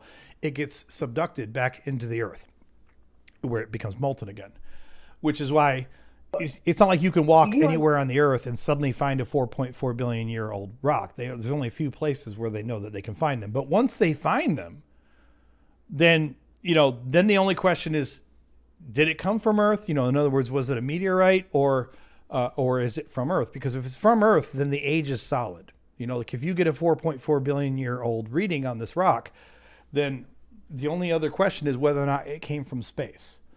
And if that's, I'm oversimplifying this, but that's easy to answer. Like if it's one little rock in a big field and you're like, okay, this one rock is 4.4 billion years. We could argue, well, maybe it didn't even come from Earth, right? But if it's a whole field where there's, 100 square meters of this rock everywhere, you can be like, no, this was a little patch of the Earth, of the crust that has managed to survive all this time without being subducted back under the Earth. So now you can say, okay, this reading works really well for determining the age of the Earth. Yeah, because I think you got the meaning of if you throw a rock back into a volcano, it will re-age itself, basically. It'll essentially reset. Yeah. So if you try to take the next rock that's 4 million years old and then try to throw it back into a volcano, it's going to do the same thing again. Right. So how many times does the rock reset? But the point is, so if let's just say, I don't know, let's just take a big old chunk of land like Texas, all right? And there's a good chance that maybe the entire land of Texas was subducted only 100 million years ago. But let's just say, for sake of argument, that you're surveying all of the land of Texas. And yeah, you're going to find here at this one spot outside of Houston, this rock says it's only 100 million years ago. Okay? It's pretty young because this particular spot of land was actually subducted under the core, a long time ago, or into the core, under the surface recently. It only just surfaced again and cooled. But you could somewhere else in Texas find another small chunk of land where you get 4.4 billion year old readings. And that, even though most of Texas would have consist of rocks that over time have been compiling from different eras, even if you get one really good spot somewhere in Texas that says this good spot, not one little rock, but this one good spot is 4.4 billion years old, you essentially find the oldest reading that you can, and that keeps pushing back the age of the Earth. Because you're right that if everything keeps getting subducted back into the Earth, it keeps resetting the time on those rocks that get subducted back into the Earth. But not all of the rock, not all of the mantle gets subducted back under the Earth. Over the course of billions of years of plate tectonics, the amount of land that's still existing that was on the surface 4.4 billion years ago keeps getting smaller and smaller over time. Because over time, gradually, everything ends up kind of getting sucked back in. But randomly... But wouldn't that make the time limit? But wouldn't that make that time limit lesser and lesser each time? No, because again, you're not subducting all of the land. This is why I use don't think of all of the state of Texas. Let's, for the sake of argument, just for picturing things, let's imagine that each one of the states is its own unique chunk of land. Let's just say it's connected together, really, really well. So either the state over deep time in the past is going to get subducted under the mantle, or it stays on the surface. So 4.4 billion years ago, you've got all of the land that now makes up the United States. It wouldn't look in the same shape, but let's just say for the sake of argument, you got 50 states worth of land right now. And 4.4 billion years ago, if you were to, walk around the whole continent or the whole country, you could survey every bit of land in every state, and you could say, okay, this checks out as being 0 years old because it all would have been zero then. Then let's say that 100 million years goes by, okay? After 100 million years, due to the random kind of semi-random effects of plate tectonics over time, Alaska ends up getting subducted under the core, right? Or into the core, under the mantle. But you still got 49 states that are sitting on the surface. So if after 100 million years you walk to the land that we called Alaska before, that would now say it's 0 years old. But all of the other states would say that they're 100 million years old. Are you following me? Yeah. So then you repeat that. 100 million years later, now the state of Washington, due to random plate tectonics, gets subdued, okay, or subducted. So now you have 48 states. After 200 million years of history, 48 states would say we're 0 years old. One state, Alaska, would say we're 100 million years. I'm sorry. One state, Washington, would say I'm 0 years old. Alaska would say I'm 100 million years old. And all the other states would say I'm 200 million years old. Over time, the amount of land that's sitting on the surface, that's been on the surface the entire time, gets smaller and smaller and smaller because through random plate tectonics, things tend to get sucked back into the molten, under the mantle. But you still tend to end up with smaller and smaller pieces around the world that actually have been untouched since the beginning. Yeah, Demented Engineer says the granite floats above the basalt crust and gradually grows. It's very interesting. Yeah, very true. So the point is, over time, it gets harder and harder to find things that are that old, but that doesn't mean that there aren't things on the surface that are that old. So like right now, the oldest crystals that we have, I'm looking at Google over here, are zircon crystals found in Western Australia. And they're dated to about 4.4 billion years old. If at any time in the past, the entire landmass that we call Western Australia today had been completely subducted under the mantle, then we probably would not be able to make that measurement in that spot. But when you see something like that, when you see something that says, well, in Western Australia, we found tiny zircon crystals that date to about 4.4 billion years old, what that's kind of telling you is that at least in that one small area, through random luck of all these millions and billions of years of plate tectonics, that one little plot of land has somehow managed to not get sucked under the surface. So you're saying that's their baseline? Yes. Okay, so for that particular place, that's their baseline. Okay. Yeah. Yep. So the 4.4 billion comes from the tiny zircon crystals.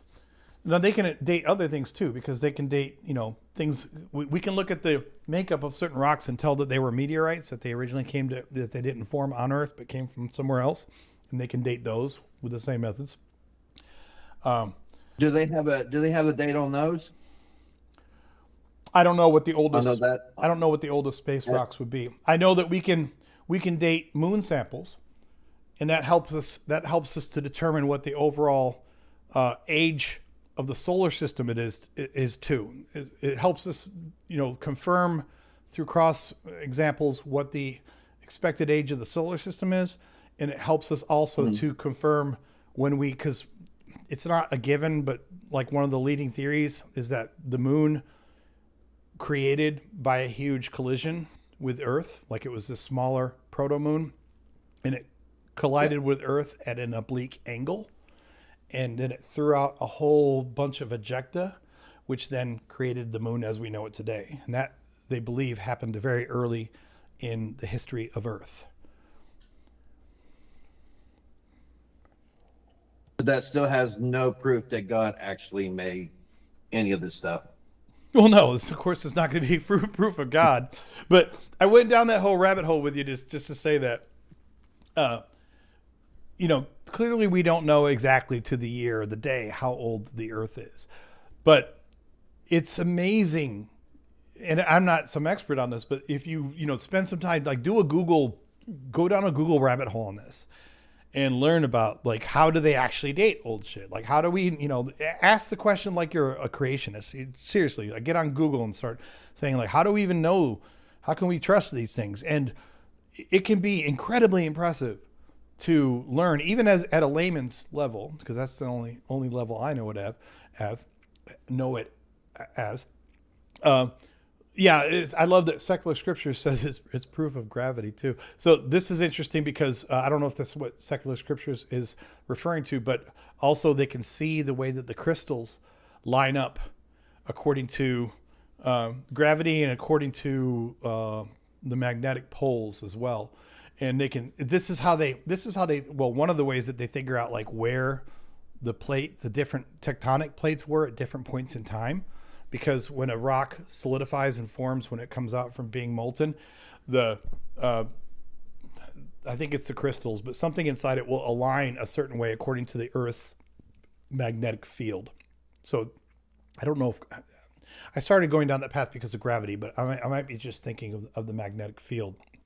And then they can compare where, like, in the strata, which direction things are solidified in, when to figure out, ultimately it gives them clues as to where all of the plates were aligned at certain periods in time. So if I look at a plate, a tectonic plate in Eastern North America, and everything's lined up in a given angle, and then you can look at something like, I don't know, in Norway, that's in the same layer, that's dated to about the same time. And if it's lined up at the same level, you can make the reasonable inference that at one point these two land masses were actually connected there.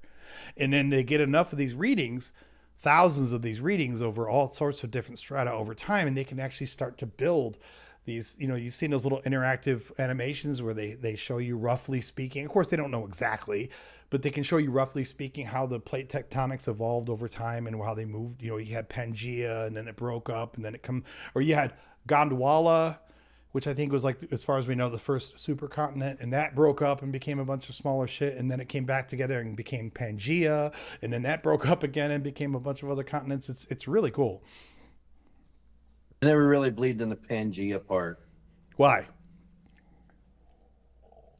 Because the way it worked for me, I just couldn't believe it. I don't know why, I just couldn't believe it. And this is certain things matched up. This is why I'm saying, don't take my word for it, but, like, do a deep dive on this one night, because it's kind of fascinating. And to be clear, the scientists who actually live this shit, they revise their stuff all the time. They get new findings that say, oh, we think that we've figured out that that this continent maybe had been a little further west at the time, or this continent or the Earth may be 100 million years older than we thought it was. Like, they're revising their shit, but if you don't do the dive on it, it's easy. I'm not saying that this is what you said, but it's easy to kind of feel like they're guessing. And they are so not guessing. Like, there's a ton of really good science that goes into observational science, that goes into gathering this data and putting together these models to understand how these things came together and how the plate tectonics moved. So yeah, Demented Engineer says geomagnetism is in hematite and other iron-rich minerals. That was how we originally learned that. Well, that's how we originally confirmed that plate tectonics actually existed, because it had been theorized, but no one had been able to prove it. And then in the Atlantic basin, where the continents are actually spreading apart, they were able to show that the geomagnetism at the point when they split was identical from one ridge, from one side of the ridge to the other, and it showed that they used to be closer together.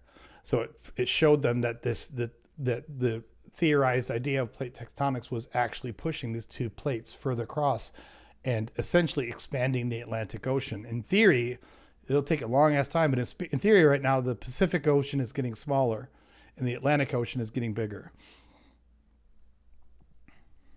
I was more into the science of electricity. Well, that's fascinating. See, I wasn't much into plate tectonics or nothing. I kind of know how the names work, but that's about it. Yeah. So I was more into Nikola Tesla, how he did his stuff. That's where I was at in science world on that part. Of course, at some point they all converge because, like I'm saying, like with like geomagnetism. Well, what is magnetism? It's electricity. It's electromagnetic waves. So, I mean, I hear what you're saying because being interested in electronics or electricity is ultimately a different discipline than geology, of course. But at some level, all these things kind of converge. Yeah. It's just where and how it all combines together to make something. Right. But like when you think about things like age of the Earth, like, it would not shock me if 20 years from now they said, oh, the Earth isn't really 4.5 billion years old. It's 4.6 billion years old. Like, okay, that makes sense because we keep revising these things. But there's never going to be a time, I can confidently tell you this, there's never going to be a time when they come out and say, we thought the Earth was 4.54 billion years old, but the fact is it's only 1.5 billion years old. Like, there's never going to be that kind of crazy, ridiculous correction because the science, even as it exists today, is confidently far more accurate than that. Well, do they have a an age on an age on light? On light? Mm-hmm. Well, they have, depends on how you want to define age. So, in terms of on any given photon, no, we don't have an age. Although we can measure, like when we see things from space, we can say, oh, this galaxy has been measured to be 100 million light years away, which means by definition that light that's hitting our eyes from that galaxy is 100 million years old. But if you're asking what is the age that light first happened in the universe after the Big Bang, my understanding, which is very embryonic. But we're not sure when the Big Bang happened, though. Well, we have really good estimates about that, though, too. So the estimated age of the universe right now is, 13.5 billion years old or something like that. But the theory, 13.8 billion years old. So the theory on the Big Bang is this, that during the first, I think the number I last heard was roughly 100 million years of the universe in its initial hot, dense state, it would have been opaque. Like you wouldn't be able to see through it because it would still be so hot and so dense. It's like pudding, like it's a horrible analogy, but it's like pudding. And then at some point, and from what I understand, I guess this was supposed to have happened like in an instant, that there would be this, when matter finally as a whole became diverse, or what's the word I'm looking for? The opposite of dense. When it became dispersed, that's what I'm looking for. When it became dispersed enough, then in what was, I guess, theoretically a very brief moment, then things would have become transparent. And this would have been marked, though, by a massive flash.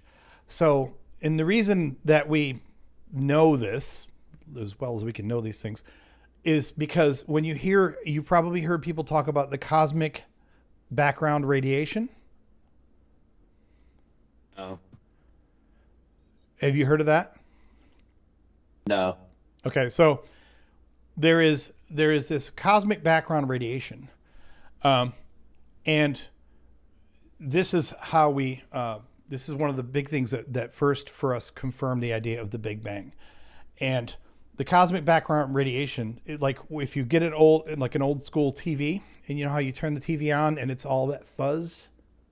That fuzz is not random. I mean, it looks random to us, but it's not because any TV, when you turn it on, will just automatically give you that. It's because what it's actually doing is it's showing you the cosmic background radiation that's showing that fuzz. That's what's creating the fuzz. And that fuzz, that cosmic background radiation, actually comes from that flash. Now you might say, well, if it's a flash of light, then why isn't it, we're not just, bathed in all of this bright light all the time? Well, because the universe has expanded so far since that time that all of the light from that flash still exists, except it's been stretched so far that now it's ultraviolet. No, I think it's even longer than ultraviolet. Well, couldn't they take the fuzz from the TV and get an H from that? Well, the fuzz has been used to the cosmic background radiation. I don't know if that alone has been used to age the universe, but let me pull this up for you, because you've probably seen this before. This is a famous picture, so let me pull this up. This is literally the map of the cosmic background radiation. So like when you turn on your TV and you see that fuzz, or if you had an old school kind of TV, it probably feels random, but they were able to then point these radio telescopes to the sky and map the cosmic background radiation. So there are points in the night sky where it is hotter or denser, that background radiation, and there are points where it is not as dense, and those correlate to where mass is in the universe. Because if there were no mass in the universe, that would be completely smooth. There wouldn't be bright spots and dark spots on that map. Mm-hmm. But the way that they found that is really kind of fascinating. There were two guys at Bell Labs, and they were creating I think it was a radio telescope. So it was ground level, and for the time, I think this was the mid '60s. They were trying to create what was at the time like one of the best and most sensitive radio. Again, I think it was a telescope. So they created this big receptor for radio waves, and then they were trying to tune it and get it to work right. But then it was full of noise, and they're like, okay, where's this noise coming? They expected it to be silent essentially, and at first they're like, okay, we have to isolate it. Like maybe there's radio waves coming from the radio tower or TV towers or from other shit around, because of civilization. So they kept trying to isolate it, and they couldn't get rid of it. And then they would try to point it in different directions, and no matter where they tried to point it, they would still have this noise. They couldn't get rid of it. At first they thought it was this horrible engineering failure, but then the funny thing is it turned out to be one of the greatest discoveries in cosmology, because once they finally realized, I think they even won the Nobel Prize for it. Once they finally realized what it was, that it wasn't some noise coming from some radio tower, but it was actually the background radiation of the universe itself. That simple fact, actually, it's profound, because then you might think that there should always just be random radiation in space, but if there wasn't a Big Bang, then we wouldn't expect that type of cosmic background radiation. So that was a huge factor in driving them toward solidifying the theories of the Big Bang.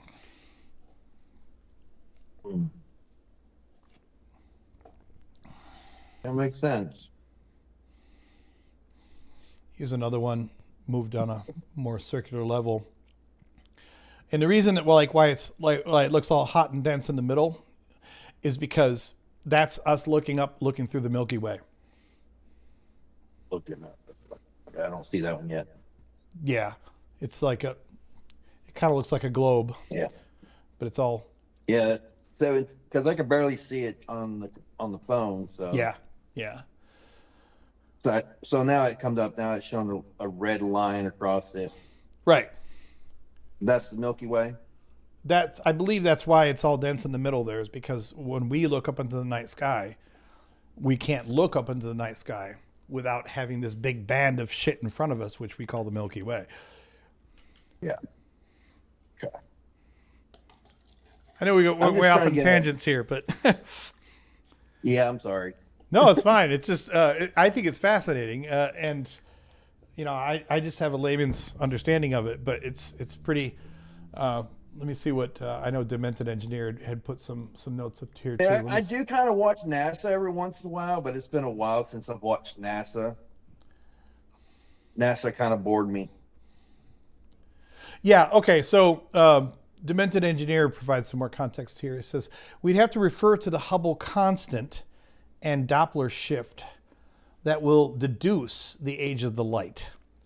But when we talk about deducing the age of the light, we're talking deducing the age of the light that comes from the cosmic background radiation, which, again, the cosmic background radiation does not, in theory, point to the true absolute beginning of the universe. It refers to the point. This, I guess, from what I understand, it's like literally like a flash point where there's this amazing light that was produced at the last microsecond that the universe was no longer opaque, and it created this brilliant flash, which, if we were alive back then, would have like been blinding. But now you can't even see it because the light has been stretched so far that it's in the microwave band now. And then Demented Engineer says, "Well, they are." That's the wrong one I'm looking at. He say. Here. Well, because the theorist people like to come up with these ideas of how God existed when they can't prove it, when our science is all proving this stuff. Well, under the God proposition, as it's given by Neoplatonists and by most other theists, even from other religions, their God proposition is, I believe, purposely fabricated to be unfalsifiable. So you can never prove or disprove the Neoplatonic view of God. You can disprove. It's just something they're trying.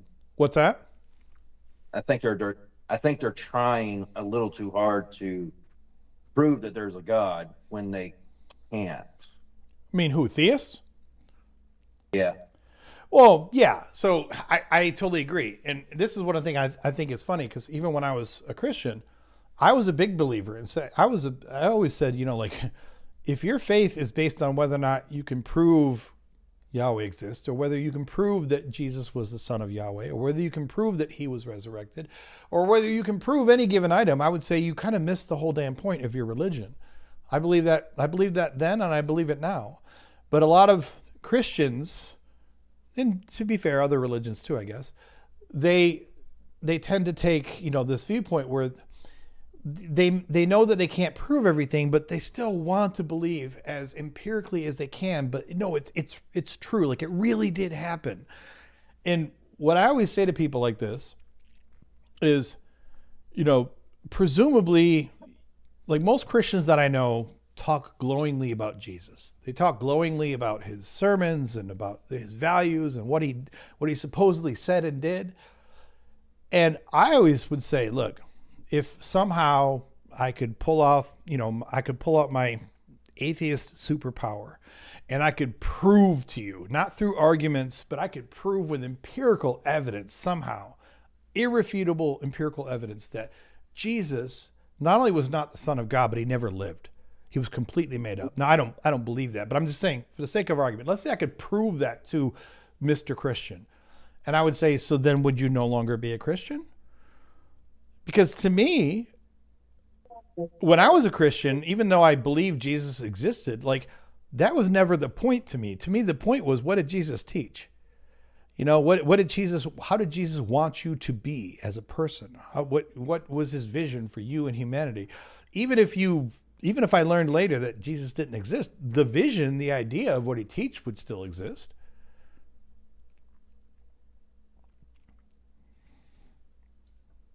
I'm still here. Yeah.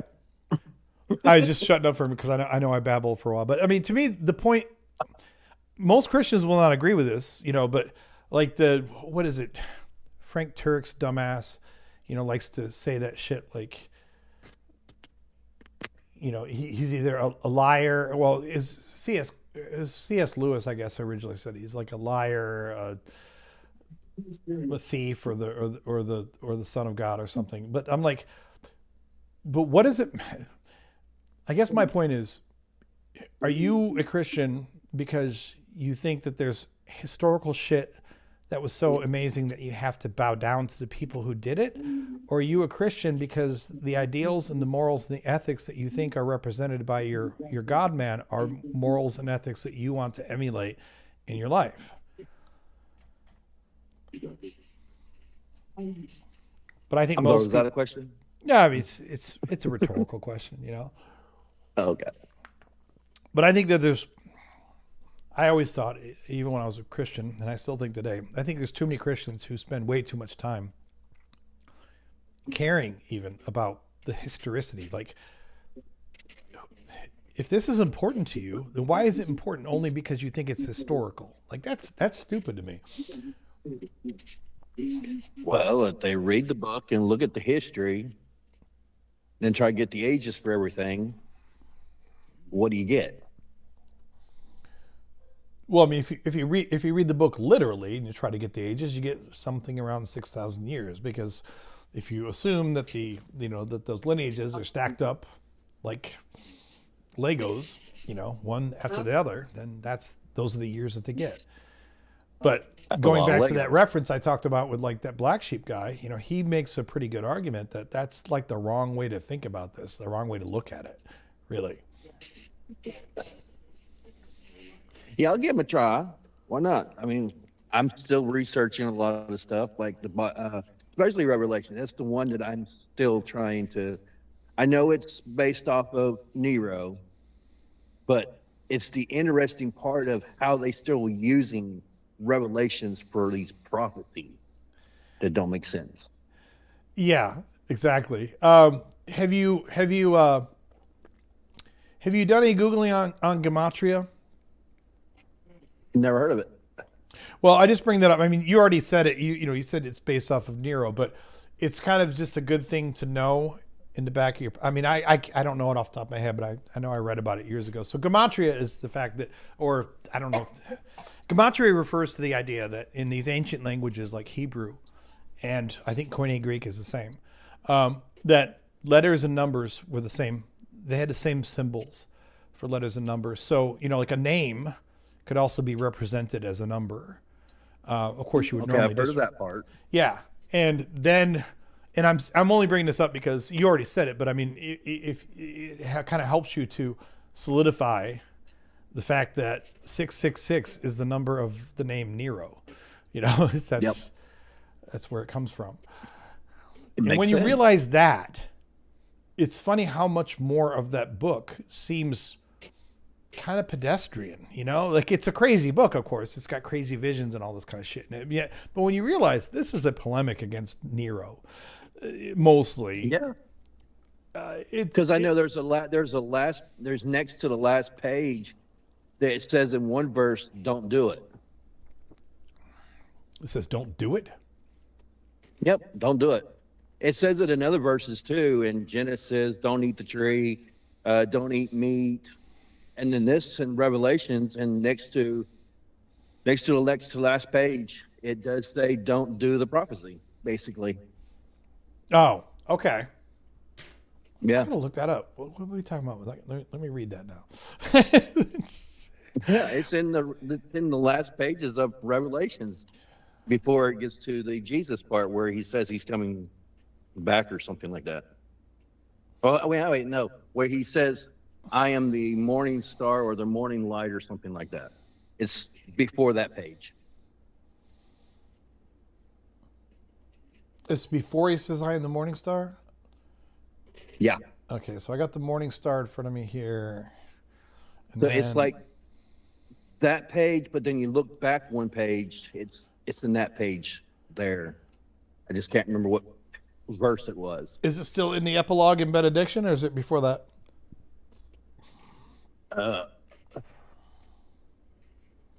Because, I like, just in the know it's epilogue the and next benediction, he said to me, "Do not seal up the words of the prophecy of this book, for the time is near." It's probably after that, probably.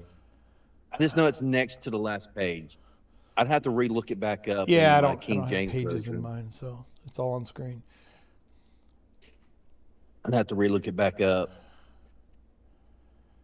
I hate this book. I hate Because it's been a Revelation. while since I've looked I at really that hate part. Revelation. Just because I think it's one of the Well, most damaging Revelation- books in the whole fucking Bible. It really is when you really get down and study Revelations and hear these prophecies that they're coming up with. It drives you nuts. Yeah, it's horrible. And here's what I hate about it more, though, too. And I know this is going to sound arrogant. I don't care. Revelation appeals to some of the most ignorant and vulnerable people.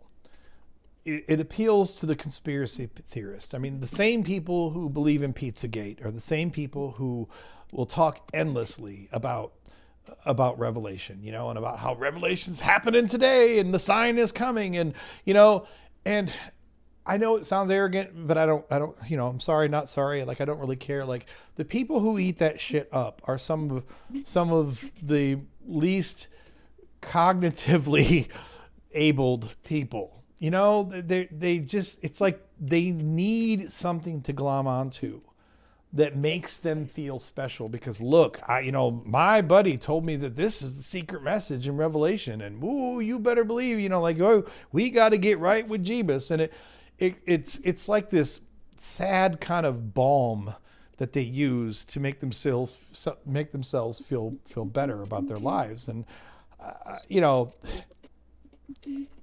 some of the people, I mean, there are rich people who believe in Revelation too, but some of the people that eat up Revelation are absolutely some of the most destitute people in terms of earthly means, you know, to put it blunt. Because I've heard 2,000 years of prophecies out of this darn Revelation, which is ridiculous.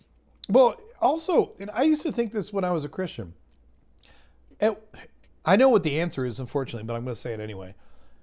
At what point do people actually in the religion say, yeah, you guys, you know, it's been 2,000 years. Like, how much longer? I mean, clearly 2,000 years isn't long enough, because if that was the case, we'd already be done with, you know, Revelation, and quite frankly, we'd be done with Christianity at this point. But is there even, and I'm not even asking this rhetorically, I would like an answer, not just from you, John, but anyone in the chat who wants to chime in on this. Is it even reasonable to think that once you have this global religion that's taken hold like Christianity, is there any logical sunset of when society as a whole would start to say, yeah, you know, it's been 3,000 years and now it's starting to feel silly.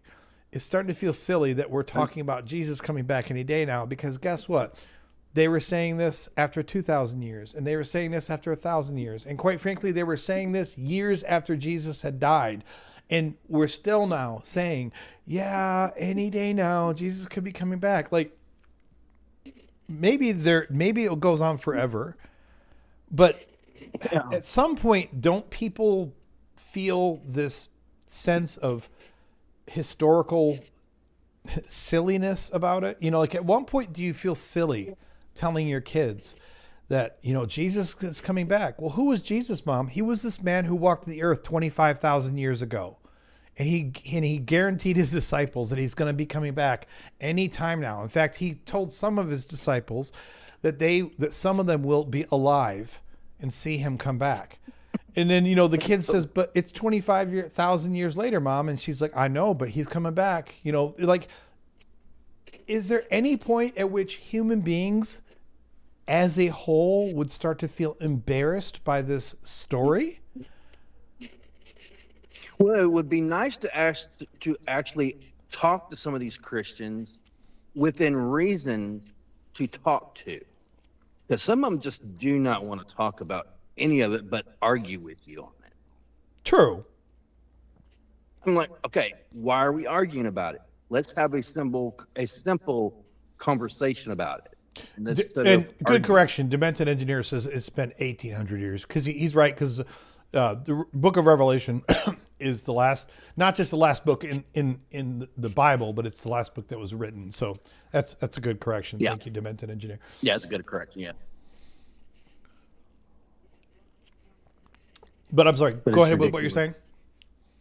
It's ridiculous. But I would like to talk to some of these Christians that would talk to us in sensible terms, more like. Just talk to us some way we can understand it better, maybe. That makes us want to go back to Christianhood, which I don't really want to go back to Christianhood because I've seen how much it's messed up. I guess I would ask a Christian, and not that I would expect a good answer from this, mind you, because you can't, some things you can't project, you can't predict.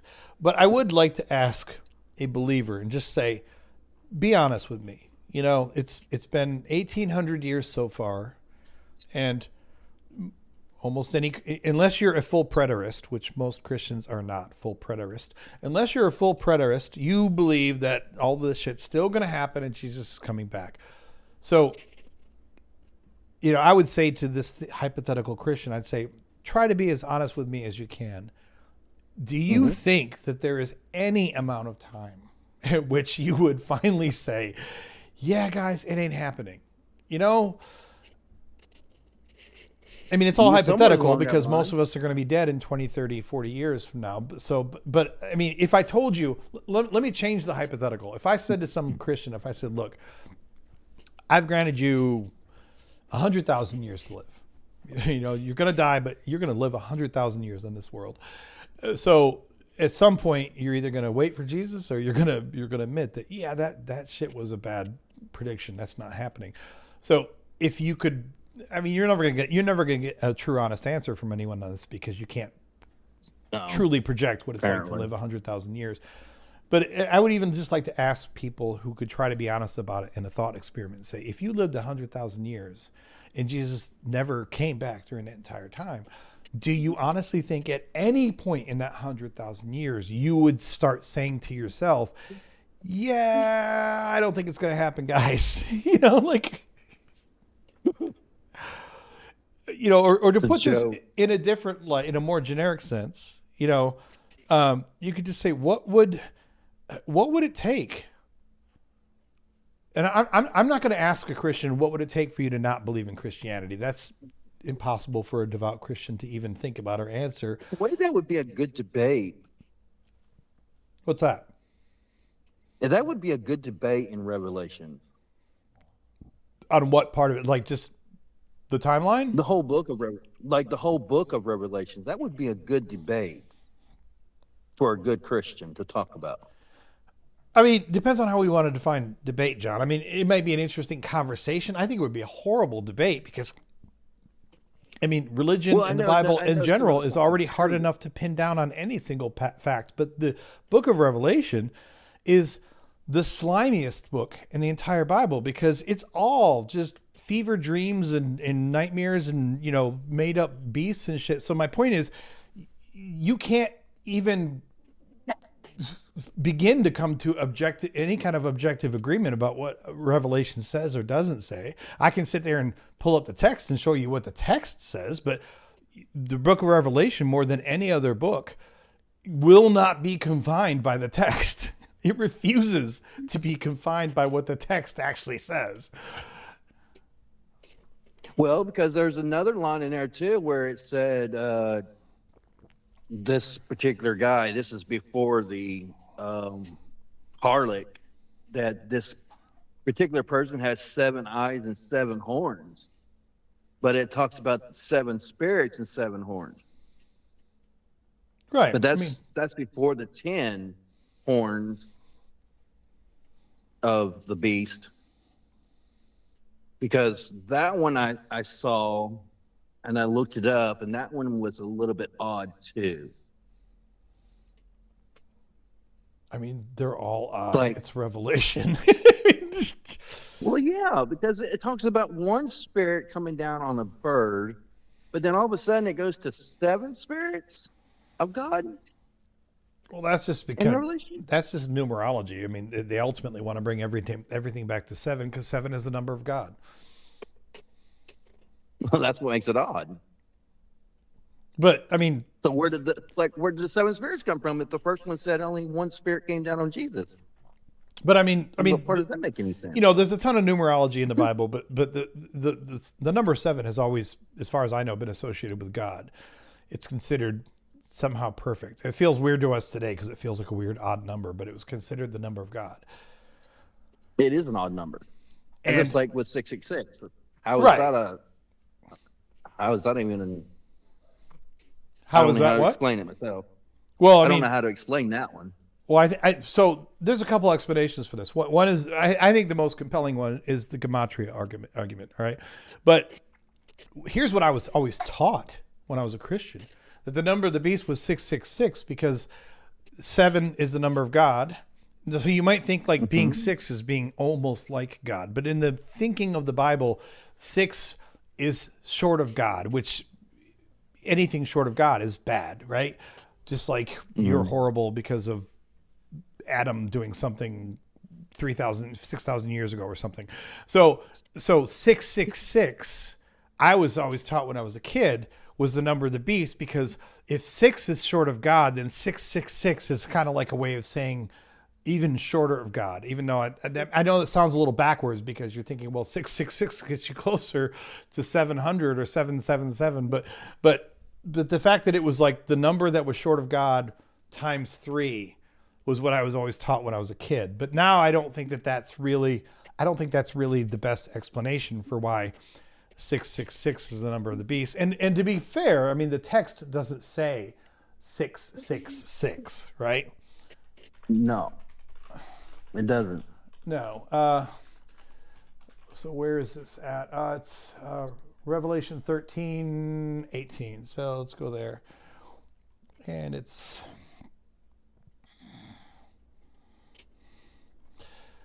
Yeah, this calls for wisdom. Let anyone with understanding calculate the number of the beast, for it is the number for a person. Its number is 666. Now, I only bring this up because now you can say 666 is 666, which I guess you could say that is, but actually I think what I was confused by is like other translations don't even list it that simply. They say it's like something times something times something, I think. Don't they? Don't know. It's kind of. I'm not sure. I'm not sure either. So let's see. So Nero equals 6. So Nero Caesar, actually. It's not just Nero equals Caesar. It's Nero Caesar equals 666 in Gematria. And that's according to the Hebrew spelling. If you use the Hebrew, now you could argue that could be wrong because this wasn't written in Hebrew. It was written in according to Greek. But some biblical early texts write the number as 616, which matches an alternative spelling or Latin rendering of the same historical name. That's also another big key about why it's probably Gematria, is because in different translations they've changed the number. And they haven't done that randomly because they just wanted a different number. They did it randomly because under different translations, the Gematria comes out differently. So that's also a big clue as to it probably being Gematria. Also, you know, even the way that this is listed, it's kind of like the author is doing a cheeky kind of wink, wink, nod, nod, because he's telling you like, okay, pay attention. This requires wisdom. You know, he's like telling you, I'm about to give you a hidden message, right? Let anyone with understanding calculate the number of the beast, for it is the number of a person. So he's telling you, I'm about to give you a wink, wink, secret message. And oh, by the way, I'm referring to a person. Who am I referring to? Oh, it's 666. Who is that? You know, and so it's almost like this cheeky kind of way of kind of winking at the reader and saying, yeah, if you know, you know. If you really know, you know who I'm talking about. And some of them didn't pick up on that. Well, and of course, every year that we go by, even though there are people out there now who study this shit, every year we go by, I think the common understanding amongst Christians becomes lesser and lesser of this too. I'm So sorry. what I didn't catch don't that. understand though, so it's kind of funny to me because this wasn't written until, very late second century, and many people say this is referring to Nero. Now, what I'm not quite clear on is that Nero was dead long before this was written. Like the Great Fire of Rome happened in 64 A.D.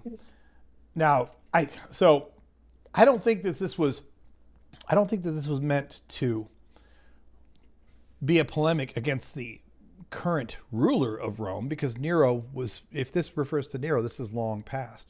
But I think that the reason, well, I'm getting way into my own speculation here, but I think that the reason that this is so wink, wink, nod, nod is that they're using the name of a very well-known Roman emperor who was infamous amongst Christians.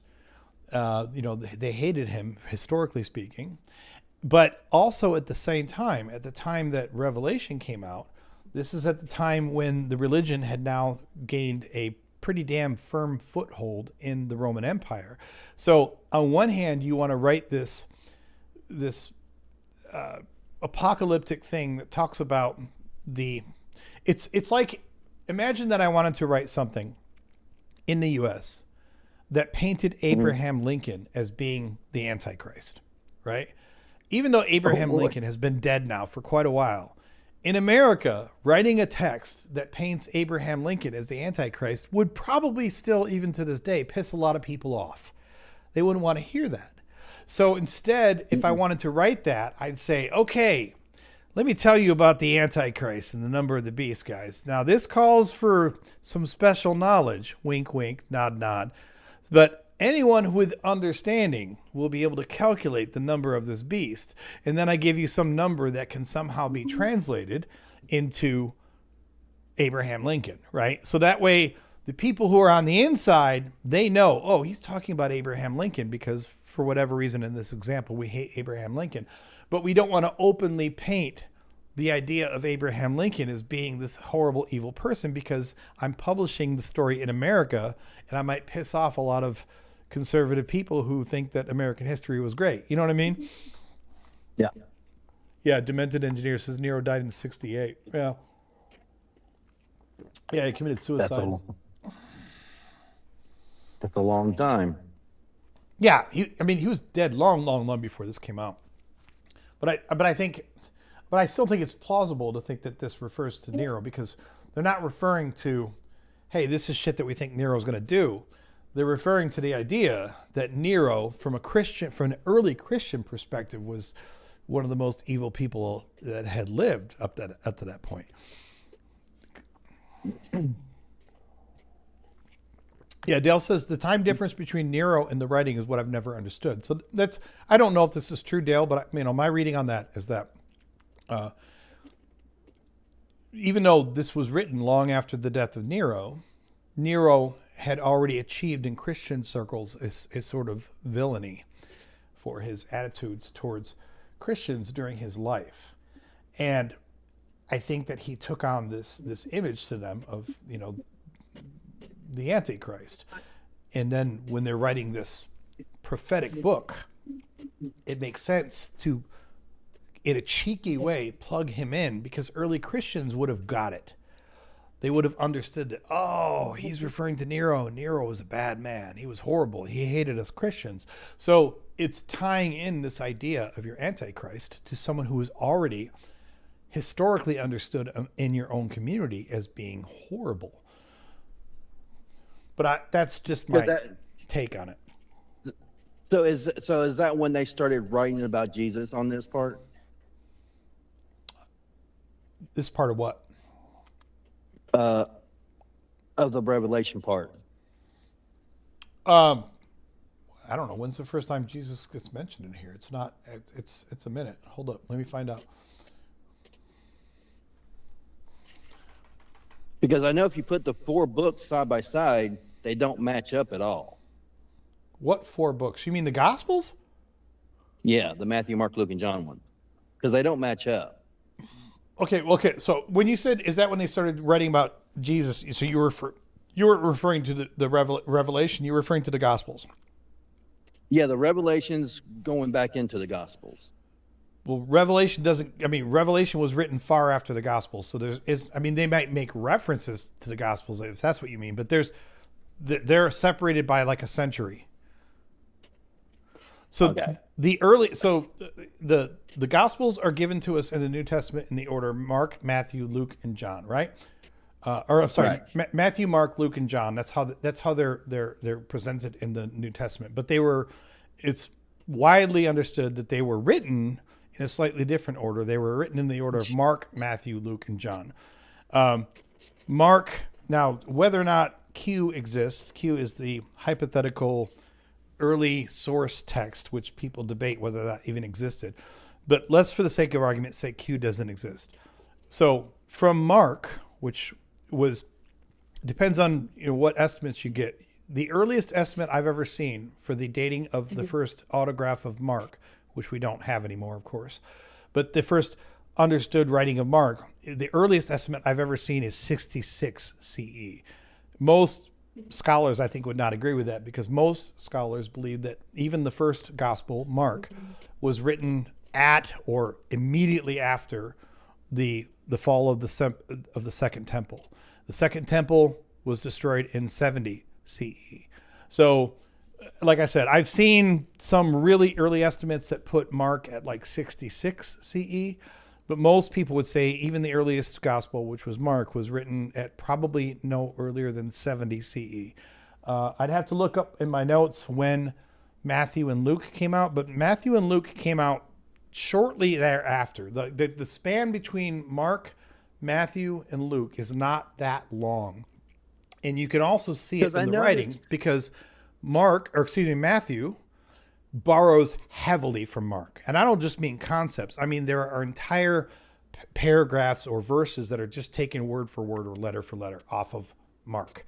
And then Luke also borrows very heavily from Mark. Not from Matthew, but from Mark. So Mark was absolutely understood to be a source text, one of the source texts for Matthew and Luke. John, which was the last one, and depending upon your estimates, John came out close to the end of the first century. So let's say somewhere from 90 to 95 CE, something like that, which would put it, Mark, Matthew, Luke, John. Thank you, Demented. John absolutely came out last. John came out getting to the tail end of the first century. John probably came out like 15 years at least after Luke. And John also borrows heavily from Mark. But that being said, John easily has the most original content in it compared to like Matthew and Luke, which are some cases just word for word copies from Mark. So is that what you're asking? Because I've also noticed too that they try to tie Revelations to the 4 books. Well, I mean, they try to tie it together. I mean, of course, because Revelation was written long after the 4 Gospels were already out. So I don't doubt that there are references to them, although I'm not sure exactly which tie-ins you're talking about. Well, so Demented Engineer says Mark can't be before 70. The repeated use of the word rabbi would be an anachronism otherwise. That's a good point. And to be clear, Demented Engineer, I'm not saying that I believe the 66. But I know at one point I was in good faith trying to find out what is the earliest estimate that any credible scholarly source would put Mark at. And the earliest number I was able to find anywhere was 66 CE. But even at that time, when I looked this up like a year ago, the reference that I saw said that was still a very early optimistic estimate. What year did Nero die in? 68. 68. And the other guys, and the other one was in the 90s? Well, so John was in the 90s? Yeah, that's not when the author of the Book of John died, but the Book of John came out somewhere, I think, in the 90s, the 90s CE. Let me see. What's date? Because then that video that I watched on that one puts Nero in the time of the four gospels. Well, The video I watched. so you're confusing some concepts there. So gospel, yeah. So John was believed to be written somewhere between 90 and 100, which is what I thought. Although, with any things like this, there's some other arguments about vastly different dates. But generally speaking, when people say, when was John written, they're usually talking about the last decade of the first century. But when you talk about, say that again, about referencing, what did you say about the reference? The Revelation ties back into Revelation because of Nero being in the 60s and John being in the 90s, the other one being in the 70s. It kind of ties in together. Well, again, remember, Revelation was the last book written. It's not just the last book on the end of the Bible. It was the last book chronologically that's in the canon that was written. So whoever wrote Revelation, which that's credited to John, but even that, it's not the same John who wrote the Gospel of John. So don't mix those two up. Okay, the guy who wrote Revelation is not the same guy who wrote the Gospel of John.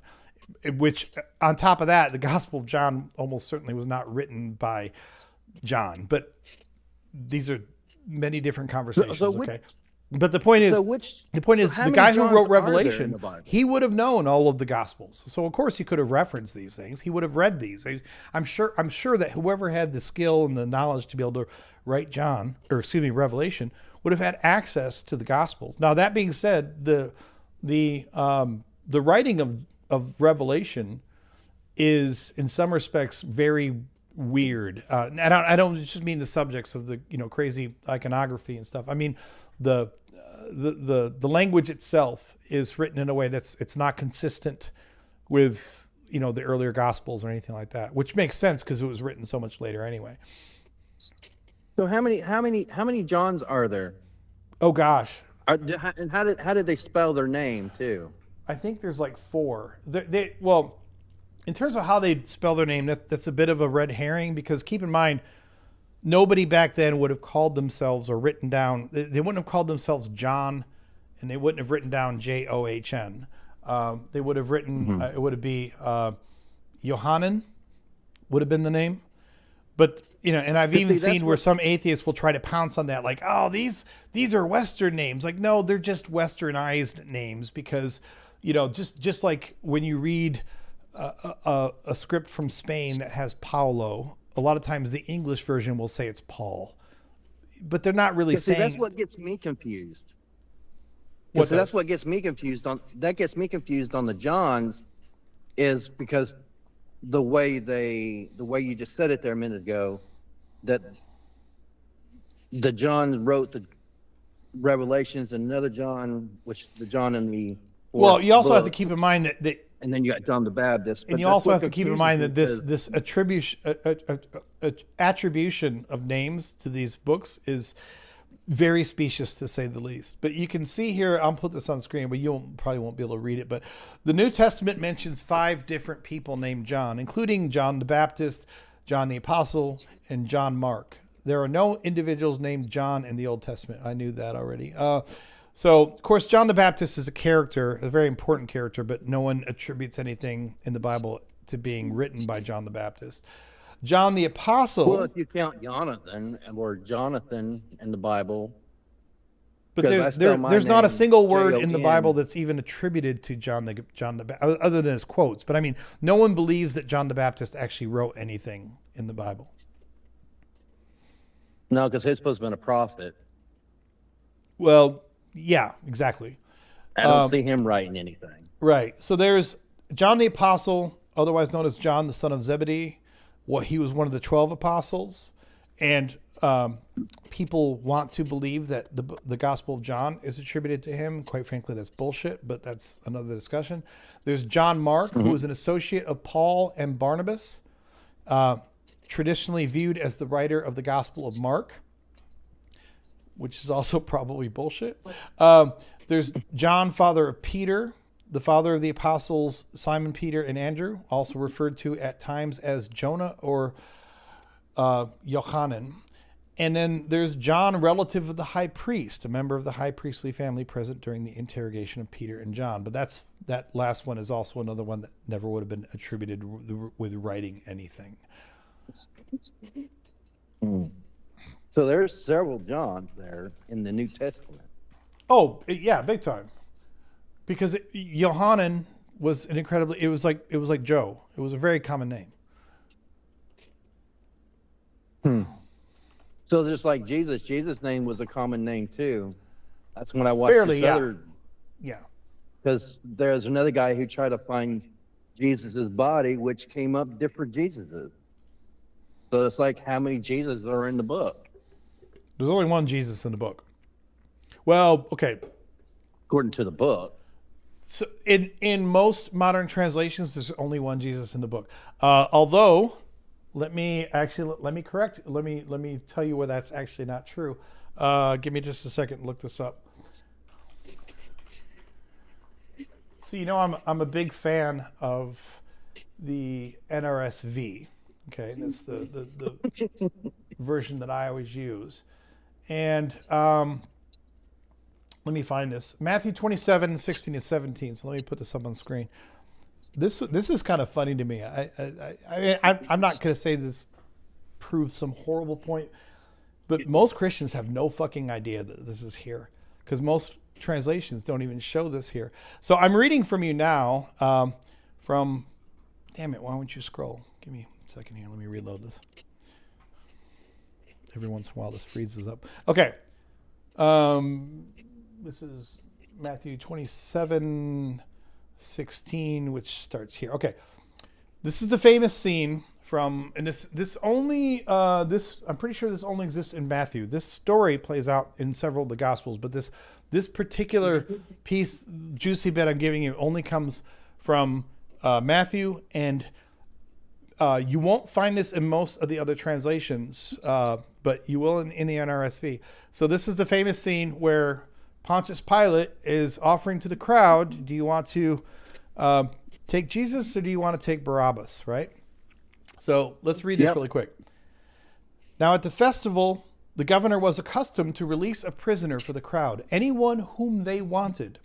At that time, they had a notorious prisoner called Jesus Barabbas. Now, the first name doesn't appear in a lot of other translations, but apparently, and there's, to be fair, if you Google this, there's some debate in terms of the translation whether this should really be Jesus here. So I'm not going to give this to you as like a definitive, this is the answer, but it's kind of interesting.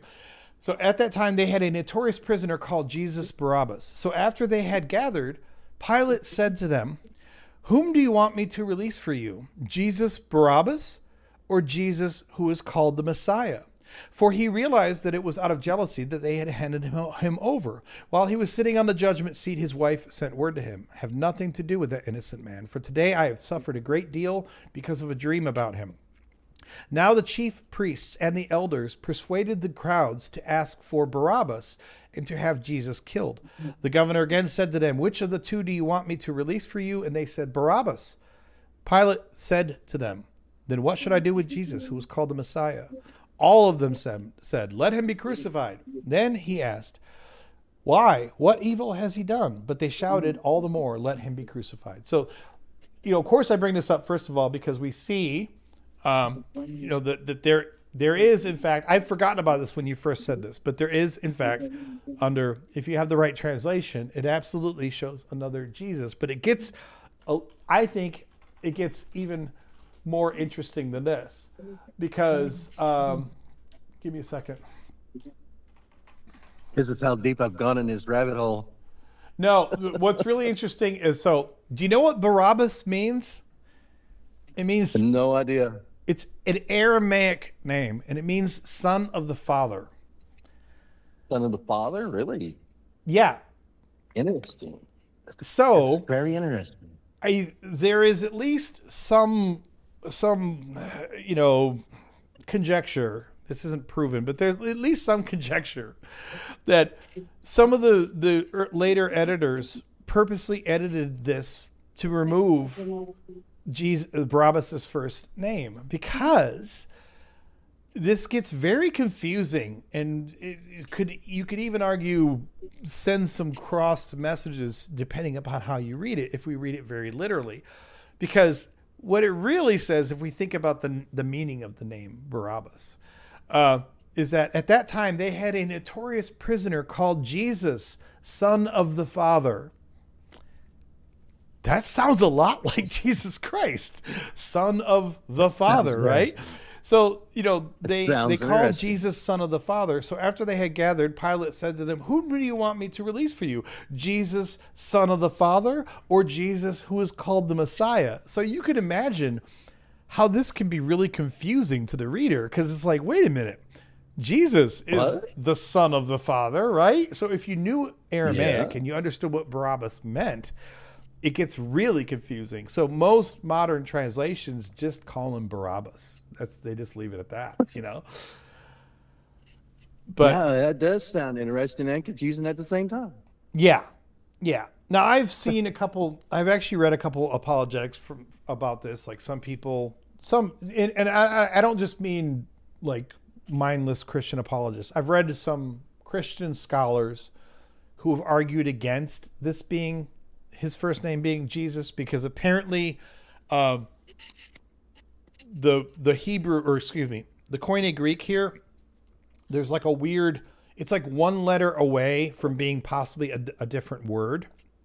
And they think some people have made, in this case, I would say it's a reasonable argument that maybe his name really wasn't Jesus Barabbas, but maybe there was essentially a typo, a scribal error in the Koine Greek.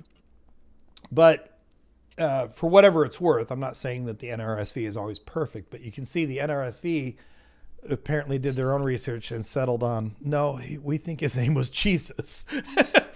But most places just call him Barabbas now. Yeah, that is interesting now. I've never heard it put that way yet. Yeah. Well, I also think it's interesting too, because one of the things that Christians don't really like to talk about much is the known fact that in this time, Jesus wasn't the only person claiming to be the Messiah. I'm not saying that there was an army of people claiming to be the Messiah, but I'm saying that being the potential Messiah was like a little bit of a cottage industry at the time. Like, there were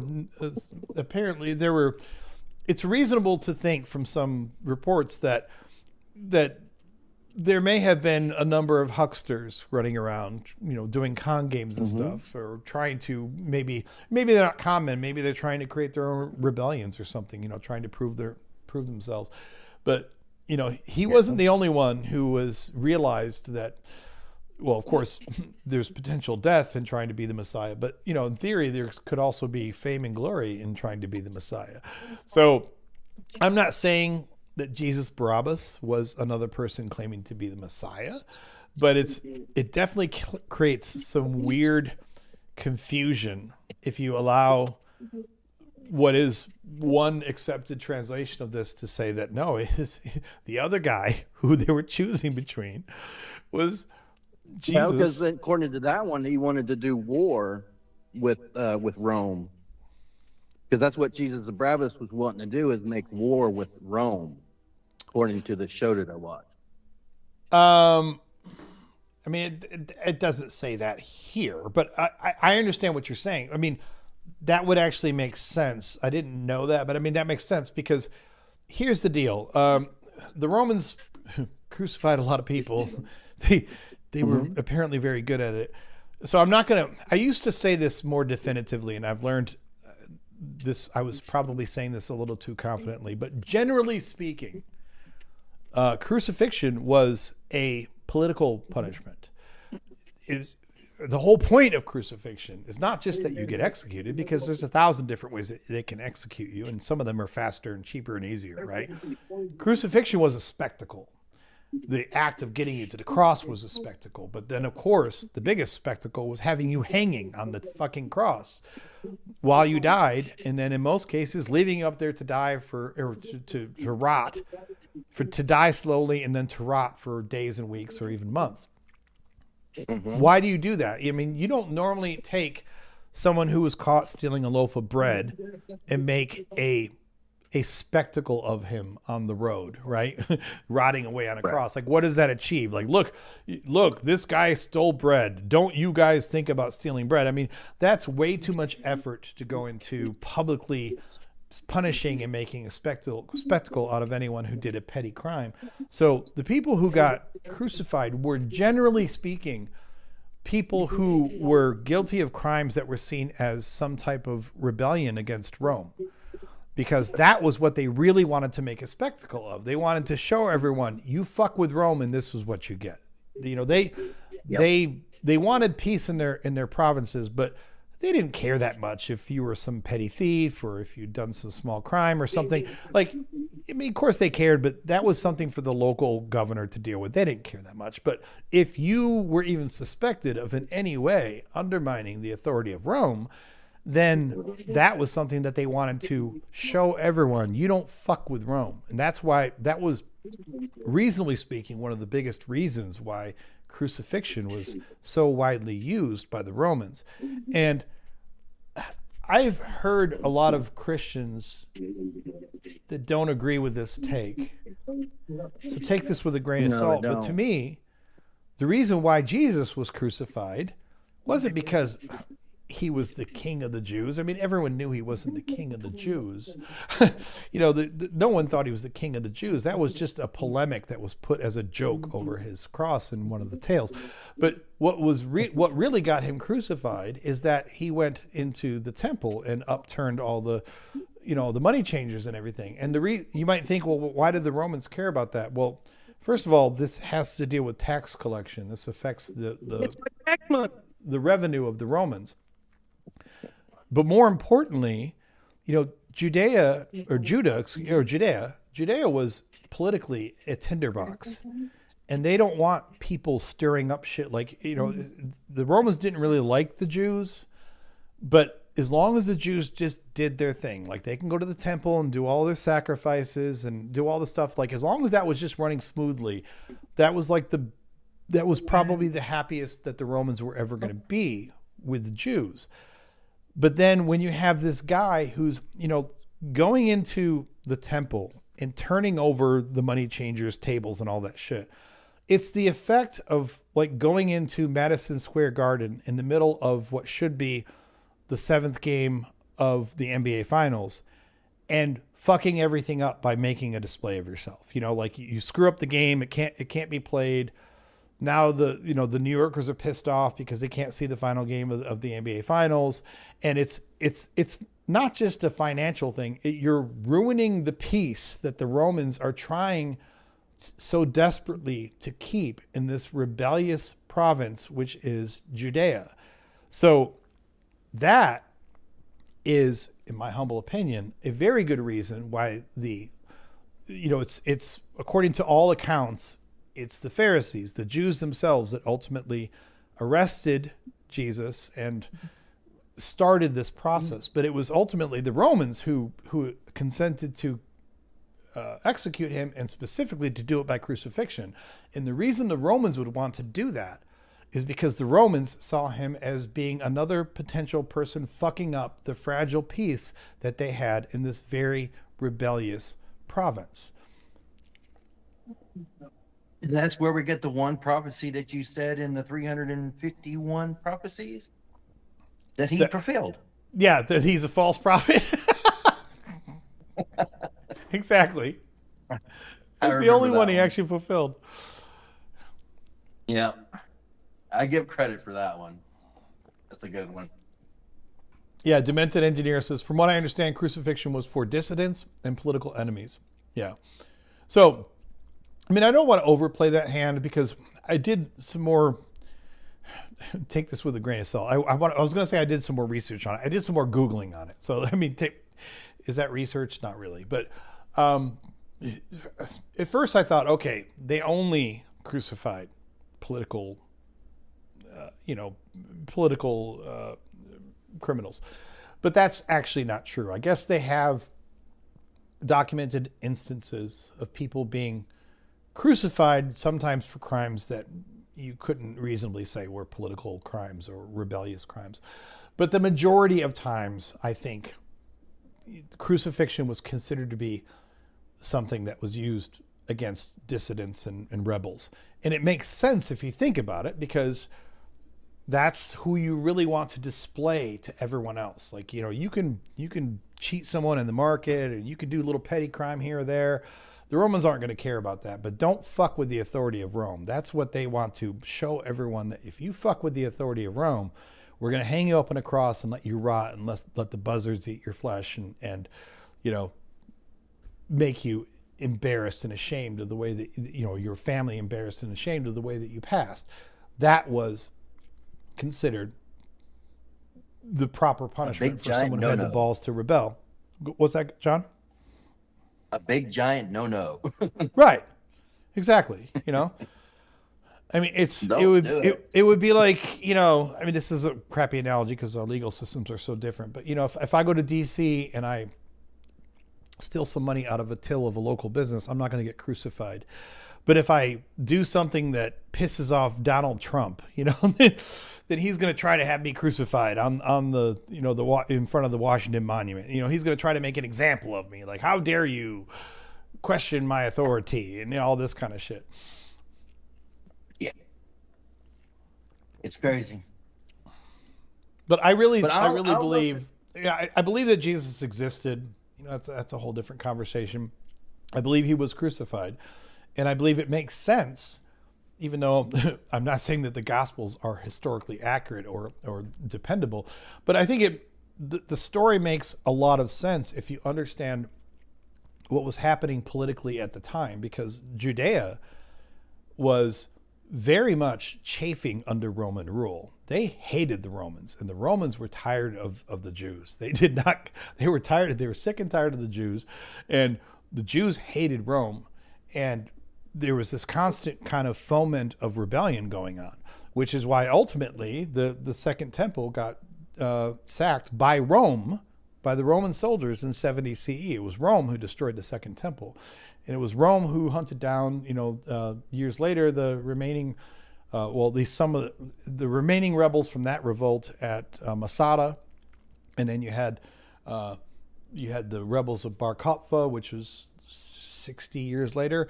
But the point is that Judea had this continual history of being a thorn in the side of the Roman Empire. The Romans, once they took someone over, in their best case scenario, they would have some province that would just shut up, be quiet, and pay their taxes. And the Jews were the opposite of that. They were. Sure was. Well, I'm gonna get off here. I'll check this guy out, this black sheep fellow, and I'll check him out. Yeah, let me know if you like him. I mean, like I said, it's kind of funny that I'm sitting here on my channel, recommending Christian content. But I thought, I think John would maybe like some of these videos. Yeah, I'll check him out and see how it turns out. Yeah. If I don't get back to you in a couple of weeks, you know why. Exactly. It's like you're gonna be getting back on the channel, not trying to convert me to Christ. And right. That'll work. That ain't gonna work. Because we know too much now. Exactly. Yeah, we know too much. I mean, it's good to know. He's got too many people he wouldn't care, but it'd be funny, like, if he put a comment or something on his stuff, like, yeah, this atheist guy sent me to your channel. He probably wouldn't even see it, but probably wouldn't. Funny. But yeah, what y'all talk about on here, it opens your eyes. It really does. It opens your eyes to the book. Oh yeah. Yeah, that makes me wonder. Because see, that makes me wonder about the revelation part, about the two witnesses, which turns into the two trees, and that makes me wonder that if the atheists are absolutely close to being the two witnesses. Well, it's funny you mentioned that because I don't think he's done any videos on Revelation, but I normally could think of nothing I'd like to do less on a given night than sit down and listen to a Christian content creator talk about Revelation. Normally that sounds like torture to me, but for that guy, the black sheep guy, I would probably watch his, if he did a couple of videos, he would probably do a bunch of videos. If he did a couple of videos about Revelation, because he would probably, based on what I've seen so far about his channel, he would probably be one of the few Christians I'd actually want to hear his opinion and get some insight. Not saying I would agree with him on everything, but it would probably be better than just the stupid claptrap you get from people who just wave Revelation around and like, oh, Jesus is coming. I saw the news from Jerusalem and this proof and blah, blah. Haven't really seen any proof yet. That's the problem. You never will. I mean, I see these things on TikTok where they say they saw an angel over the golden thing over there. I mean, the vast majority of times that is blatantly false. Usually it's AI generated bullshit. It's not even. I mean, it would be bad enough if they were sort of somehow responding to real reports, but they're not. Well, that would be so nice. I forget who that guy was. I did a reaction video to one of these assholes who does like his whole Kirby. I did a reaction video to Kirby because if you look at Kirby's shit, this guy, he's got to believe in every Christian conspiracy you've ever heard of in your life. I mean, I know this sounds petty and mean, but I don't care. He really seems like a very small-brained individual. And it just seems like he will believe any fucking thing that you tell him to believe. And it's really sad. But it sounds like most Christians. Yeah. And he's got this series of videos that he always does on, just a second here. Why is it not letting me? Let's do that. Yeah, I'll check him out. Yeah, check that out. I'll check him out because I got to get going. I got to get ready for bed here. All right, man. Got to get up in the morning. Cool. So, yeah, I will definitely check him out for you. Oh, I'll get back to you. Maybe I can turn you back to Christianity, maybe. Who knows? I'd love to see it, man. Like bring it. We'll see how much you can do there. How much damage you can do. So. I know I'm just joking around, but yeah, it's just. All right, man. I'll talk to you soon. All right, later. All right. I'm going to go for a little bit longer, but I have to hit the restroom one more time, like the last restroom break of the night. So I'll give you the normal warning that if you drop off the live stream while I am away at the restroom, I will piss in your Cheerios. I will show up wherever you are, and I will make your life hell. No, I won't really, but it sounds. I'm an atheist, so I can be mean and horrible, right? Like I can be vindictive. Like, hey, you were on my channel and you left when I went to the restroom. How dare you? All right, I will be right back.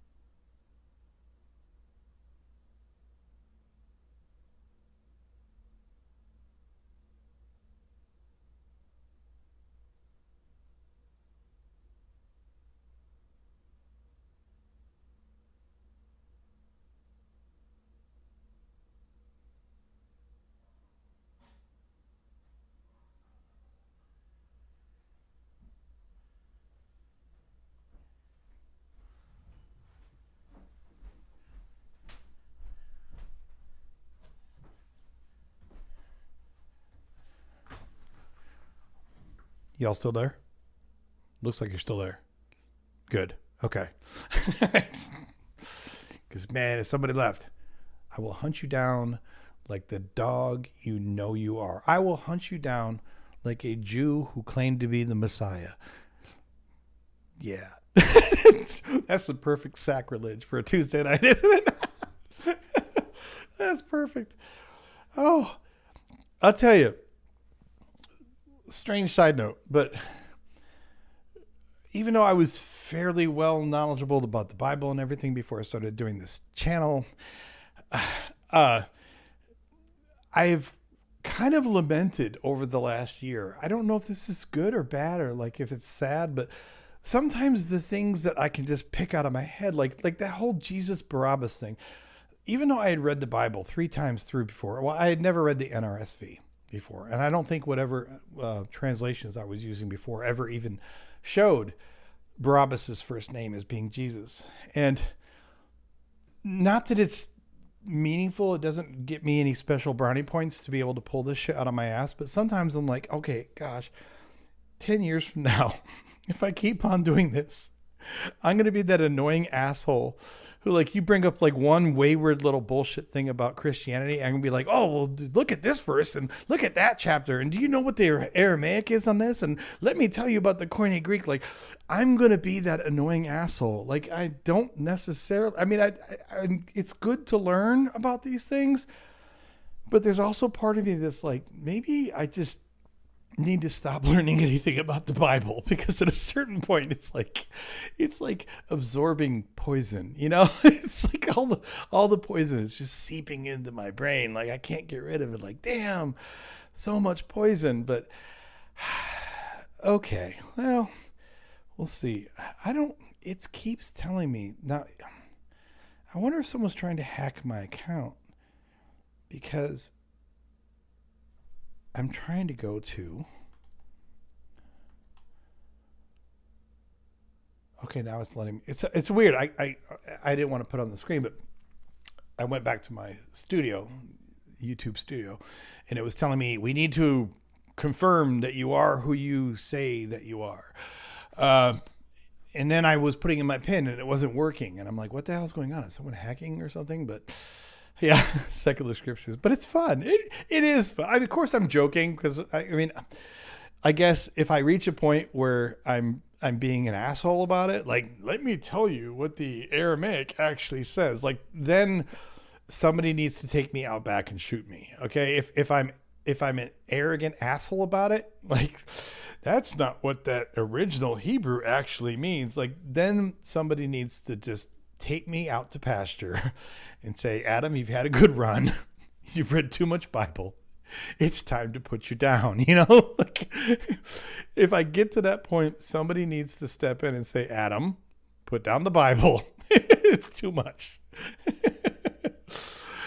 But some of this stuff you can't help, because, you know, this isn't my day job, but I spend so much time fucking around with the content and making notes and this and that and watching other content and reading other websites and blah, blah, blah, research. You can't help for some of it to get stuck into your brain. I was telling my wife this months ago, which is, I never had this weird sense before this last year. But now, when I'm watching like some apologist video, for example, and sometimes they will quote something from the Bible. And if it's one of the cheesier apologists or one of these small time channels, sometimes as soon as they quote this verse, I'll think, that ain't right. That's not what the verse says. Like, I can't usually tell you word for word what the actual verse says. And even if you could, it depends on what translation you're reading, right? But I almost have this weird spidey sense at times where I'll see some reference to a Bible verse and I'm like, that's not what that says. And then I look it up, and almost every single time that I do, I'm right. They're misquoting it, or they're obviously quoting it out of context, because yes, Christians quote shit out of context all the time. I have a whole new video coming out where I talk about nothing but context. Context is one of the most perversely weaponized terms that Christians have ever come up with. But I'm not saying that I always do it. Sometimes you can give me a bad verse and I'll just nod along because I'm not sure. But usually so many times now, I either know immediately that it's wrong, or I at least know that it sounds odd enough that I'm like, wait a minute, let me go look that up. And then you go look it up and it's like, sure enough, like the guy earlier, if any of you have been sad enough to have been on this whole journey tonight, and I hope you haven't, but if you were on early, I was talking about that guy who said that that the Old Testament has never been really translated. And they said that nowhere in the Bible does it refer to the Jordan as a river. Now, of course, I can't sit here from memory and tell you, well, here's all of the places that the Jordan River is referenced in the Old Testament. I couldn't even name all of the books where it's referenced. But immediately I thought, that doesn't make sense. That ain't right. So I pull up my Bible software and immediately I search for Jordan. And there's all of these instances where it talks like crossing the Jordan, or it talks about the banks of the Jordan. I mean, it's clearly talking about Jordan in the context of a river. And right away I knew, like, okay, that's weird. That's bullshit. Like, what would make him say that? But even though I'd read the Bible multiple times through before I started this little project, I would not have known. If a year and a half ago you said to me, well, the Bible never refers to the Jordan as a river, I just would have went, really? Okay. It would have probably sounded weird to me then, but I wouldn't have been, I wouldn't have been shocked at it. I wouldn't have thought, no, that can't be it. Because I would have thought, oh, I guess they don't. And then what's even worse is if you don't know enough about something like this, sometimes someone will tell you this stupid little side note, like, do you know that the Bible never refers to Jordan as a river? And sometimes, even if you're not trying to be the spreader of disinformation, you'll then just kind of absent-mindedly start spreading it. You'll be at some party the next day with other people who are Bible nerds, and you'll say, do you know that the Bible never refers to the Jordan as a river? And they'll be like, really? And like, yeah, I just learned that the other day. And then 2 weeks later, someone comes back to you and says, that's bullshit. Where did you hear that? And you're like, oh, I heard it from some random guy who commented on my video. And I've been repeating it like it's fact. But I guess it's the life I've chosen, this bullshit filter with the Bible. So I guess there are worse fates to have.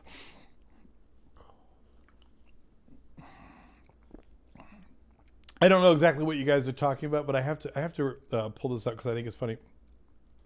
Dale says, they connect different sentences from different texts, and they say, it's Jesus. So the way that I like to refer to this now is eisegesis, which means bringing your own meaning to the text, can very cheekily be mispronounced as I see Jesus.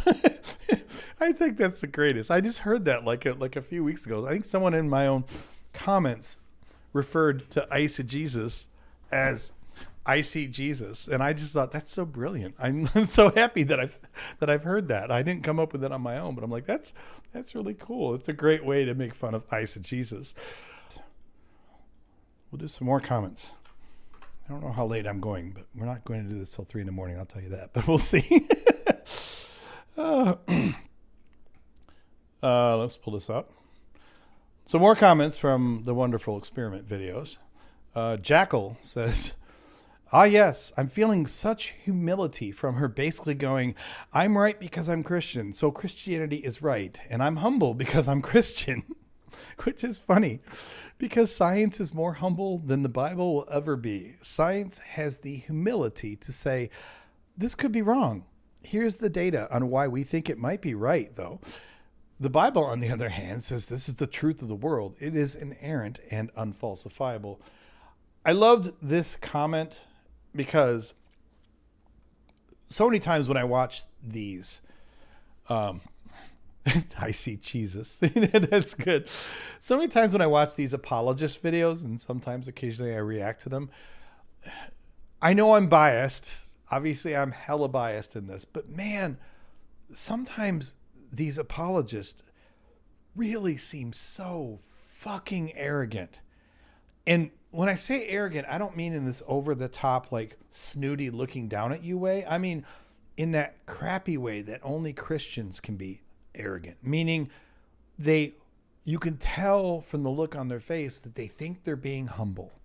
They think that they are teaching you a great lesson. They think that they're doing you a favor by bringing this wisdom to you. I mean, she said in this video that the reason she's doing this channel is, well, first of all, she claimed that the greatest vice was pride, which I made fun of in the video because I'm like, that's the greatest vice that you can think of was pride. Like of all of the other horrible vices that I could have, the only one that you think is the greatest vice, according to your reading of the saints, is pride. And then she said that the reason she's doing this channel is because she said that knowledge kept to yourself leads to pride. So in order to avoid the sin of pride, you have to share this knowledge, right? So she's avoiding the sin of pride by sharing all of this knowledge with us. And I mean, I probably sound hypocritical because here I am with my channel and I'm sitting here listening to myself talk for hours, and I'm certainly probably full of myself. So maybe I'm no different or no better than she is. I don't know. But the approach that people generally take when they're talking about religious issues on YouTube or on any platform is, let me tell you about the deep wisdom that Jeebus just shared with me. Like, you know, they are the one who's going to lead you to the light. And I know that from the other side of the fence, they probably think that atheists are the most arrogant fucks on the entire YouTube platform. And some are. There are some arrogant people in the atheist space. I don't deny this. But generally speaking, I find atheist content, and yes, I'm biased, but I feel like the atheist content creators, at least in my biased worldview, seem to project more of an air of humility than I ever detect by listening to the apologists' content. Maybe, I guess that's probably just because I'm an atheist. So I think that the other atheists are all helpful and useful to us, and I think that the apologists are horrible and wrong. So maybe I'm just betraying my own egregious bias here. I don't know. And there are some arrogant atheists. But in general, yeah, secular scripture says it's because we've been wrong before. I know what you're saying, secular scriptures, so I'm going to, with my own humility here, try to correct this a little bit and just say, I mean, the apologists have been wrong before as well. They're wrong all the damn time. I think, I don't want to put words in your mouth, but I think it's because we can actually admit that we've been wrong before, because we don't have a holy text that screams it's right all the time and don't question it. Now, I have seen atheists on more than one occasion hold stubbornly to a bad position, and I have probably been guilty of that a few times myself. I'm not trying to put myself above this, but to me, yeah, not so, Adam, don't lie. That's true. Well, that's not true to me. I was wrong twice in like 93. It was a really bad year. So I don't ever want to repeat 1993 again. There was at least 2 times I was wrong then. Since then, every 5-6 years is an occasional misstep, but let's not ever repeat 1993. But this to me speaks to kind of the central issue of why I get annoyed with apologists. Or let's even take let's take apologists out of this for a second. When you talk about like the origin of the universe stuff, You know, like one of my favorite things is like, well, you know, how do you think the universe began? It's like, I don't know. And you don't either. That's like one of my, I didn't come up with that retort. I'm sure you guys have heard it before, but that's one of my favorite retorts to anyone who, in the theist camp who's maybe getting a little snotty, a little too full of themselves with their amazing ontological arguments. Like, where do you think the universe came from? I don't know. And neither do you. I mean, we can guess and we can draw some inferences from the empirical data that we have as far as things like the Big Bang. But even for the Big Bang, despite what theists try to tell us, despite the corner that they try to paint us in, even for people who study the Big Bang, most cosmologists do not believe that that is the absolute beginning of time and space. So we don't know. And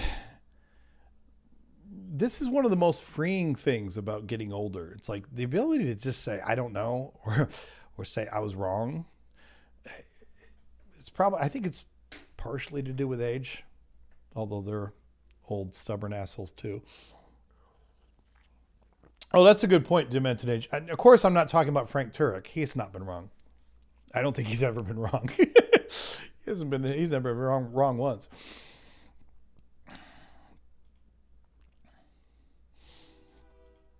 Okay, moving on to comments. So we just talked about the humility thing. I went off on my tangent there. Oh gosh, this is a great one. I had to get to this one tonight. More fuckery. Oh, on one level, I guess these get old, but they also kind of don't. You know, because it's just like, don't you get tired of putting this shit in YouTube comments?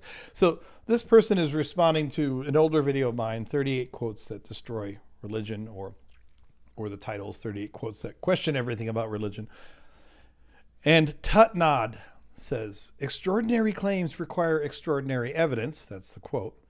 And then they say, I would say creation itself is extraordinary evidence of an extraordinary creator. Okay. I think I've mentioned this before on the channel. I really, one of my little pet peeves about this whole debate is I do not like how sometimes we allow too often for people like this to even sneak terms like creation into the narrative. Because the term creation itself, I admit, the term, the word, the verbiage actually implies a creator. Because usually when we say creation, it comes from a creator. And I know that there is a broader, if we look up the dictionary on this, I'm not going to bore you by pulling up the dictionary definitions. There is a broader idea of creation that actually, even according to the dictionary, doesn't need a creator. We could refer to anything that has had a start on some level as a creation. But we also know that, practically speaking, when theists seize upon this term, they are absolutely seizing upon it as an idea that it is a creation of a creator, and they are using that convenient turn of phrase to smuggle in the idea that the creator has to be there. But I also think it's kind of funny here. You know, I would say creation itself is extraordinary evidence of an extraordinary creator. And I really would ask, if this person were, you know, live on the live stream or whatever, I would say, what exactly do you mean by creation? Do you believe, you know, if we assume a singularity at the Big Bang, you think that God made a singularity? Do you think that God creates everything? Because some Christians do. Some Christians believe that every human was created by the Creator. They think that every animal was created by the Creator. And if you follow that to its logical conclusion, it would mean that every bacterium should be created by the Creator. Every single cell fucking organism on the face of the earth, billions and trillions, probably quadrillions of single-celled organisms all over the planet, created individually by the Creator. And then does it stop there? What about rocks? What about dust? Is each dust mote created by the Creator? I mean, I'm really being serious here. I probably sounds like I'm just being snarky, but I'm serious. Like, if we are to go down that path, where do you draw the line between what is or is not creation? I don't believe in a creator, but if you told me, look, I believe that Yahweh came down and went boom and just, created the singularity and then stepped back and everything has happened since then, I wouldn't agree with you, but I could at least understand that conception. Like he hit the on switch, like he started everything in motion. I feel like I have good arguments against that, but I don't have a problem with someone implying that. But usually that's not what Christians imply when they say creator. Usually they mean that it's this creation of this so-called creator is this ongoing active process of near continual creation. Because again, think about this. Christians will say, well, God created the universe. Okay, fine. But then if you say, but did God specifically create you? Not just create a process that created you, but did God actually create you? Almost every Christian I know would say, yeah, of course he did. He knit me together when I was in the womb. Okay. But if he created you, does he create every animal? Did he create your pet, Fluffy? Did he create your cat? Did he create every single animal? And usually, like when it comes to pets and such, they'll say, yeah, God created the pet. Okay, well, then where does it stop? I mean, there's a certain point where you can actually wonder, like, is God's continual act of creation like this millstone that now is for eternity around his neck? Like, if you really want to take this ridiculous nitnoid perspective that God manually creates everything, it sounds like torture. It sounds like this being that wasn't thinking what he was doing when he created the universe in the first place. And now he's like, shit, I need to go make a whole bunch of hydrogen atoms over in the Andromeda galaxy. And I need to make some new species of worm over on the other side of our galaxy. And like, this sounds like torture. Imagine starting a simulation like SimCity, except instead of hitting the button, you instead have to do everything in SimCity. Like you have to create every floor of every building, and you have to drive every car around the city manually, and you have to move every person as they're walking down the sidewalk. Like that would last about 3 minutes before you said, screw this. This is the worst game I've ever played in my entire life. It would be weird. I don't know when I see comments like this, if that's where they're going with this. But, yeah, creation itself is extraordinary evidence of an extraordinary creator. Another way to look at this, too, is if you believe that creation itself is extraordinary evidence, then what would the universe look like if it was created just by aliens or a sentient program or any other potential Genesis moment? Of course, they'll probably try to trace that back to, look, it's all God. It's just a different name. But, oh well. Oh.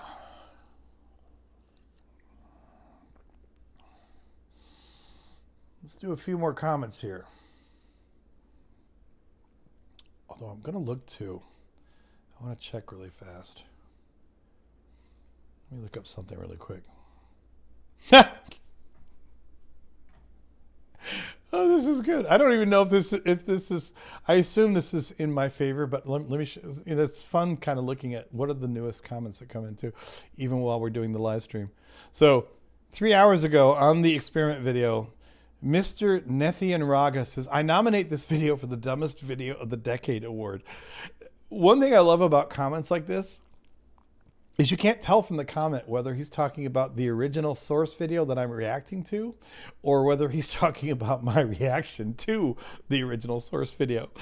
I mean, ultimately, I guess I don't care. But, when you put comments like that, if you think you're communicating a certain sentiment, you would think at least that you want people to know what that sentiment is, but you can't actually read that comment and know for certain whether he thinks that my reaction is the dumbest video of the decade or whether the original video from her is the dumbest. I would accept either response. Actually, I have to say that YouTube, I don't know what the numbers are anymore. Like sometimes you see these statistics that say every second there's something like 1 million hours of video uploaded to YouTube, or some crazy stat like that. Like the numbers are insane, the amount of new video that goes up on YouTube every damn minute, every damn second. And then on top of that, the massive back library of everything.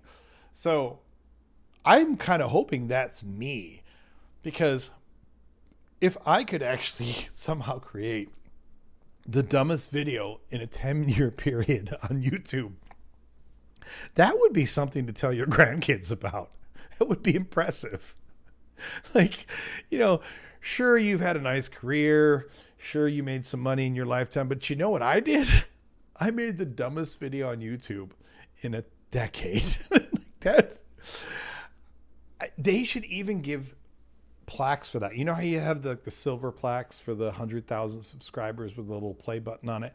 They should have a plaque that's Dookie Brown that they give once every 10 years for the dumbest video that's been put out in 10 years. That would be great. It would have to be massive too. It would be like a 7-foot plaque because the dumber your shit is, the crazier the plaque or the award should be for it. That would be really good. If I could somehow get the dumbest video on YouTube in a decade, I would feel proud of myself. That would be pretty cool.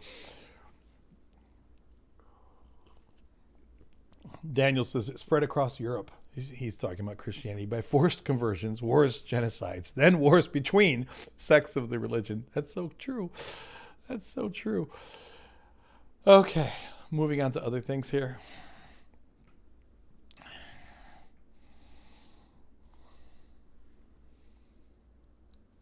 There's a few more things I was going to bring up.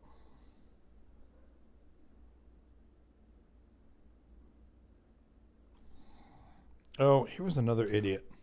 This is an older comment, but I've been wanting to actually get to this one because this is a really stupid person.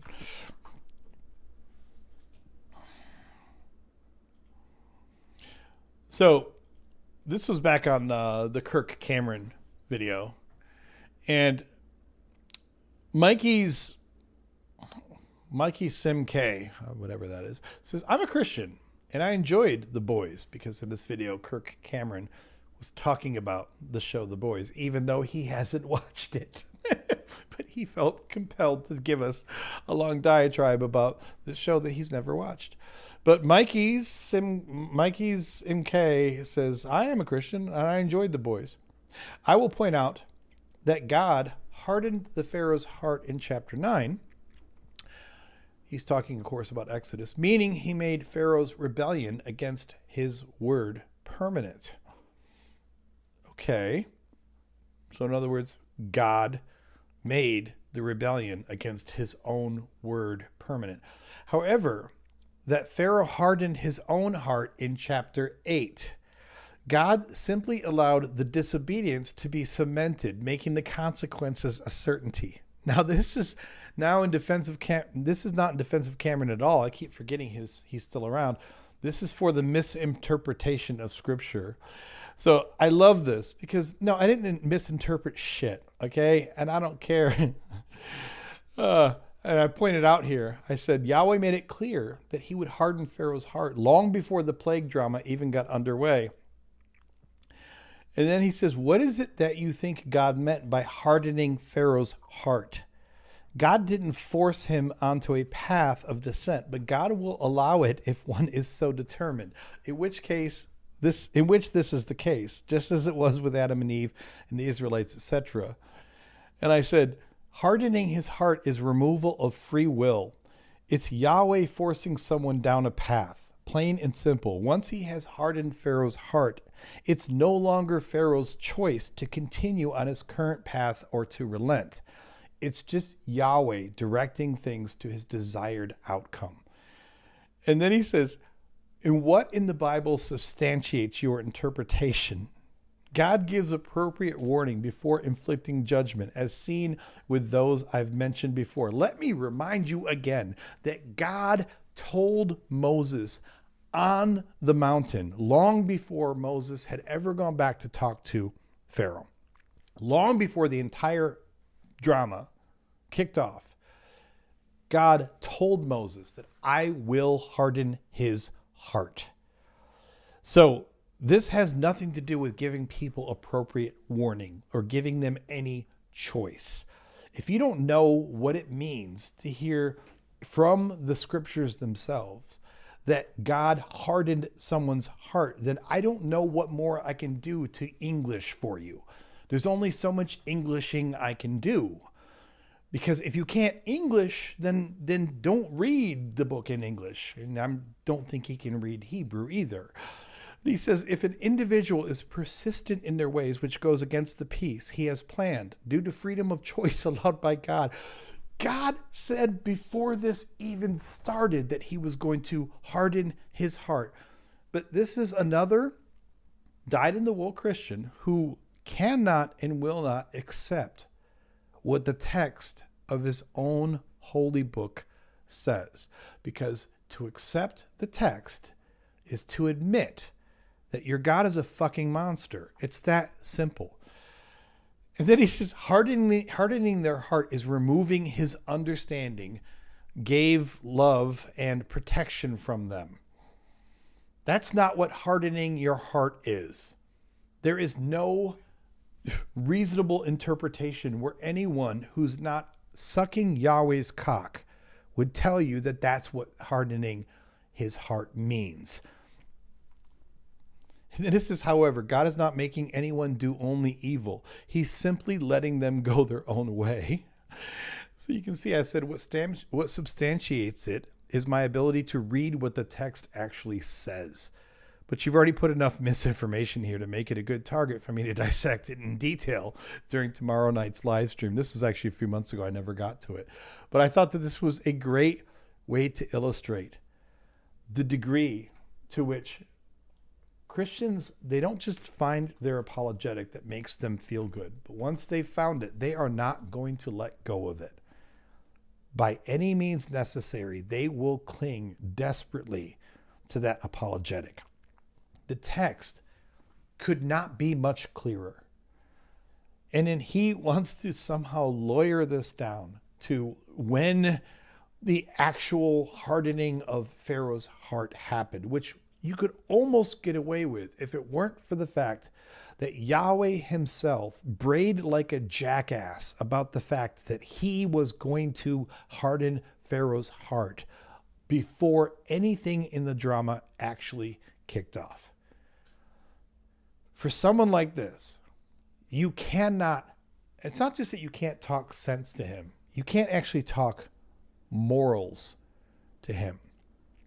Maybe that sounds unfair because this is someone just sparring with me a little bit about what the actual text of the Bible says. But if you can't even admit what the moral implications are of God announcing before the drama begins that I will harden Pharaoh's heart, if you cannot and will not admit to yourself or to anyone else what that actually means, it means that you have no compass, because it means that you will make whatever excuse you need to make. You will say whatever you need to say, as long as it makes you feel good about the story. It doesn't matter how absolutely batshit crazy it is compared to the real message of the text. You will just keep inserting your own I see Jesus into the mix. It doesn't stop. It doesn't stop. And I'll tell you guys, it's been, 15 months now I've had this channel? Well, 14 months. At this point, it shouldn't surprise me. I mean, at this point, to some extent, it just feels like the same old thing, right? Oh, look, another Christian who cannot and will not admit what their own holy text says. Shocking. And somehow it still surprises me. it's not that I expect them to all agree with me. I don't expect them to deconstruct. I don't expect them to rebel against God. But you don't have to rebel against God to just admit what the damn text says. And they won't admit what the damn text says. And that, I don't know why that keeps surprising me. I think it's because, maybe it's because, like, when I grew up, I did a lot of reading when I was a kid from the King James Version, right? A lot of us probably did. And the King James Version always felt a little obtuse because it is obtuse. But then when you read something like the New Revised Standard Version, or even the NIV for that matter, I don't think the NIV is a great translation, but in terms of readability, it's easy to understand. And you still cannot admit what the plain text actually says. I know I'm a broken record here, but we were talking about this earlier with some of the guests, but it's not just that I wish you would admit what the text of your own holy book says, but really, if you admit it, there's a lot of cool insights you can gather from the text if you're not purposely wallpapering it with the meaning that you think it has to have.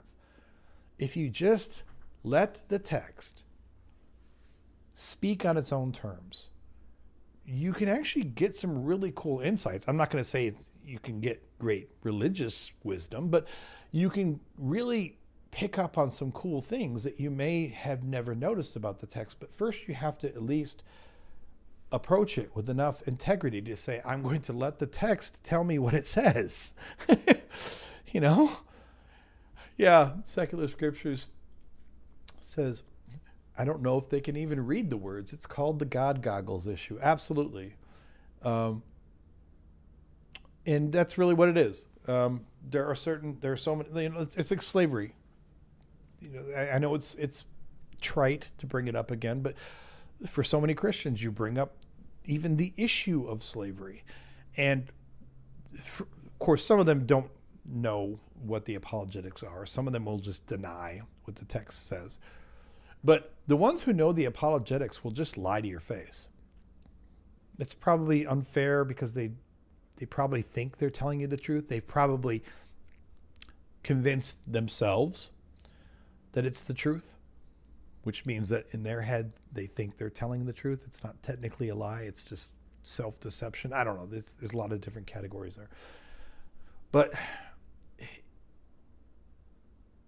I know that the way that you approach your religion doesn't say everything about who you are as a person. But if I were to talk to a Christian who could not even admit to me what this text says about the Pharaoh and their God, it would be hard for me if I had to interact with them on other social issues to not at least think to myself that they're kind of delusional and that they'll make up any story that they need in order to make themselves feel good about the text.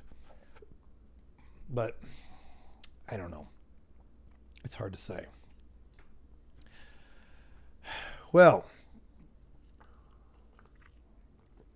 ladies, gentlemen, Michael, although Michael's probably not here anymore, I think that look, we have Matthew.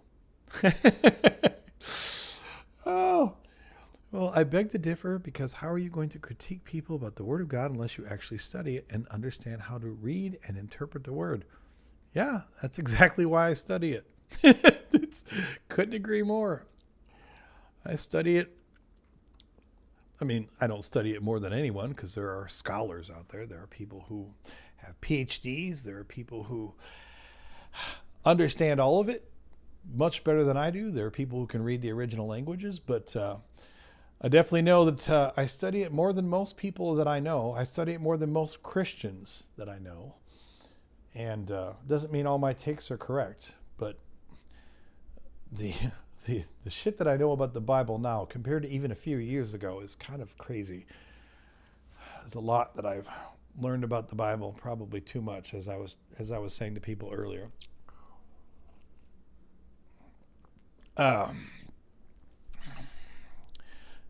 You're giving this. I guess you just joined, Matthew, because you're basically just giving the same lame fucking apologetic that I just talked about on here. Scripture records Pharaoh hardened his own heart first across 5 separate plagues. Scripture records that God bragged first that he was going to harden Pharaoh's heart before any of the drama even happened. In other words, it was already preordained. And I don't care if Pharaoh hardened his heart 52 times. If the last time God hardened his heart for him, that is still a gross violation, and it is immoral and unethical. So it doesn't, that apologetic is not doing the work that you think it's doing. Like, oh, Pharaoh hardened his heart the first 5 plagues. Who gives a shit? The fact that God not only stepped in and hardened his heart for him later on, but bragged before it about how he was going to do it, and didn't just brag about the fact that he was going to do it. He bragged about the fact that he was going to do it for his own glory.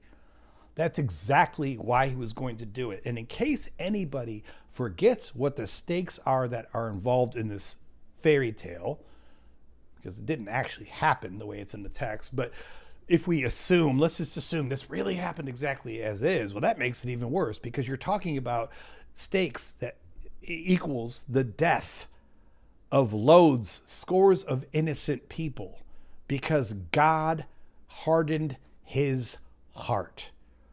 That is morally and ethically disgusting. And anyone who doesn't see that doesn't have their own moral compass. They don't have any standing, any ethical or moral standing to even judge anything else, because they have abdicated their own rational thought to whatever they have to say to make themselves feel good about their story. That's all there is to it. I mean, I love when Christians try to preach to you about morals, about their God who actually hardens Pharaoh's heart for his own glory, which, according to his own story, leads to the death of scores of innocent people, including women, children, slaves, and prisoners. That's directly from the text. It is so disgusting. It is so morally reprehensible. And yet, the diehards will just defend it to the last, because their entire identity, their entire worldview is pinned to this fantasy, this fairy tale, that the Yahweh of the Bible is somehow just and perfect and righteous, when basically the entire story refutes every inch of that tale. But when you've invested your identity into that, that's what you're left with. When you've decided that my identity is tied to this idea of what the text must say, you will then do anything that you can in any way possible to warp the text to your own needs so that you can feel good about it. It's disgusting. And every Christian, whether they want to admit it, knows it. Because if we took off the label of Yahweh, if we took off the label of the Holy Bible, and instead we called it the Quran, and we called him Allah, you'd say that it's disgusting. If we kept the entire story exactly the same, but we called it the Bhagavad Gita, and we named the god Vishnu, you would say that it's disgusting. But when you change the title of the book to Holy Bible and you change the name to Yahweh, suddenly now it makes sense.